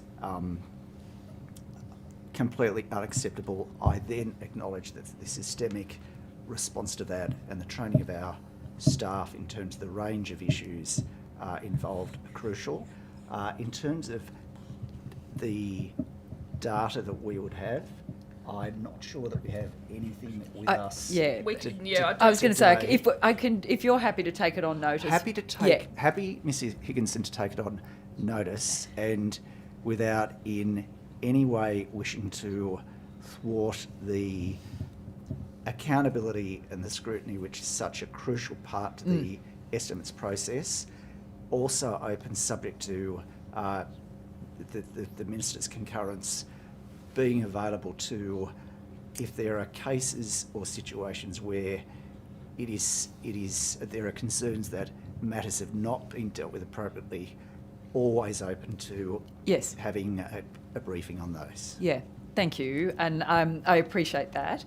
And the numbers really that I'm just looking for are, so how many incidences in that situation that you have records of, and then how many of these children have been then moved into a different placement or restored with their parent. Yep. And then how many reports of sexual abuse of children who have been removed, removed of the whole that whole category. Yeah. Thank you. We can provide that on notice. If I could just add to the Secretary's response, we absolutely take any allegation about a child in care seriously, and there's a a raft of policies and procedures that we need to follow, including reporting to the Office of the Children's Guardian and the New South Wales Ombudsman, who, as you know, are an independent regulator and oversight of the department. We do have some numbers, but they haven't been broken down, so we might take it on notice and provide the breakdown, if that's okay. Thank you. So, moving on to similar area, but how does New South Wales Child Protection assess the seriousness of domestic family violence in a household where a child is not physically harmed and there's no other danger factors present, but clearly there's an allegation of sort? So as you probably know, we've got a centralised intake system known as the Child Protection Helpline. They use a range of decision-making trees to ask questions of the person, either calling the helpline or sometimes particularly mandatory reporters will do an e-report. So we go through that decision tree and that information is incorporated into the report. So it's a fairly comprehensive process. From memory, about 30% of our reports contain an allegation of domestic violence. I think it's important to note that, and not that people in this room today won't know this, but domestic violence is not usually the only issue that has been reported. So we find it amongst a range of other concerns about children, but it's treated with the utmost seriousness. Thank you. And so... So the family safety assessment tool that sits within the standard decision-making framework is that, and that screens out referrals to early intervention services when DV is the only risk factor. But the question really is why is DV considered low risk in that matrix or that tool, and is there any review of that? Is that going to change, or is there a reason why it sits there in the place it does? Yeah, it's a great question. So I think you might be referring to the structured decision-making suite of tools. Is that correct? I think that's, so I make sure I respond appropriately. The short answer is all of the components of the structured decision-making suite are under review, including those that are used at the helpline, and we are proposing, although not approved yet, to make some changes to some of the questions that are contained in the report, the tool that we use at the helpline. Okay. And is that something that is ongoing, or is there a kind of finish time to when that review has completed? Or because there's so many components to the structured decision-making suite of tools, they're at different periods of time, and we can provide further further information to the committee about those timeframes if that's helpful. Yeah, that would be helpful, and I think it really is about the inquiry. Really is about what work we're doing with the DV part, because obviously we've got so much more knowledge that's coming online all the time about how best. This is a money question, so perhaps to you, Mr. Tibble. What's the total government spend for the provision of out-of-home care, for the provision of the out-of-home care system for the last period? I don't know. I don't think we captured that this morning. Yes, I have that on me, and we can have a sprint to see who gets to the number first. Yeah, the race is on. We'll start the clock. The total budget is 3.1 billion. Sorry? 3.1 billion, and that's broken down into targeted early intervention, 187 million. The FCS, I think that's the Family Referral Services, 21 million. Child Protection, 889 million, and out-of-home care, 1.96 billion, which includes the high-cost emergency arrangements. So that's for last financial year? No, this financial year. So this financial year. And so what was last year? A bit less than that. Okay. I can give you, unless someone's got last year's. Have you got last year's figure?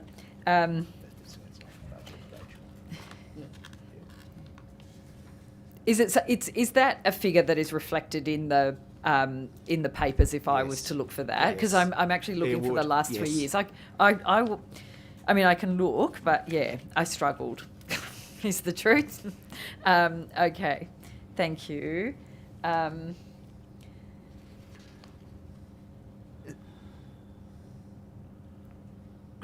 Just on the spend, so So that was a breakdown. I think I got it all. But so what is the total spend on specialist services for children in out-of-home care for the trauma specialists?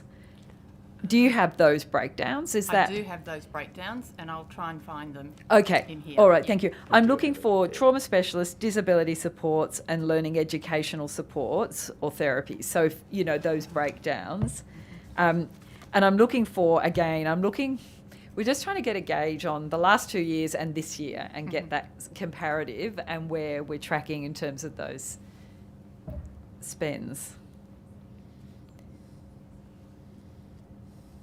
Is it easier to take it on notice? I think so. Yeah. Okay. It's across it's not just within the child Yeah. protection budget, it's also some of the funding within the disability budget as well. So Yeah. I'm happy to take that on notice. It's the thing, isn't it? We always want the data presented in the way that helps us, and it's not necessarily the way that you've prepared it, and I'm sorry for that. Deadly Connections has described the present working with children's check system as not keeping kids safer, not cost effective, and systemically discriminates against mob with histories of criminal legal system involvement. Is there something, are we looking at that in any way in a appropriate manner? Look, Ms Higginson, that is really a matter for the Children's Guardian. Okay. And Thank happy to you. be a bridge and happy to assist in any way. But Thank you. it's- Of course it you are. falls within Yeah. his mandate, not ours. No, I understand. Thank you. A broader question: how are you? What are you doing at the moment about the lack of emergency housing for First Nations people?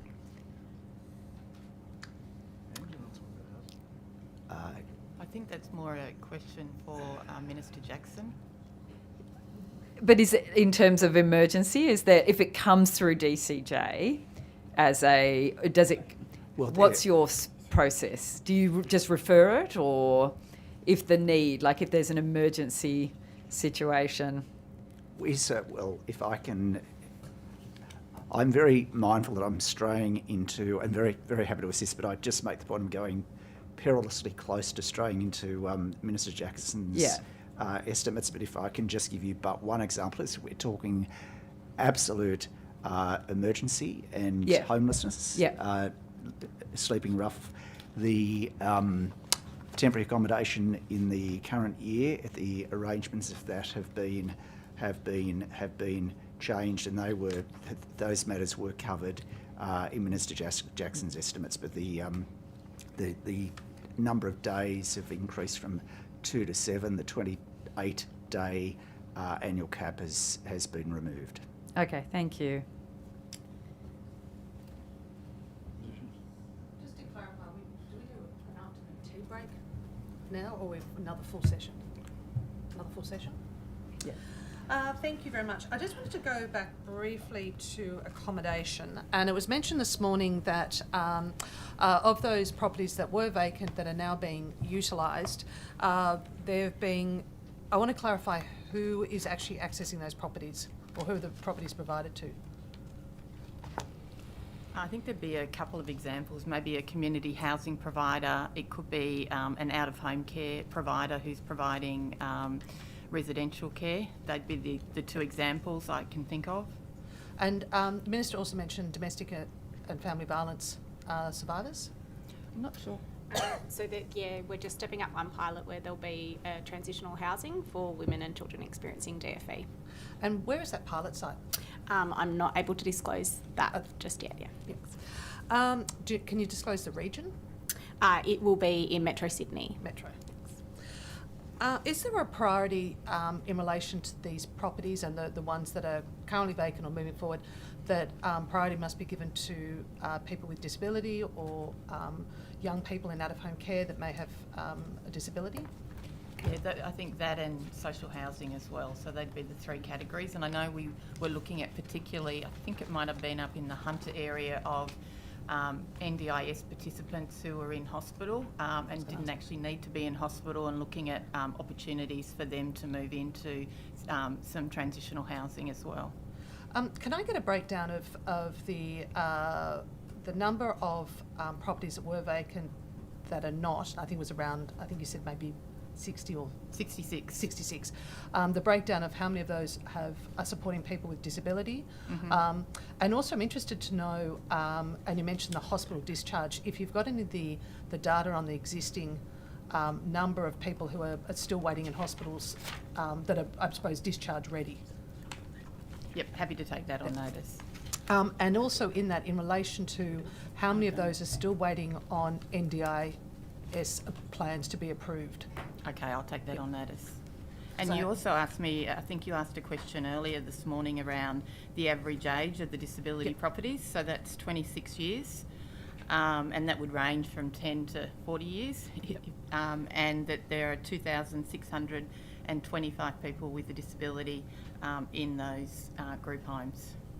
And is anything, and the reason I raise this, I've had and it's only recently, and I will pass this on to the Minister, but it's only recently come to my attention, a resident who's concerned for her sister, been in a home for quite some time, and what's going to happen, because the provider has indicated they're on a month by month. Is that being communicated to residents, what's happening, and just to give reassurance that their home is safe, like secure? I'm happy to follow up on that and check. That'd be fine, thank you. In relation to Tomery Lodge site, now the Minister said there's an additional assessment that's being undertaken. Was that a request by the Minister or her office? I think it was the Minister tasked DCJ to undertake further work to determine the physical, ecological and heritage constraints of the site. And what's the reporting date for that assessment? I'd need to take that on notice. And is there a cost involved in that assessment? Again, I'd need to take that on notice, a different part of the agency. Okay. Yeah. And then whether or not a contract, entered into a contract, or if it's internal assessment. Okay. Now, back to permanency and adoption. I'm interested, when was the Adoption Act last reviewed? A long time ago, I suspect. Yeah, I think General 5, a long time ago. In light of the fact that it was a long time ago, are there any plans to review that Act? I think currently we're just looking at all the options, so that may or may not include a review of the Adoption Act, but we're looking at all pieces of legislation and looking at the, I guess, the reform the Minister talked to this morning, and I think that work's got to come first before we start tinkering with legislation. And in relation to the Restoration Task Force that she referred to, is that internal or is it involved external? My understanding is external. Brendan? Yep. It's being developed in partnership with ABSEC and a specific Aboriginal academic, so it's both departmental and external. And it is focused predominantly on Aboriginal young people, not non-Aboriginal. Okay. And has that task force got a sort of a reporting time frame or projects that are specifically working towards? Not yet. It's in the process of being designed. It'll report to the Minister's Aboriginal Partnership Group that she spoke about this morning on a regular basis. And in relation to adoption and guardianship for all young people, what work is currently being undertaken to, I suppose, increase the number of young people that are exiting out-of-home care? Is there any body of work or task force or anything that's looking at that?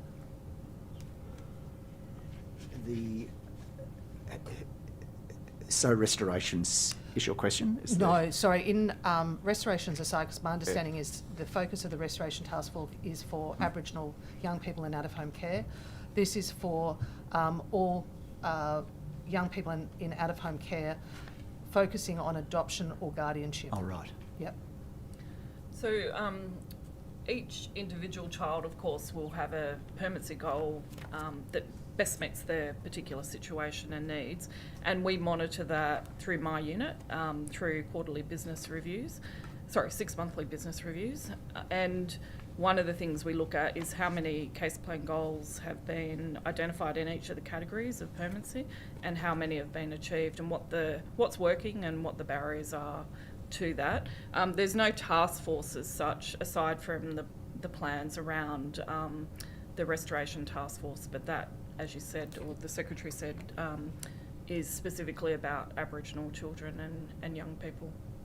And is there a time frame of when a decision is made if a young person will, I suppose, move to the pathway of restoration versus adoption or guardianship?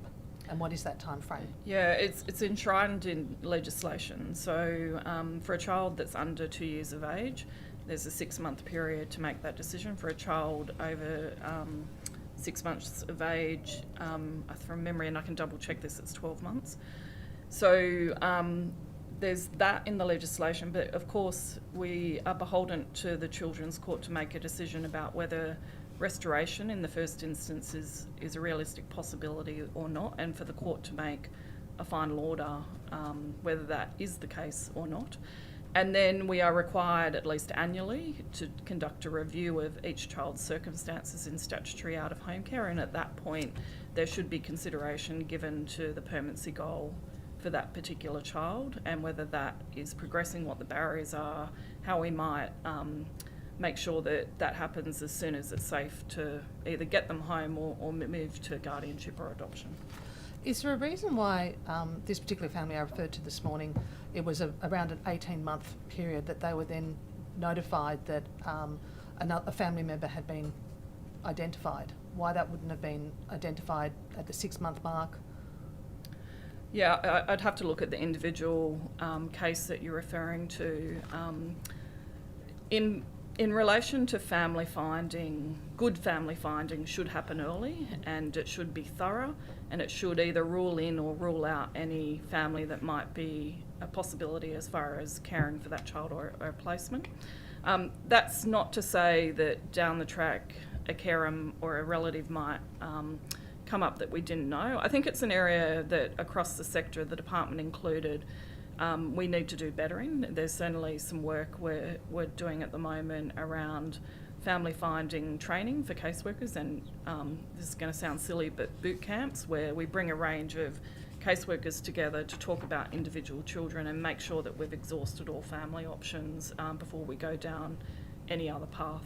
Mm-hmm. Now I just want to move to ACCOs and the support. How many ACCOs have been accredited to provide out-of-home care? There are 17 as I understand it. And how many were in the last 12 months? I'll have to take that on notice. That's fine. I'll take that on notice. Yep, that's fine. What support is being provided by the department and then also, I suppose, by NGOs to support ACCOs to get up and running effectively? Well, I mean, there is the PSP support program. The government, as you know, is also committed to transitioning children from NGOs to ACCOs. That transition is going much slower, I think, than anybody would have liked. But with that transition comes investment to help grow the ACCO sector. All the ACCOs were asked to provide growth plans to us by July this year, which they've done.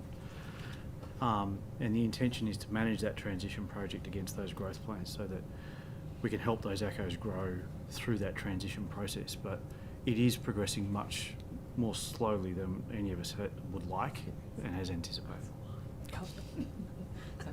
Sorry, this is my word of mine. Yeah. I'll only have a couple. One is do you have a breakdown of,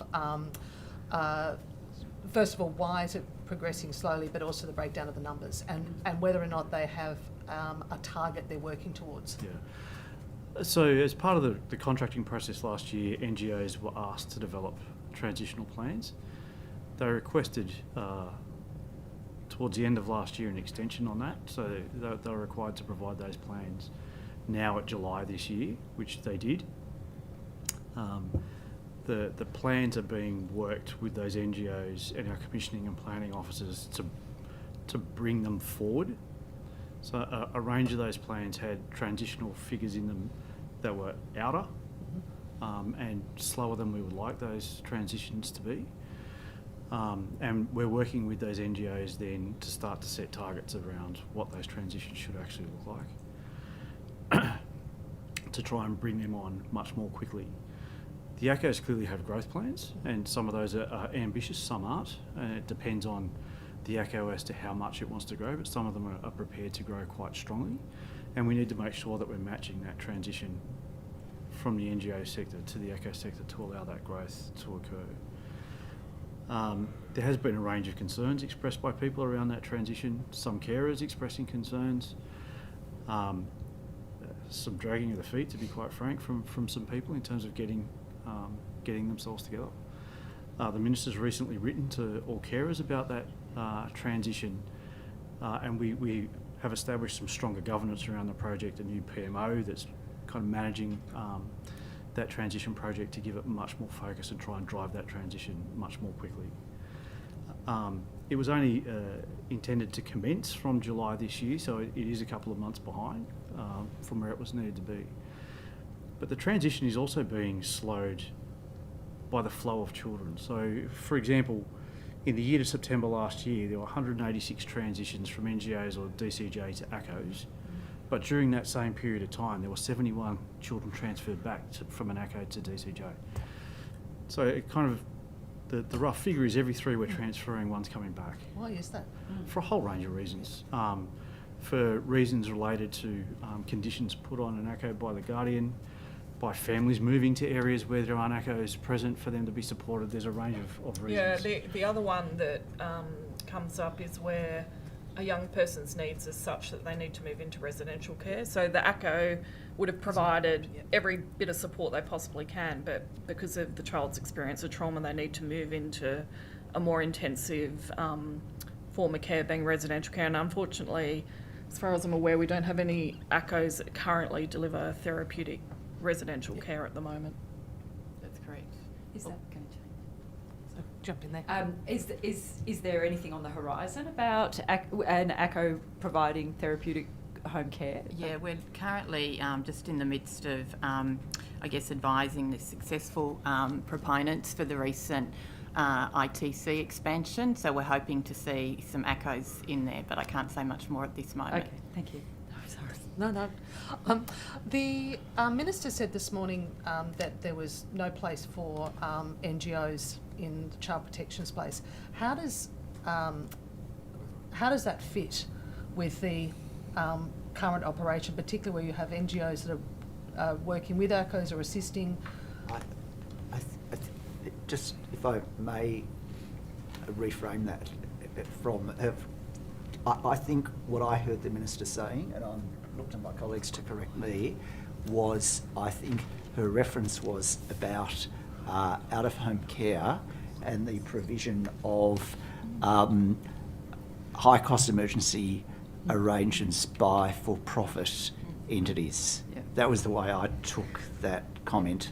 Not across the whole system. Not across the whole system. I thought it was good to clarify, because I think there might be a level of panic out there. There's a level of panic here. No, I don't think that's on the radar at all, and I don't think it's happening. So. And can I just say, I think our NGOs do a wonderful job, and this is incredibly complex work, and we could not do this work solely by ourselves, and you know, many NGOs play a pivotal role in the delivery of child protection services across New South Wales. And just to clarify, I think the area of concern with high-cost emergency arrangements arises in that there is a shortage of providers. There's a very constricted labour market. There is the NDIS labour market, which further constricts, and we know that supply chain labour supply issues are very tight at the moment. I think it's out of that dynamic that perhaps the field of labour and the movement of for-profit providers into providing labour is the dynamic that the Minister was describing. Thank you.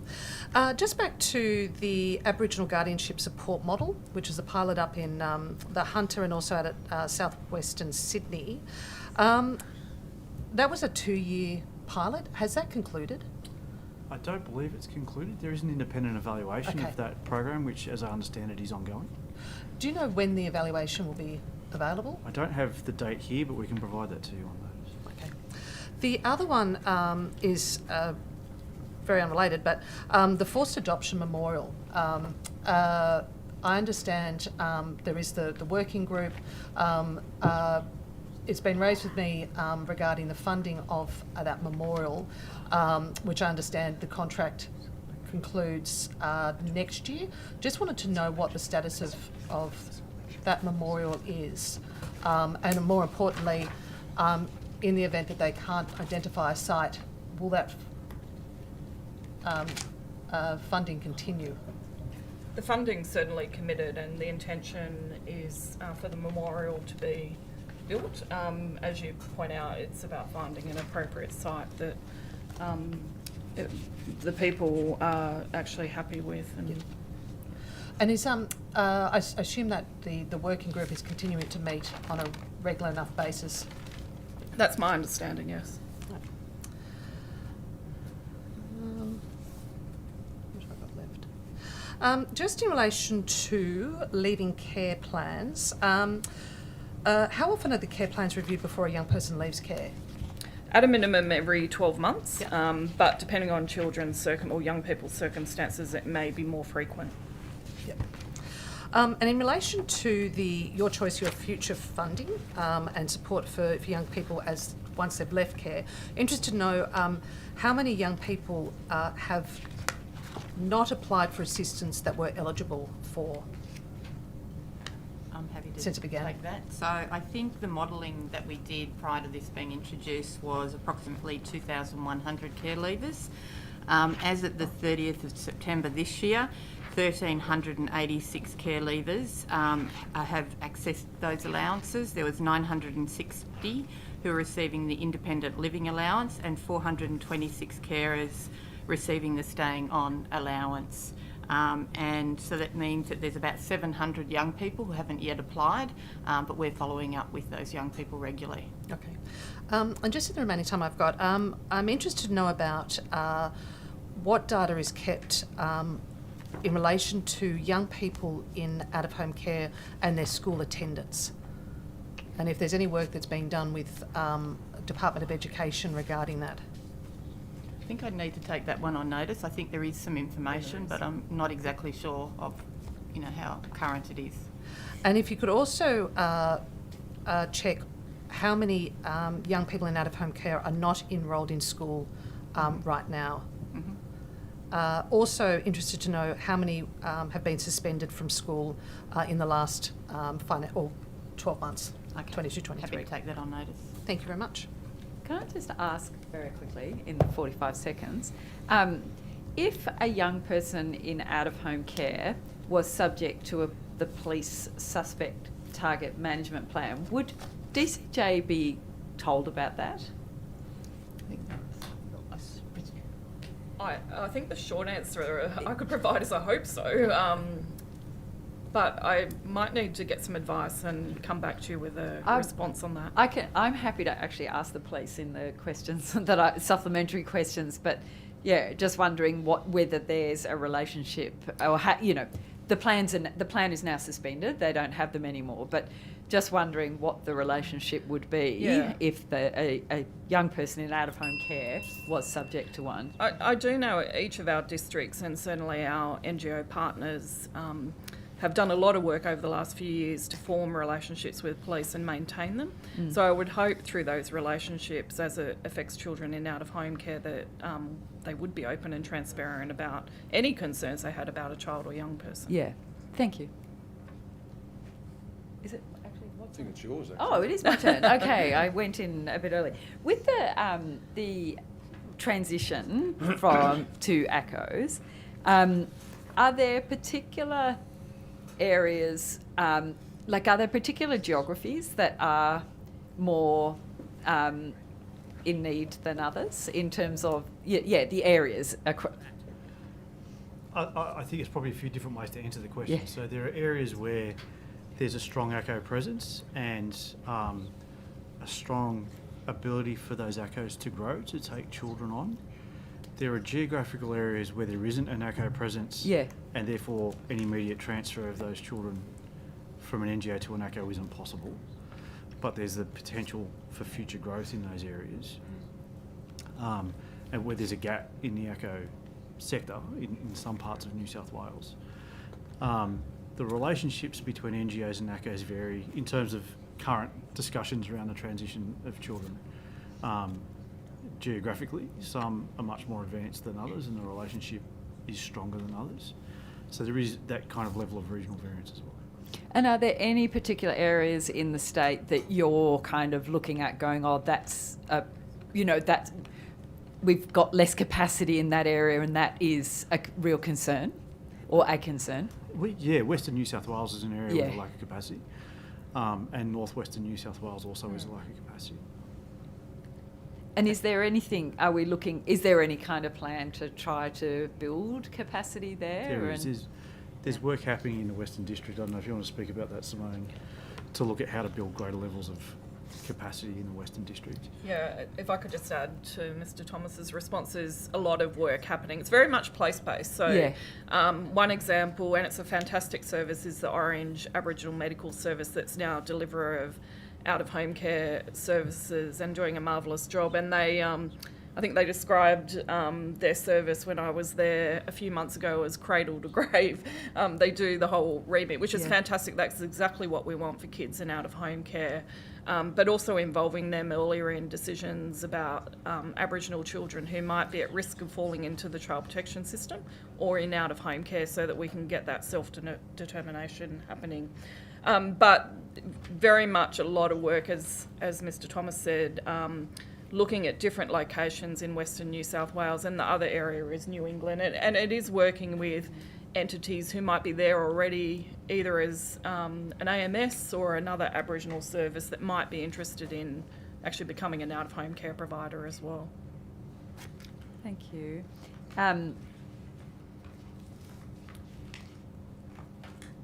So the Better Decisions for Children project, the webpage states DCJ will review and improve the decision-making tools, practices and processes in New South Wales in the child protection and out-of-home care system across 6 key areas. And that's that structured decision-making tool. And I know we touched on it a bit earlier, and that but there's some questions around that. So why has DCJ partnered with the same organisation, Evident Change, who developed the initial SDM tool, and not sought? The question really is about, not have you sought a truly independent organisation or worked with the Aboriginal, the ACOs, including ABSEC and ALS? Can I, Ms Hickinson, firstly say, so the Minister this morning spoke about the recent forum, and that, having been there for those 2 days, it was a very confronting experience, and as with all those things, for all of us, I think to immerse ourselves in what we heard was very powerful. I think all of us, and with a very active interest in this by the Minister, we are, as a department, at the moment doing quite a bit of work on the tool. The partnership group, which is yet to meet, and bearing in mind that this is a matter ultimately for determination by the Minister and the government, if I can just, I think, reflect the spirit of listening to what we have heard, recognising that there has long been a concern that the tool is discriminatory. And there is work being done, but I think the principle and the spirit at this point is the key thing, and making the point that it is very actively being considered. There is no commercial partner considering that, and it is a matter that will be discussed by the partnership group. And I should, having made those introductory comments, if I may just ask my colleagues if they wish to supplement what I've said. Thanks, Mr. Tidball. If I could just answer the part about the stakeholder or consultation. Yeah. So we have a group of approximately 40 stakeholders, most of whom are external stakeholders. It includes Aboriginal people who have got a lived experience of the child protection and out-of-home care system. ABSEC were part of that group, although I think they may have exited from that group, but I can double check that. But there is a significant group of people that are going through every one of the 7 structured decision-making tools and actually making recommendations and adjusting where we can. And to Michael's point, we are in particular looking at the risk assessment tool, because that is the one that the Aboriginal community and sector and the department are most concerned about, and looking at options about what do we do with that tool and what are some of the options around replacing that tool. And so does it concern, like, is there something, you know, if say ABSEC's walked out of that or is not part of that, I mean, is there some process that is within this process that, or some part of this process that maintains a kind of ongoing critical dialogue, not just a you're in, you're out, oh, you're not happy with this, because like this is, you know, I think the concern from the outset, as you say, Mr. Tipple, like this is not, there's a discriminatory system that's been in place, or not a culturally appropriate system in place, and that criticism has been placed on the table. But the idea now of trying to find a positive path forward is not necessarily a straight line. And I would say, I think that is the case.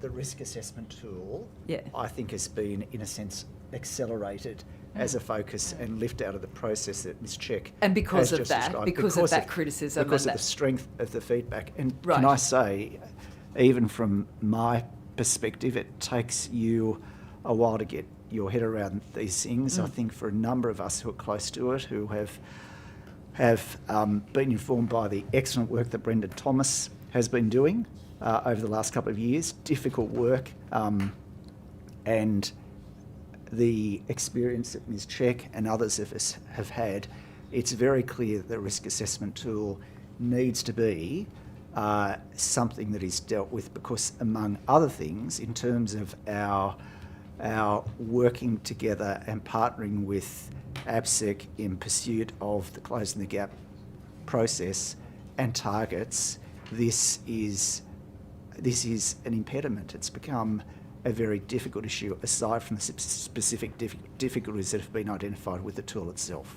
So so the department is committed that it will continue to work with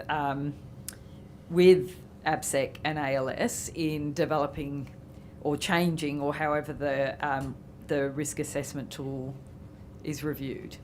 You're absolutely committed to working with them through that. Absolutely. Great, thank you. And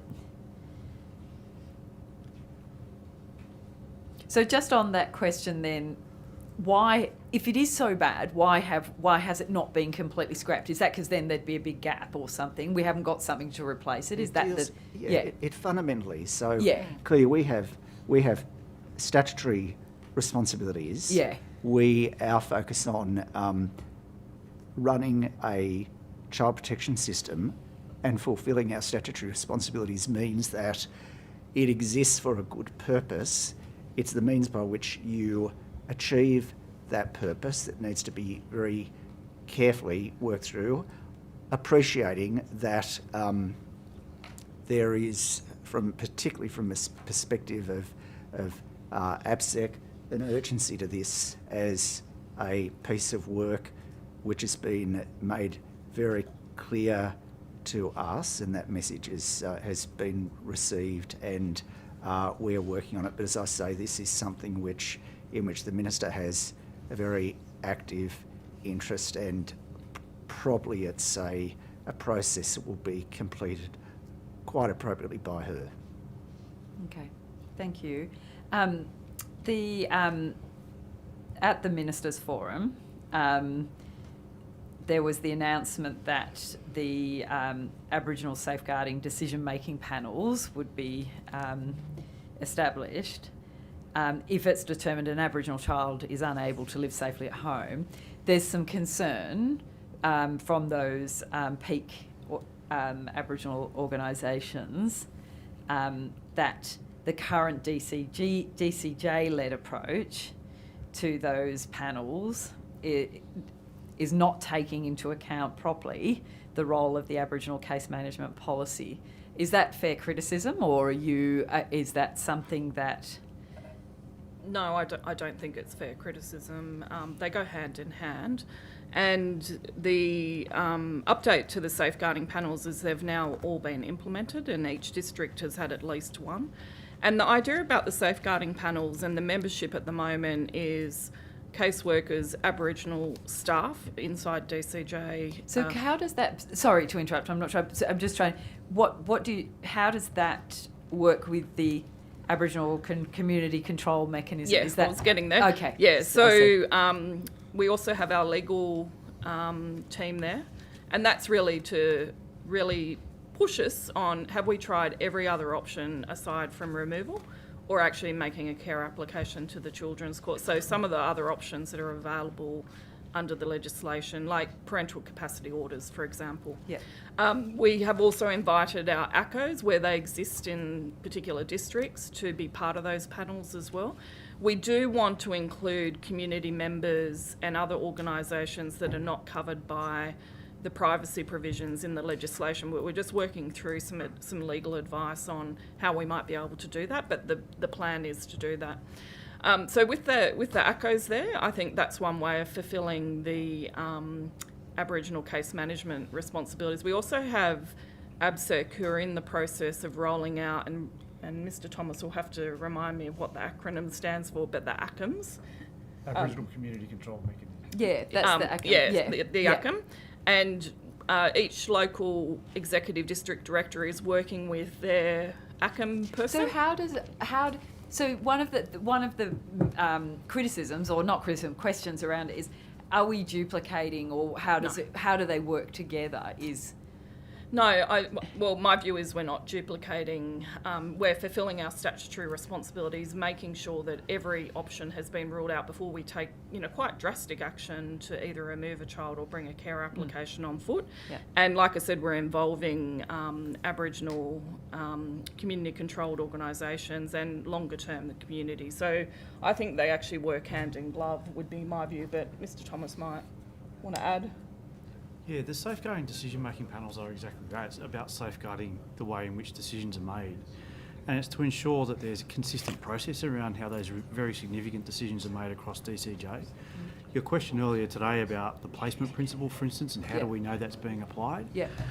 A similar question arises for active efforts. How do we know? I was going to say, how does this relate to... Will this tie into active efforts? Is that how this will feed into that? So how do we know active efforts have been appropriately sought prior to the matter going to court?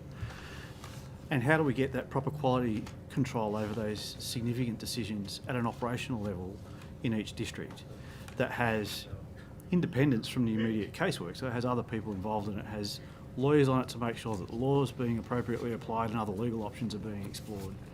But then can involve community members once we sort these legal questions out, such as ACMs involved in those panels as well. So that there's consistency and oversight for those really important decisions, and making sure that what needs to have happened has actually happened. And then centrally, governance that Ms Check and I and Ms Campbell sit on to oversight what's actually happening there, so that we can look at it in real time and provide proper critical oversight to those really important decisions that are being made.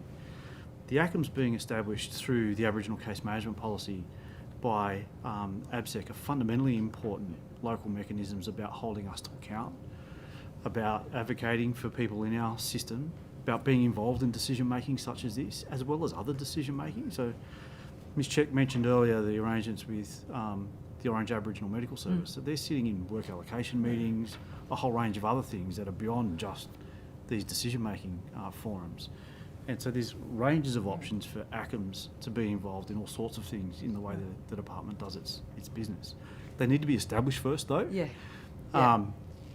And we want to bring that level of quality control around decision making rather than wait for the ACCMs to be established first. Because at the moment there's one. Yeah, ACCM. I see. Yeah. Can And- I? Yes, please. No, please. No, go for it. Very quickly, I think the point to be made is the safeguarding decision-making panels are a significant improvement. And if we waited, but I wouldn't sit here saying that they are perfect. What they will be a marked improvement. We will work with community, partner with community, and over time, they will be refined, and the capability will be enhanced. But I think, as I totally endorse Ms. Check's affirmation of what we're doing, because as you've indicated, 6 out of 7 districts are up now. Yeah. They all have them now. They all have They them. will. All right. Yeah. Well, but they over time will be refined. Right. And so one of the things I think I'm hearing as well is that the, the stakeholder group and the ministerial group, I think it sounds like you need to do some work in terms of really bringing everybody onto your thinking, or their thinking being brought into your thinking, because it just, I think that's where I'm hearing, because I can hear the intention, I can see the structure by the sounds of it, the questions that I've been given are getting, but I just think there's not quite enough trust yet, or whatever that thing is, the glue that will hopefully make this different and better for all the children. I think that's kind of where we're at a little bit. Would you, you're nodding your head there, Mr. Thomas? The establishment of this partnership group, I think, is the mechanism to Right. help build that.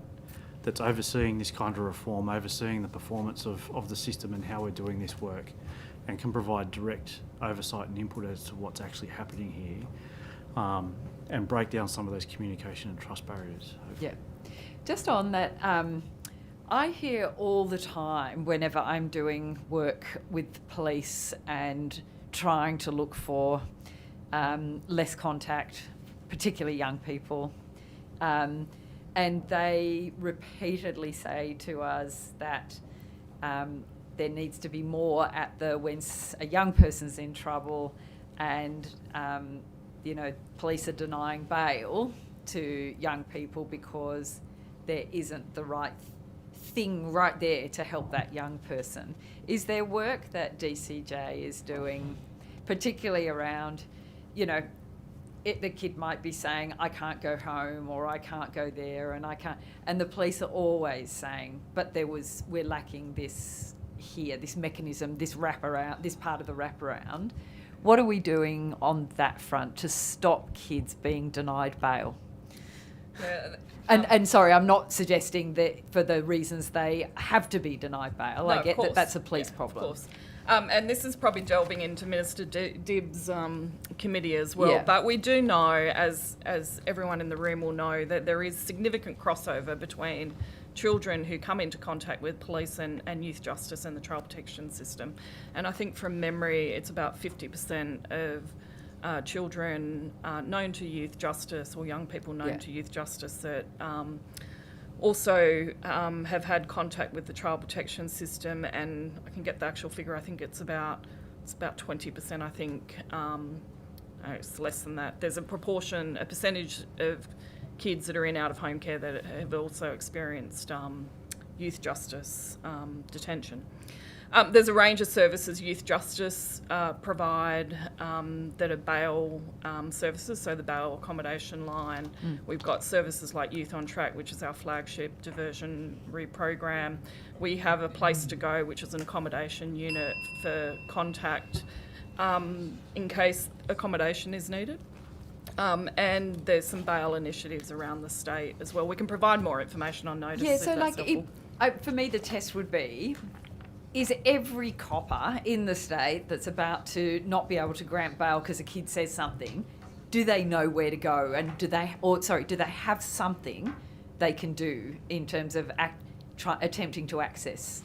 Look, I can't speak on behalf of the police. It might be a question for the police, but certainly in youth justice, we do a lot of work around increasing awareness of what's available and who they can contact. So, and then of course, if the child is allocated a caseworker in child protection, that's another point of contact where our caseworker in child protection can assist, whether it's accommodation or any other support services for that young person. Thank you. Right, I think you guys have some short time. Thank you. We've lost. I think we've got 5 minutes till break. Is that right? Yeah. Oh, 2.5 minutes. There we go. So I've got a couple of questions. Just following on from discussions about high-cost emergency placements from this morning. I just wanted to clarify, are professional care models such as PIC included in that category? No. No, however, the PIC model does have an appeal, and we are looking at models of more agility and a more contemporary way of doing foster care. I think the issue with the PIC model, our models like that, is around scalability, and that's the work that needs to be done. And you said that there is work being done, so is an evaluation being looked at, or in relation to that type of care? Look, I think PIC, to my knowledge, has been... I think it has been evaluated. evaluated. It has been evaluated. I can take that on notice to see if there's anything else. And the evaluation will be good. I think the issue with it is if you look at the challenges that we have and the scale of our system, is how you would take the learnings from that and apply it to such a large system in a way that is viable and where you can actually obtain the skill that you need to run such a system on a large scale. Just thinking.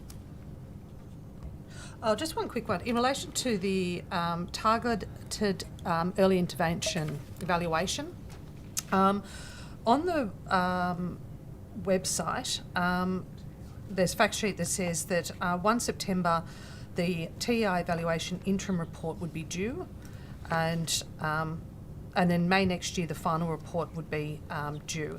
Just wondering if the interim evaluation has been done. I'll take that on notice and maybe come back after the break, presuming we come back after the break. And why did you say that? There's more. That is brilliant. Could you also advise whether or not that report, which was due in September, was provided to the Minister or her office? Yes, I'll take that on notice. Yep. Thank you. I'm very happy. I've got a bunch of other questions. I can actually put them on notice. They're not particularly complicated questions. I'm very happy to do that, but we can discuss that during...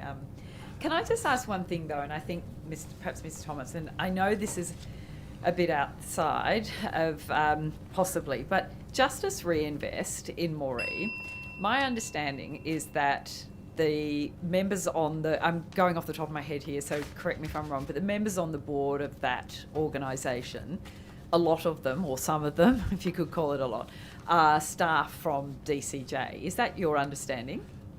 I know of 2. Okay.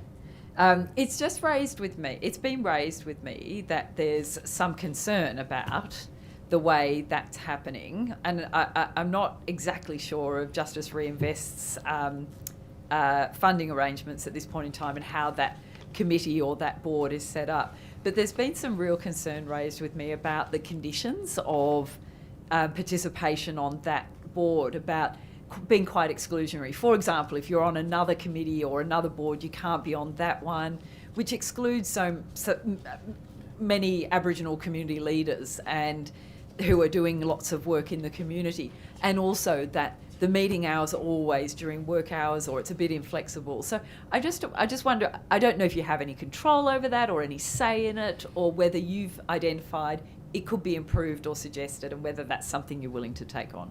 So the Just Reinvest group in Moree has no connection to us formally at all.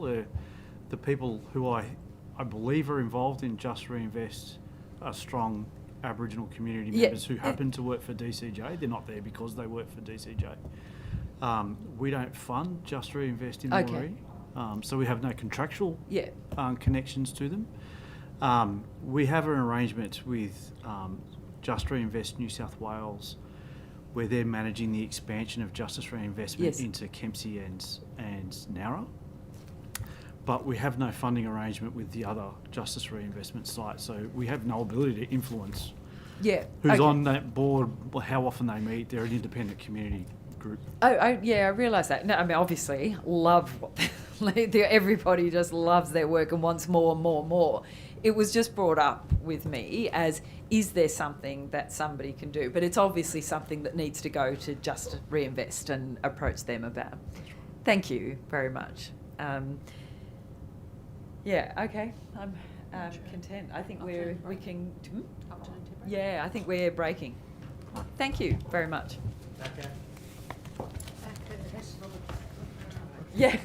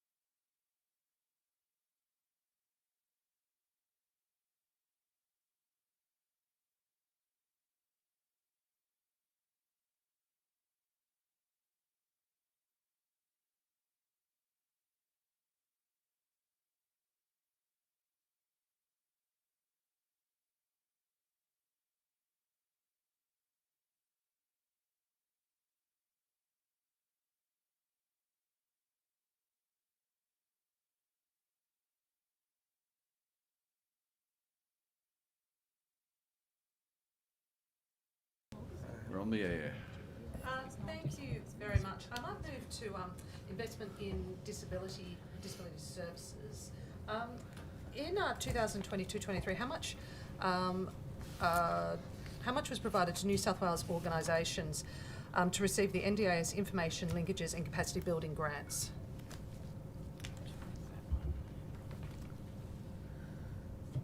I've got the Disability Advocacy Futures Program. Okay. And that was 14.8 million allocated in 23-24. Yep. And how many organisations is the fund supporting? Let me have a look here. 19. Very good.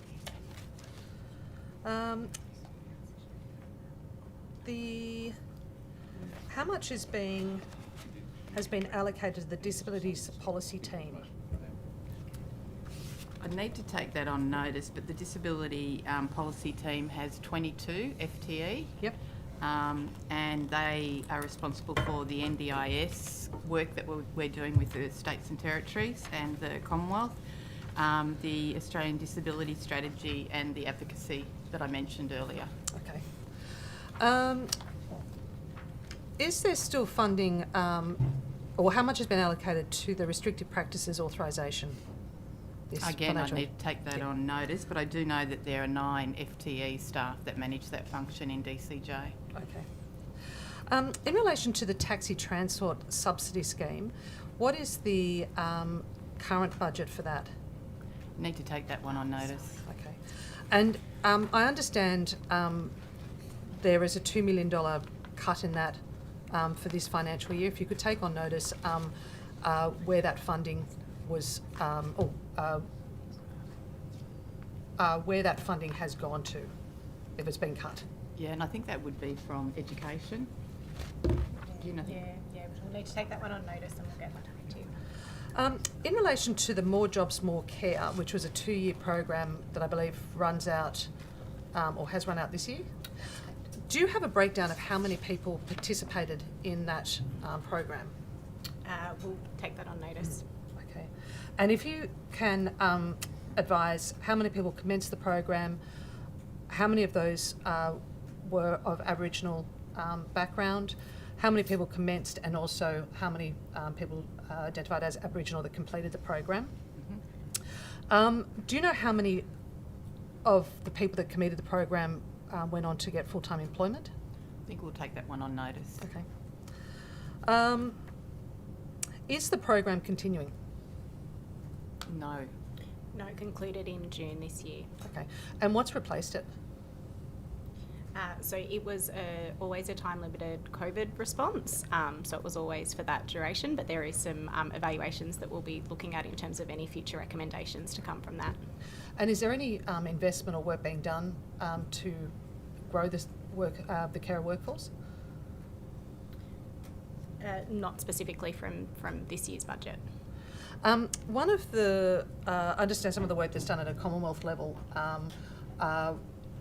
is in particular in relation to the thin markets, and I think there was a pilot that was done here in New South Wales. Do you have any information on that? I think we can take that one on notice and come back to you. Okay. Also, is the Multicultural Consultative Group still in operation? The Multicultural Disability Advocacy Service 1. I'd have to take that on notice. Yep, that's fine. Did you want to? Thank you. Just a few more budget related. Just checking how much is being allocated for out-of-home care and permanency support this financial year. Different folder. I think I mentioned that this morning. Yeah. $1.9 billion, which includes the high-cost emergency arrangements. Thank you very much. And how much is being allocated for targeted early intervention? 187 million. Thank you. How much is being allocated for child protection? 889 million this year.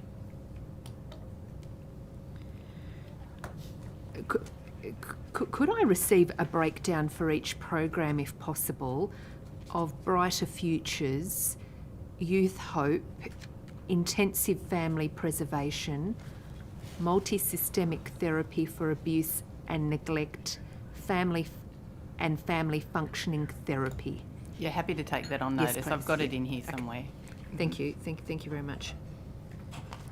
How much is being allocated for pregnancy family conferencing?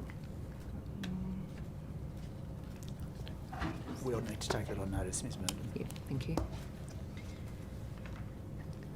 And further, how much has been allocated for closing the gap initiatives for child protection and out of home care?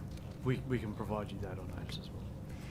Thank you. And how much has been allocated for Strong Families Our Way?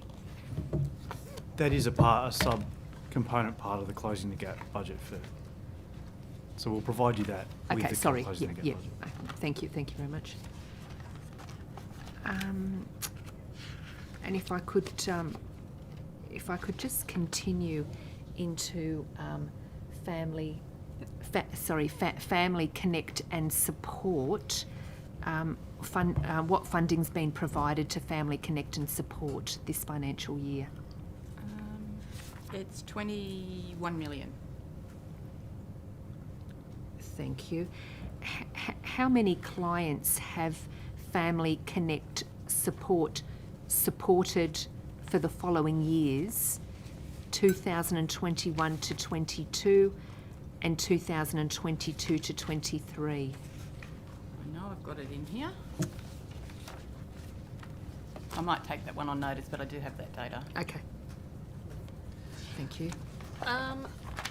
I'm interested in the diversion of people with cognitive disability from local courts. Now, I'm mindful this may cross over to the AG, so I understand if that's the case, because we have him tomorrow anyway. But I'm interested to know how it's tracking in expanding that program. Can I do some homework tonight, Ms. McLaren-Jones? Okay. And because I understand we've got 155 courts, but there's only 6 of them that are actually running the program at this stage. So if there's any work that's being done to, so there's a question for tomorrow. Good. Can I ask a couple of questions of the Commissioner, just in relation to your annual report? And I understand in it refers to a trial of over 100 one-off visits that was done. Correct. Can you outline what does that mean, and will you continue with these one-off visits? Thanks. As you're aware, the scheme has 3 components: the visitation of disability services, and the aim is to visit them twice a year. Assisted boarding house, the aim is to visit them 4 to 6 times a year, and out-of-home care for children, and the aim is to visit them 4 times a year. Because of the budget constraints, I was concerned, as you're well aware, that our rate of allocation of visitable services had dropped below 50%. In other words, less than 50% of services that we were meant to visit could be visited. That, to me, posed a risk to residents and to government. We then initiated a scheme of these one-off visits, and what that was to have visitors that would actually go into a service on a strategic basis, do a one-off visit, and then report in relation to those matters, so that we were touching every service provider in New South Wales, even if we couldn't actually visit all of the services. So it was a strategic approach, a risk management approach. Those visits have proved to be very successful. It is likely that we will continue that, because even with the funding that we've received, we're still not able to achieve those goals that I've indicated to you. So yes, we will continue to do that.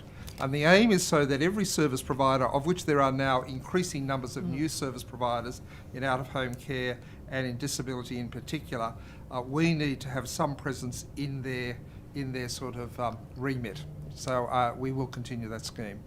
And what work is done with the Children's Guardian in relation to, obviously they've got some oversight, you have visitation Is it duplication of work, or is there... No. So the scheme that operates for out-of-home care, there's 346 residential services last year, and that number is increasing. Those visits are under the Act that is administered by the Children's Guardian. In an arrangement between the Children's Guardian and ourselves, the Ageing Disability Commission administers that scheme as well as the Disability and Boarding House scheme. The reason for that is that for a very long period of time, visitors, when they were with the Ombudsman's office, were visiting all three: boarding houses, disability and out-of-home care. So it was administratively much simpler to maintain those arrangements. That's the reason behind it. So our community visitors report issues and information to obviously myself, but also to the Children's Guardian on a regular basis, a quarterly basis. They're able to take complaints to the Children's Guardian directly or to DCJ directly.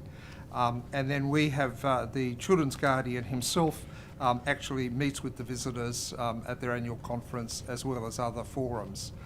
So the community visitor issues actually do land on his desk on a regular basis. That's good. Did you have any? Thank you. If I could just pick up the family preservation program, and I'm just questioning what is the total number of contracted places that family preservation programs have provided this financial year? Just checking. I think I'll take that on notice, but I might be able to give it before the end of this session. Okay, thank you. And also, how many services were delivered to children this financial year? Okay, I'll take that one on notice. Thank you. And then further to that one, how many of those children were Aboriginal this financial year that received that service? I'll take that on notice. Thank you. Then regarding the permanency support program, family preservation, how many families have been assisted this financial year? You mean last financial year? Or today, this financial Sorry, year? today. I'll take that on notice. Yeah, thank you. Yeah. Last financial year? And last financial year, if possible? Yeah, me too. And then further to that, how many families were Aboriginal receiving assistance this financial year? Yeah, happy to take that on notice. I think the answer to that is 300. Okay. 300. 300, thank Yep. you. Thank you. And then relating to the Brighter Futures program, how many families received support this financial year under Brighter Futures? I'll take that on notice. Thank you.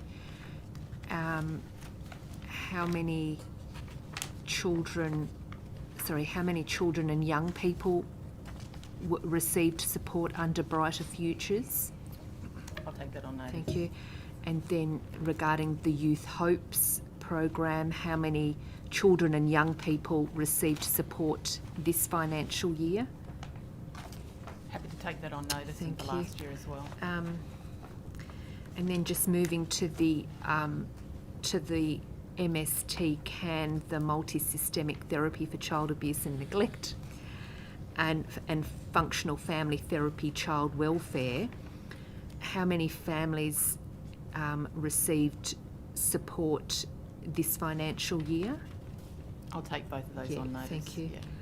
Then regarding the NABU program, if I could receive information, how many families received support for the following years, if I could have for 2019 to 20, and then 2020 to 21, and 2021 to 22, Yep, happy to take if that on possible. notice. Yep. And if further, is there a commitment to expand that program, Naboo, outside of the Illawarra and Shoalhaven area? Currently, obviously, we've got funding that's constrained, so not at this stage. Okay. Regarding resilient families, how many families have been referred to the program sort of this financial year? I'll take that on notice. Thank you. Is there a commitment to expand the resilient families to areas outside of southwestern Sydney and the southeastern Sydney districts? Not at this stage. Okay, thank you. And then just further funding figures relating to the intensive family preservation, as to how many families received support in 2000. I'm just thinking what year I would want that. How many years would family preservation? 2022 to 23. I'll take that on notice. Yeah, thank you. And interested if I could also receive information how many families received support around the intensive-based family support. I'm happy to take that on notice. How many Aboriginal families received support from the intensive-based family support? I might have that. Thank you.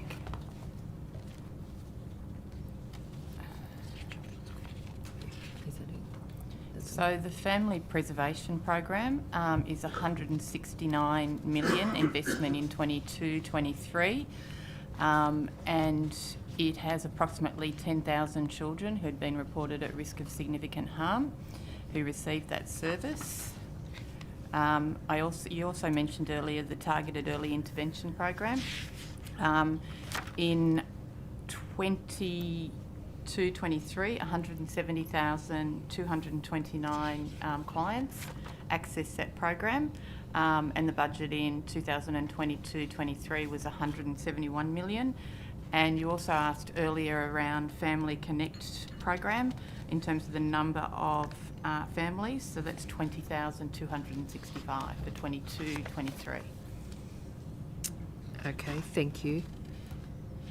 I might just jump in on in relation to Thriving Families New South Wales, and how many that's assisted 21-22 and then 22-23, and whether or not you could provide a breakdown of the number of parents and children supported.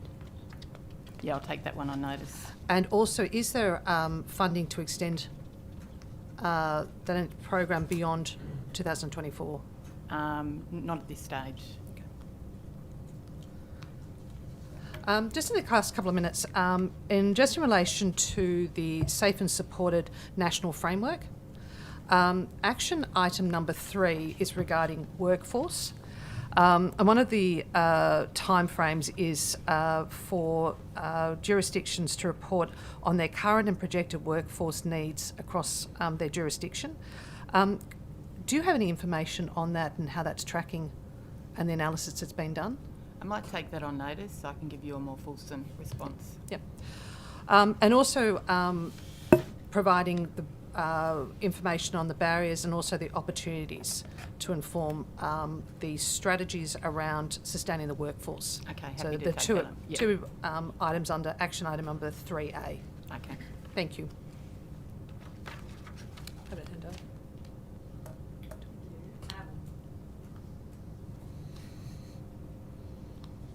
Can I just ask, and I've just lost it, it was about, in the 22-23 budget, it provided for 6 new Aboriginal child and family centres. Have they been chosen? That's the location. What's the progress on those? Yeah, there's been a significant amount of consultation with community, as well as engagement of architects and designers to build or to design prototype centres. The process by which that goes through is a business case needs to be put to Treasury to release funds, and that business case needs to be put to Treasury by the end of this year, and we're on track to do that. Okay, great. Are the location, is that known where they are? The final decision for where they'll be has not been finalised Okay, yet. all right, thank you. Thank you.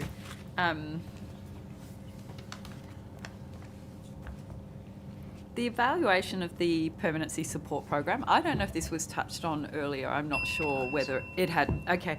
I think that was the undertaken by the Centre for Evidence and Implementation through Monash. And it found that major reform effort that had failed to make much of a positive difference was what I think the evaluation found. I haven't read the evaluation fully, but what's the response been? The top lines, you know, they're pretty critical, I think, so what's the response of, I suppose, the Secretary? What's your response to that? And have you discussed that with the Minister? And is there something? Yeah, absolutely.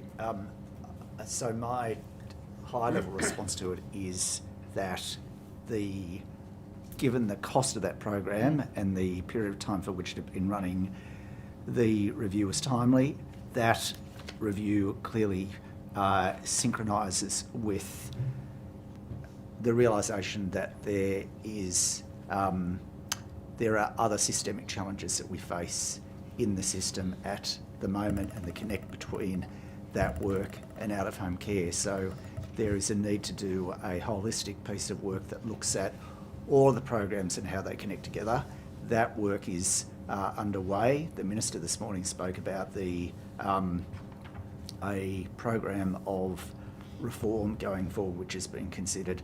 PSP and the evaluation and the outcomes of that review are part of that. Clearly within that there is consultation that needs to take place and communication that needs to take place with those NGOs impacted. That, of course, is a part of it as well, but it is work in progress, but not happening just purely around PSP. Okay. It needs to be part of a broader response. But so with that though, there was 19 quite clear recommendations. Will you actually respond to those, or is this going to be merged into the broader reform? I might refer to Ms Campbell. My response to that is clearly that both need to happen. Okay. Yeah, look, we've also been working with obviously the NGOs that deliver this program, and particularly through AQUA and ABSEC to actually get feedback on the evaluation report. So we haven't yet provided a response on those recommendations.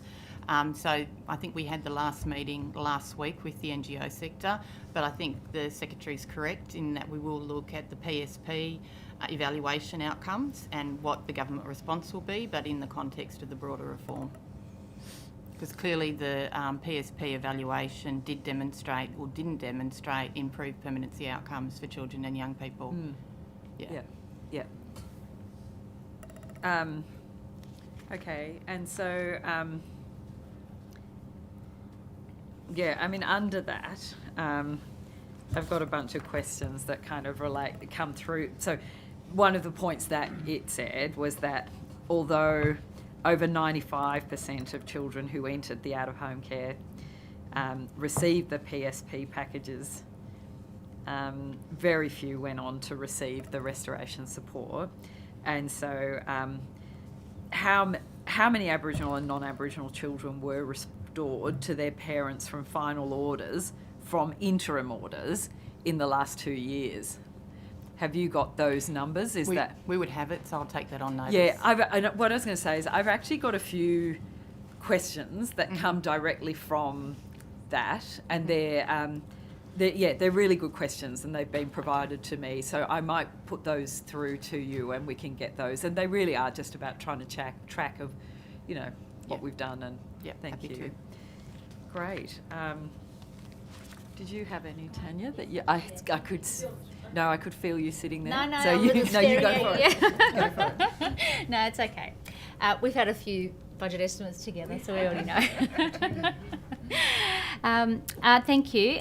Look, I just wanted to put a couple of questions. One, I want to ask about the Office of the Senior Practitioner. Specifically, if I can ask, I understand they conduct research, so I'd like to know how many staff are within the realm of the Office of the Senior Practitioner, as in the first instance.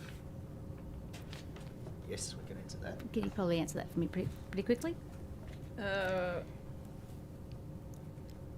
actually think we might need to take that on notice because the Okay. figure I've got here I don't think is correct. Right, okay.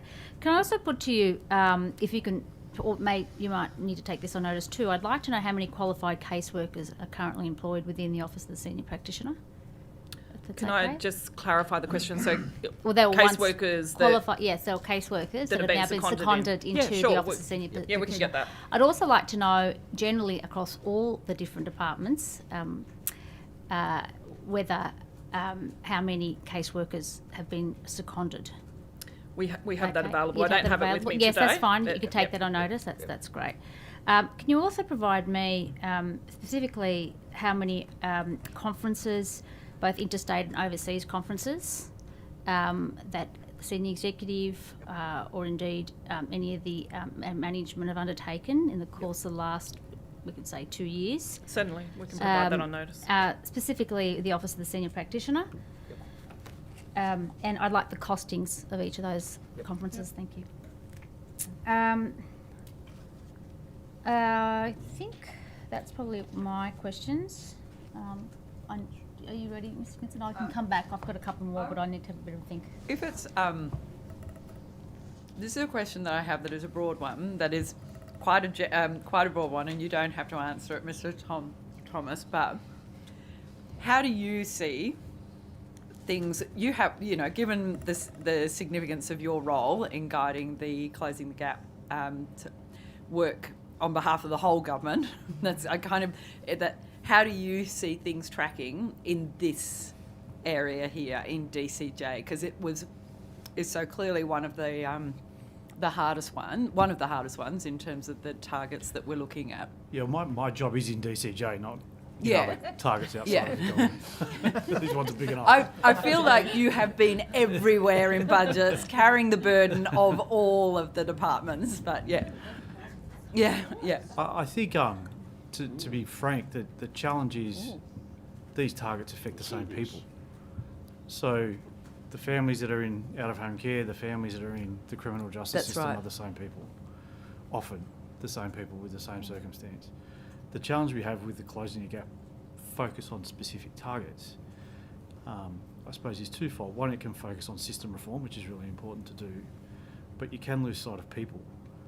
And if we don't think about how people and families interact with government systems as a whole, I think we miss the fundamental opportunity for reform in Closing the Gap. Simone and I have started some work in DCJ looking at who are those people that are coming into contact with all the different parts of DCJ. So people with children in the out-of-home care system who live in public housing, who've been in prison or youth justice or seeking assistance from domestic violence services.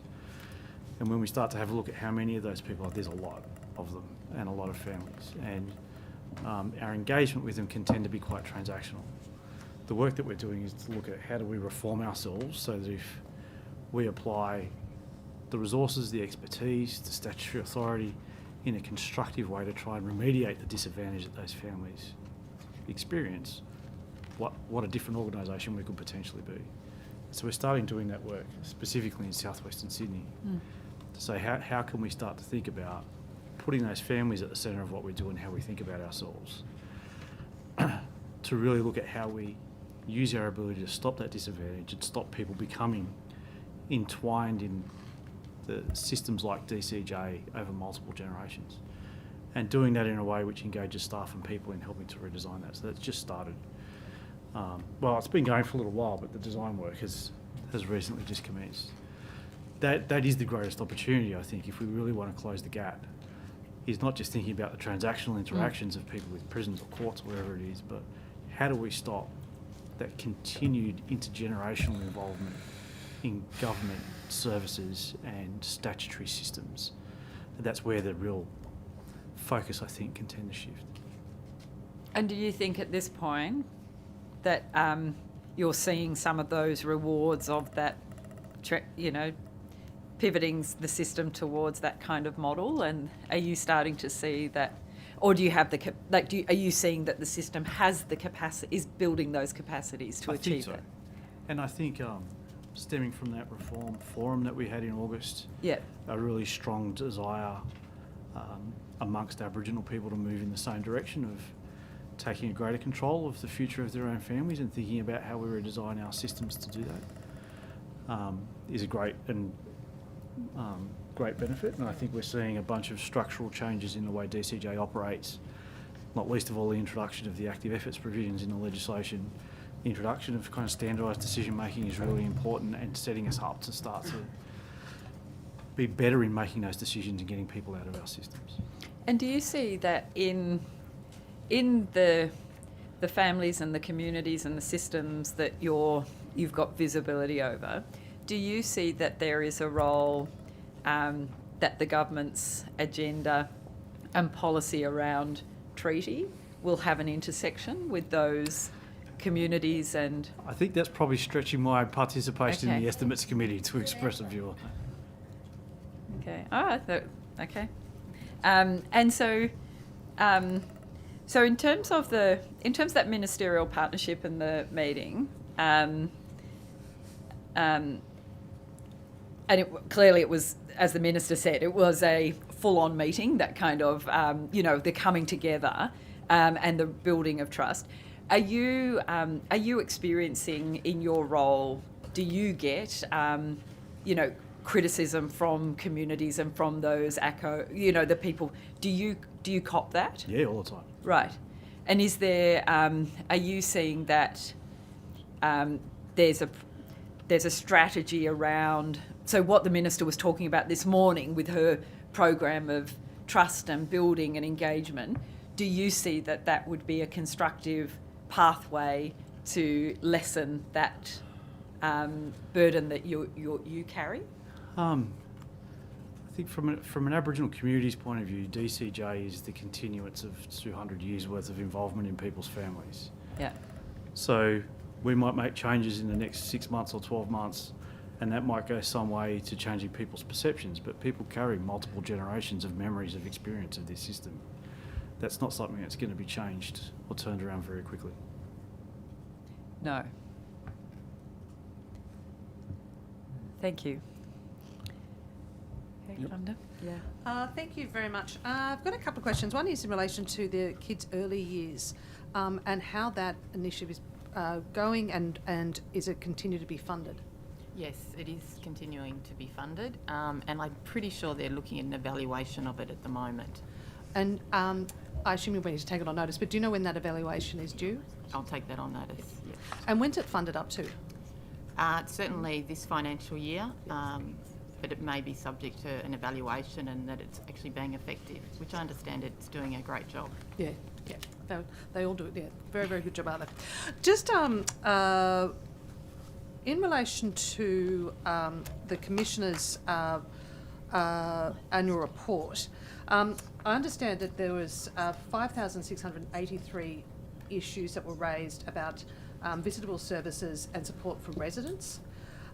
This included residents that were not actively encouraged and supported to participate in their community in ways that are meaningful, and residents' files, records and plans were not being in place. Commissioner, could you outline a little bit more, and then I'm interested to hear what work's being done by the department to address this. Thanks very much. As you're aware, the scheme's been going for something like 27 years, and it's been visiting disability services and out-of-home care and boarding houses throughout that entire period. One of the difficulties, secondly, is, as you know, I was Community and Disability Services Commissioner 25 years ago when I was much younger. One of the difficulties is that many of the issues have not changed. Despite all of the system changes, the introduction of NDIS, new innovations in child protection and out-of-home care, the issues that community visitors have been raising consistently remain similar. So what we decided to do, because I believe that the work of the OCV should inform systemic reform, is to ask them to look at 3 issues in the disability area and 3 issues in the out-of-home care area.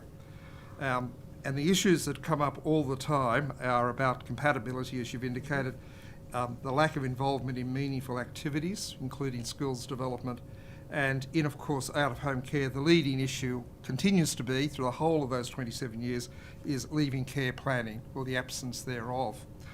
And so those systemic issues we've presented to the department and in fact to the Children's Guardian and to the NDIS Quality and Safeguards Commission in a way to take the individual issues that we deal with into some sort of systemic approach in relation to each of those. I won't go long because they're all complex issues. Compatibility is a serious issue in both out-of-home care and disability. It's compounded in the disability sector by the NDIS and money, where decisions about compatibility have now got a financial edge to them, which was not the case previously. Compatibility's always been complex. Placing people with high needs, particularly intellectual disability and psychological disabilities, has always been difficult. But the environment we're in means that there are other factors that are causing people to be excluded or not taken into a particular house. In the out-of-home care area, it's not driven by financial considerations, but the issue there is about the compatibility of those residents. And there's no doubt at all that there has been over time a reluctance by youth workers and workers to in fact accept people into those houses which would otherwise have been accepted previously. So compatibility is a very big issue, both in disability and out-of-home care, and it's not easily able to be resolved.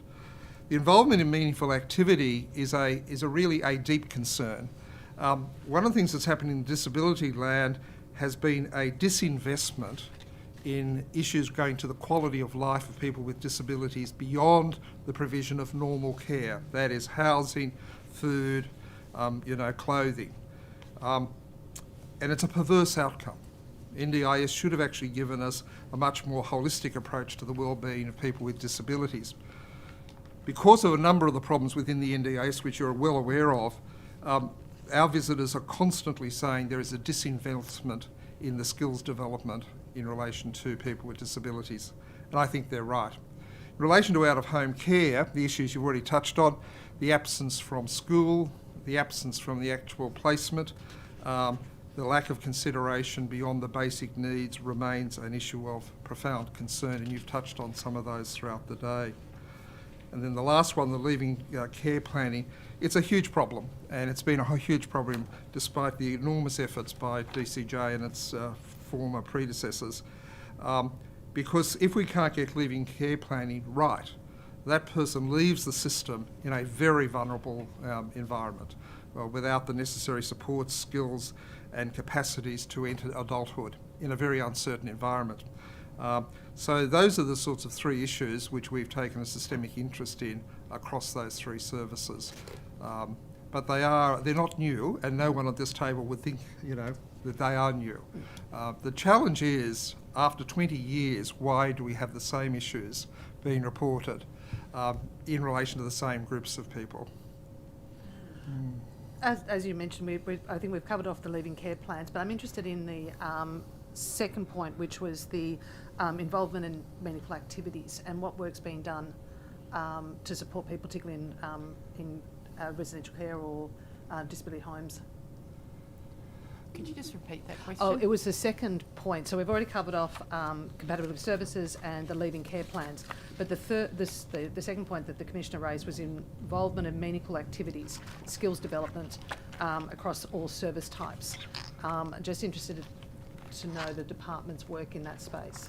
I probably need to take that one on notice and come back to you. If I could add, for children in out-of-home care that live in residential settings, like any child in out-of-home care, they all have a case plan. That case plan should detail those activities along with schooling, health, etc.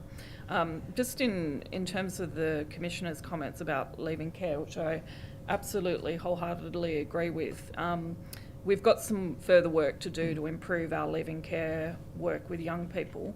But there has been a significant improvement over the last 3 years. So we've seen leaving care plans get to a compliance rate of 76.9%, which is a 10.3% increase from 3 years ago. Nowhere near where it needs to be. It needs to be 100%, but we are continuing to make efforts and educate staff in particular about the importance, but also what needs to go into those plans. Mm-hmm. Just in relation to child safe action plans, have all New South Wales government agencies developed their plans? We'd probably need I to get would advice need from the Guardian. to take that on notice, I'm sorry, and it is, as Ms Gamble's indicated, a matter where we'd need to confer with the Guardian. Yeah, that's fine. And then if you can also clarify which ones are outstanding and what work's being done to ensure that they do put their plans in.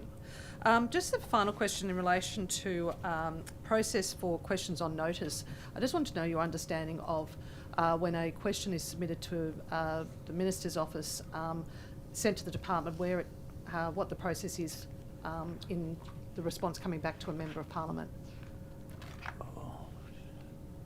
Can you repeat the question? I'd like to understand the process of a question that is submitted as a question on notice, and once it's submitted to the Minister's office and then sent to the department, what is the process for it then to come back to the member? This is almost going to sound like a pun. I probably, if I can take that on notice, that's fine. I'd be happy to document the process. To be honest, Oh, where's this utopia? there's a degree of it's feeling very Yeah, much we've made it. like it, but there is a very structured sequence and process, and there is we're in lockstep with those processes, always with the MOs. But rather than me attempting to describe the wonderful people who support me in their work, if I can take that away, and we'll give you possibly a diagrammatic Look forward to response if it's deemed necessary, but certainly a response. Yeah, that's fine. Thank you. Have you got anything more? Nope, I'm all good. Yeah, I'm going to put the rest of mine on supplementaries. I just also want to say, when I was talking to you, Mr. Thomas, about treaty, I was more referring to, is that something you hear in communities and families across your sector? That was what I was saying. I wasn't actually asking for your opinion really on the government's program. I was more, that's where I was going, and you don't have to answer it. So I think, Chair, I think that You're correcting yourself, are you? I am correcting myself. Yeah, that's right. Getting myself out of, no, and I think that we are complete. We're finished. I think we've all been Okay, Government. early. Questions? No questions? No questions. All right. Well, that's great. It's raining outside, so We could hear the thunder. Look, thank you very much for coming today. I note that there were plenty of questions taken on notice, and regarding those questions taken on notice and supplementary questions, the Secretary will be in contact with you for the answers. Thanks very much for coming. Thank you All all. the best. Thank you very much. Don't get wet in the rain.